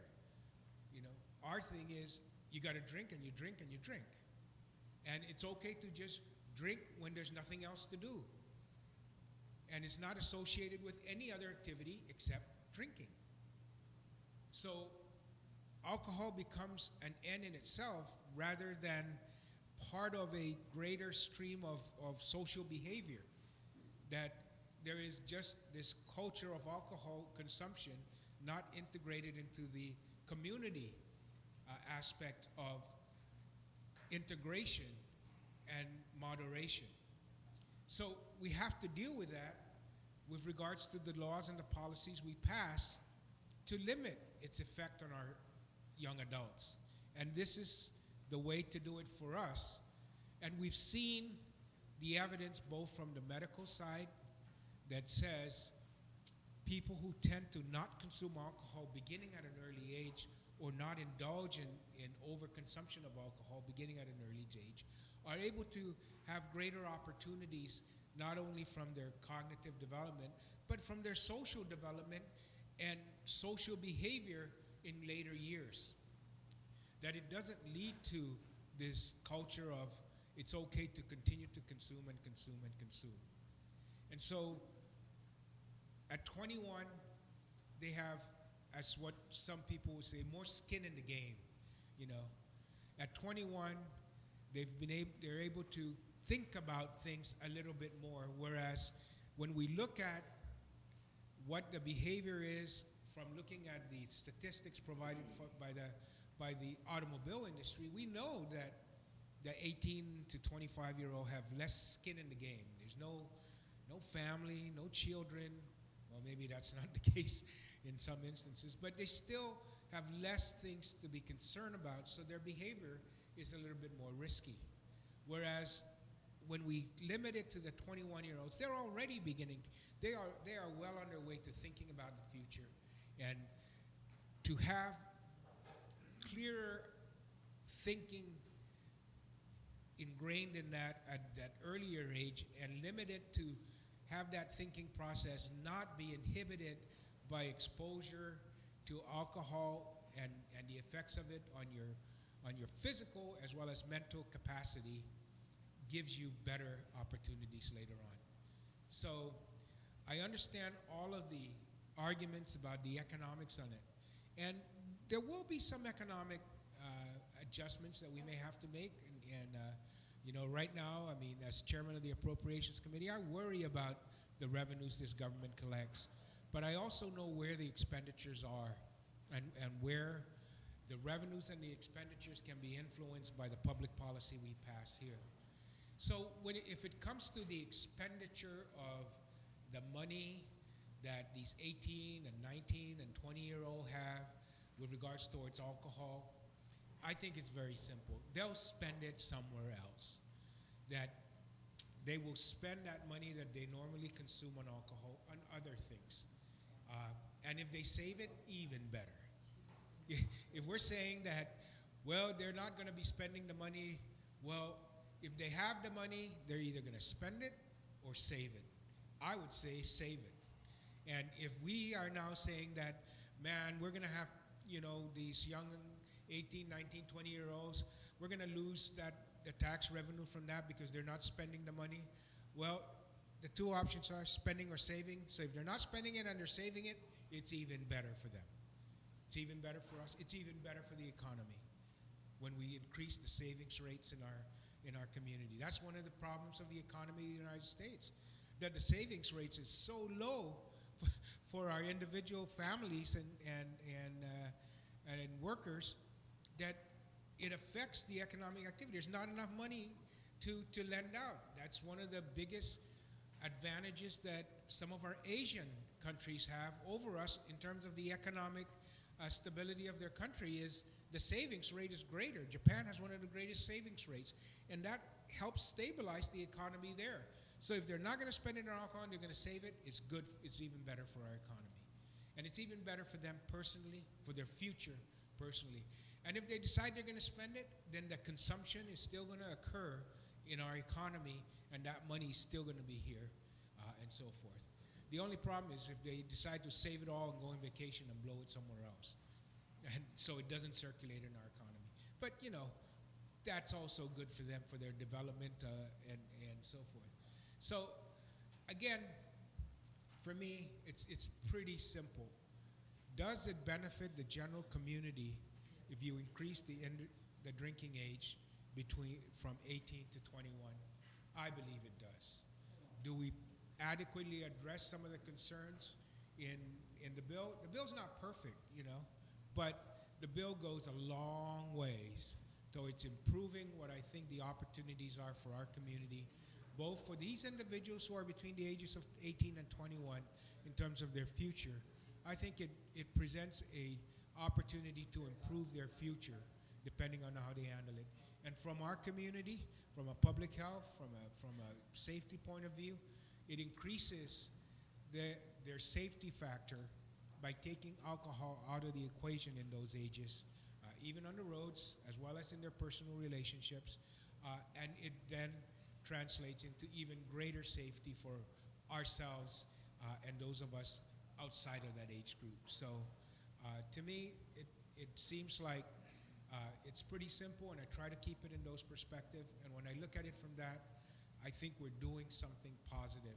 And the positive effects of increasing the drinking age in this time and in this place and in this moment far outweigh than any negative effects it may have, if any at all.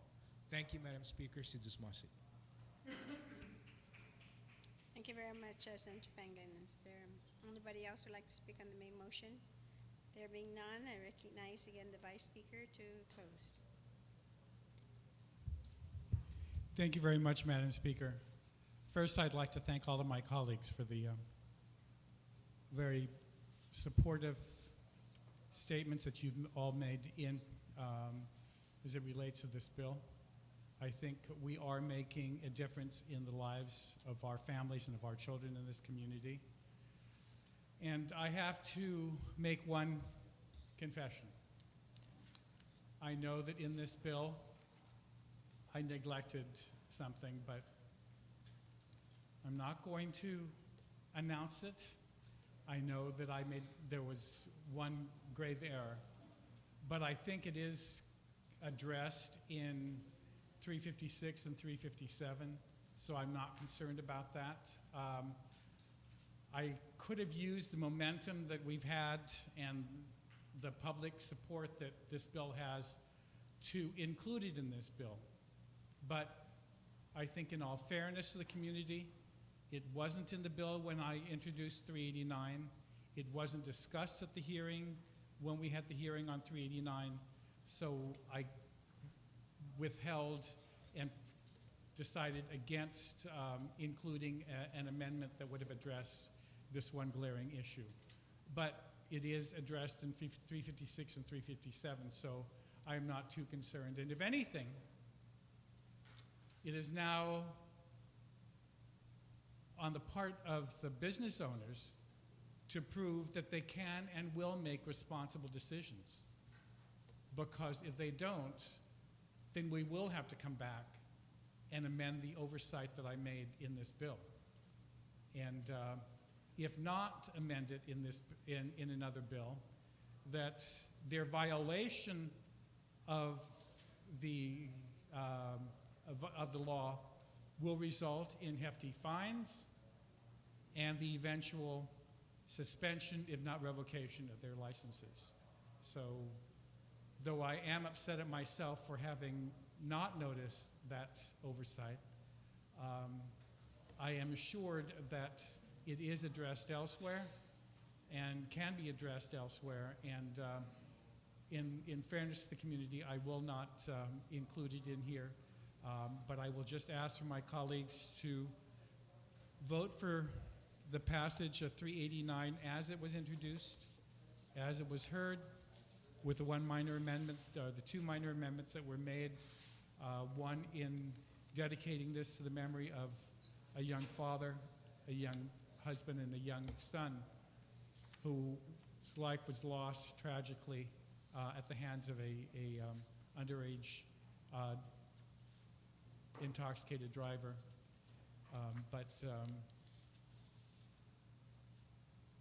It's on days like this that I'm happy that I'm here. And I thank all of you for the support that you've provided me in this bill and in 356 and 357. And I move to place Bill 389 in the voting file, Madam Speaker. And I ask for the support of all my colleagues when we get to voting file. On the motion to place Bill number 3 89 to the voting file without any objections, so ordered. Can we take a minute recess?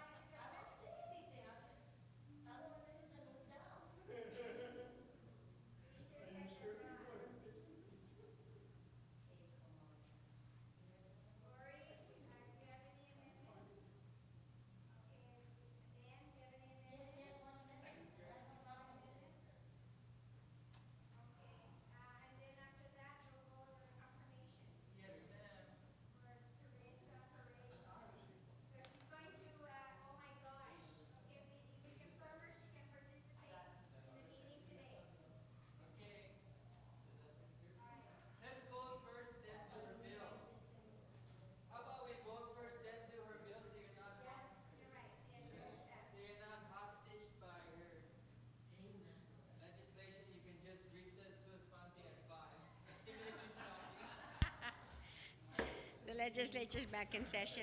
I recognize the majority leader, Senator Respicio. Thank you very much, Madam Speaker. Madam Speaker, notwithstanding the House rules, I move that we suspend discussion on the second reading file, any further business in the second reading file, and proceed directly to the voting file to vote on the on the confirmation. On the confirmation of Ms. Teresa S. Pereda from your Committee on Education to the Guam Education Policy Board. On that motion, then, without any objections, so ordered. So we're now, we're,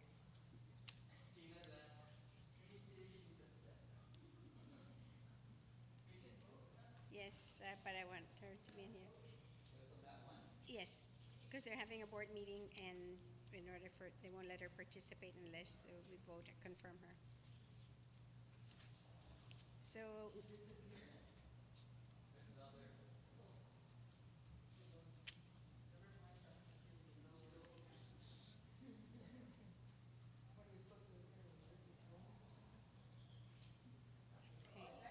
so on the appointment of Ms. Teresa Pareda to serve as a member of the Guam Education Policy Board, all those who are in favor, please raise your hand.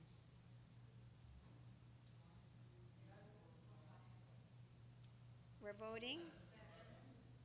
Senator Pangilinan, we're voting.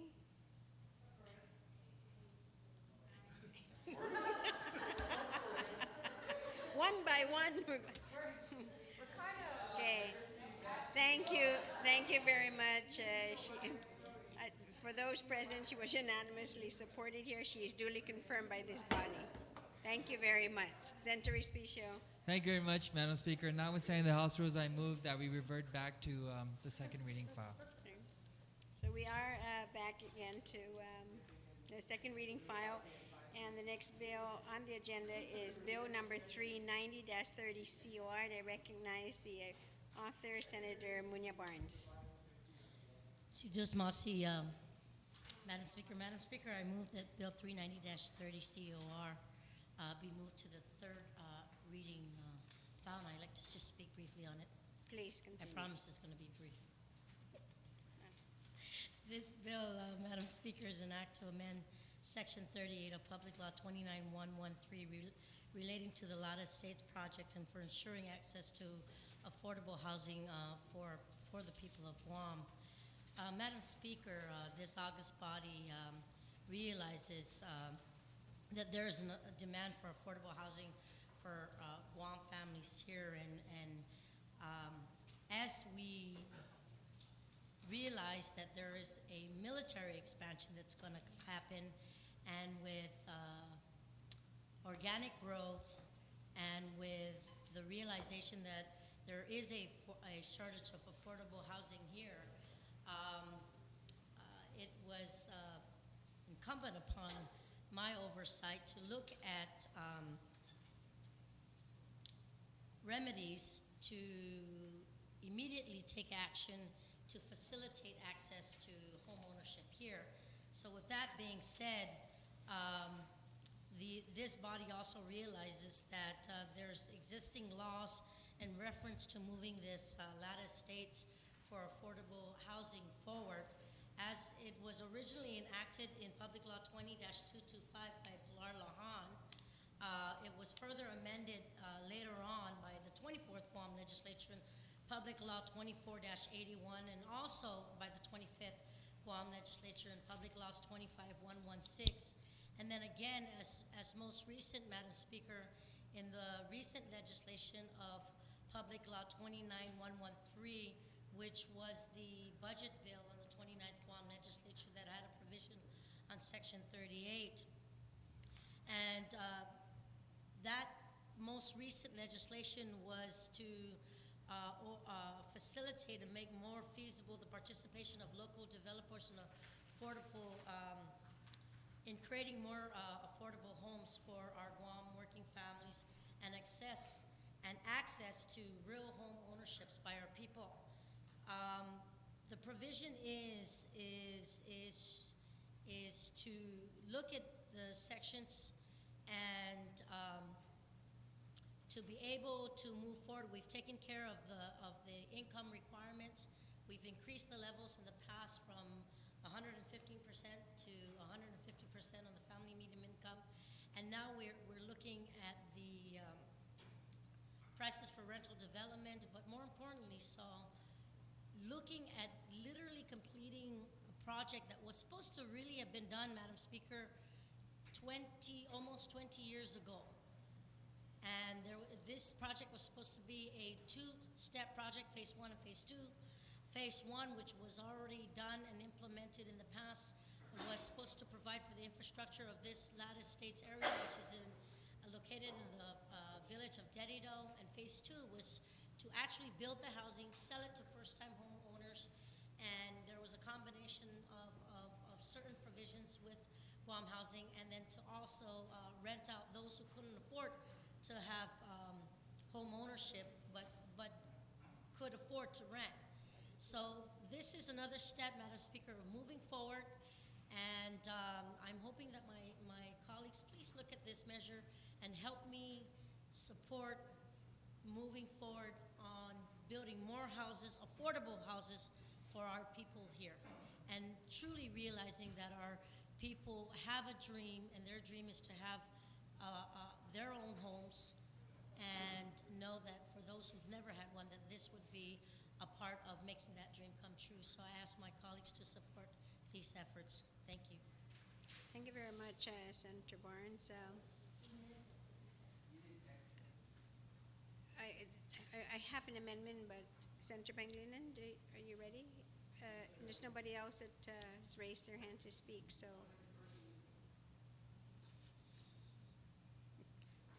Senator Pangilinan. Thank you, Madam Speaker. I just don't want you to say I'm trying to confuse you again. Thank you very much, Madam Speaker. Madam Speaker, I rise in, of course, support of the bill, but I also wanted to introduce an amendment that would resolve, I guess, an outstanding issue in that if we should move forward with the sale of this property, because the original design of the project has morphed itself over the years as we continue to search for ways to make the project happen. Originally, of course, it was an affordable housing project. It was Guam Housing will act as the developer in terms of finding the financing, supervising, etc. And through the passage of certain pieces of legislation, we allowed them to do that, but they weren't able to effectuate that plan. So we decided then to, the housing component of the development had some problems, and Guam Housing was not able to implement the plan as originally designed. So we searched for ways to provide opportunities. We introduced a bill that would allow, for example, a lease to own. When the project was designed, there weren't enough qualified buyers under the conditions that were placed on the project and the development of that project. So we said, well, maybe they don't have enough because they have, most of the consumers at that time had a lot of what you call consumer debt, which then inhibits your qualification for a mortgage.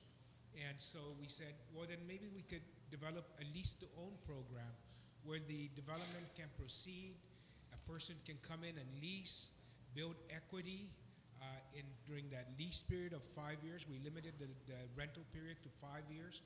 And then at the end of 5 years, they use the equity that they've been able to build by making rental payments to transition them into a home ownership.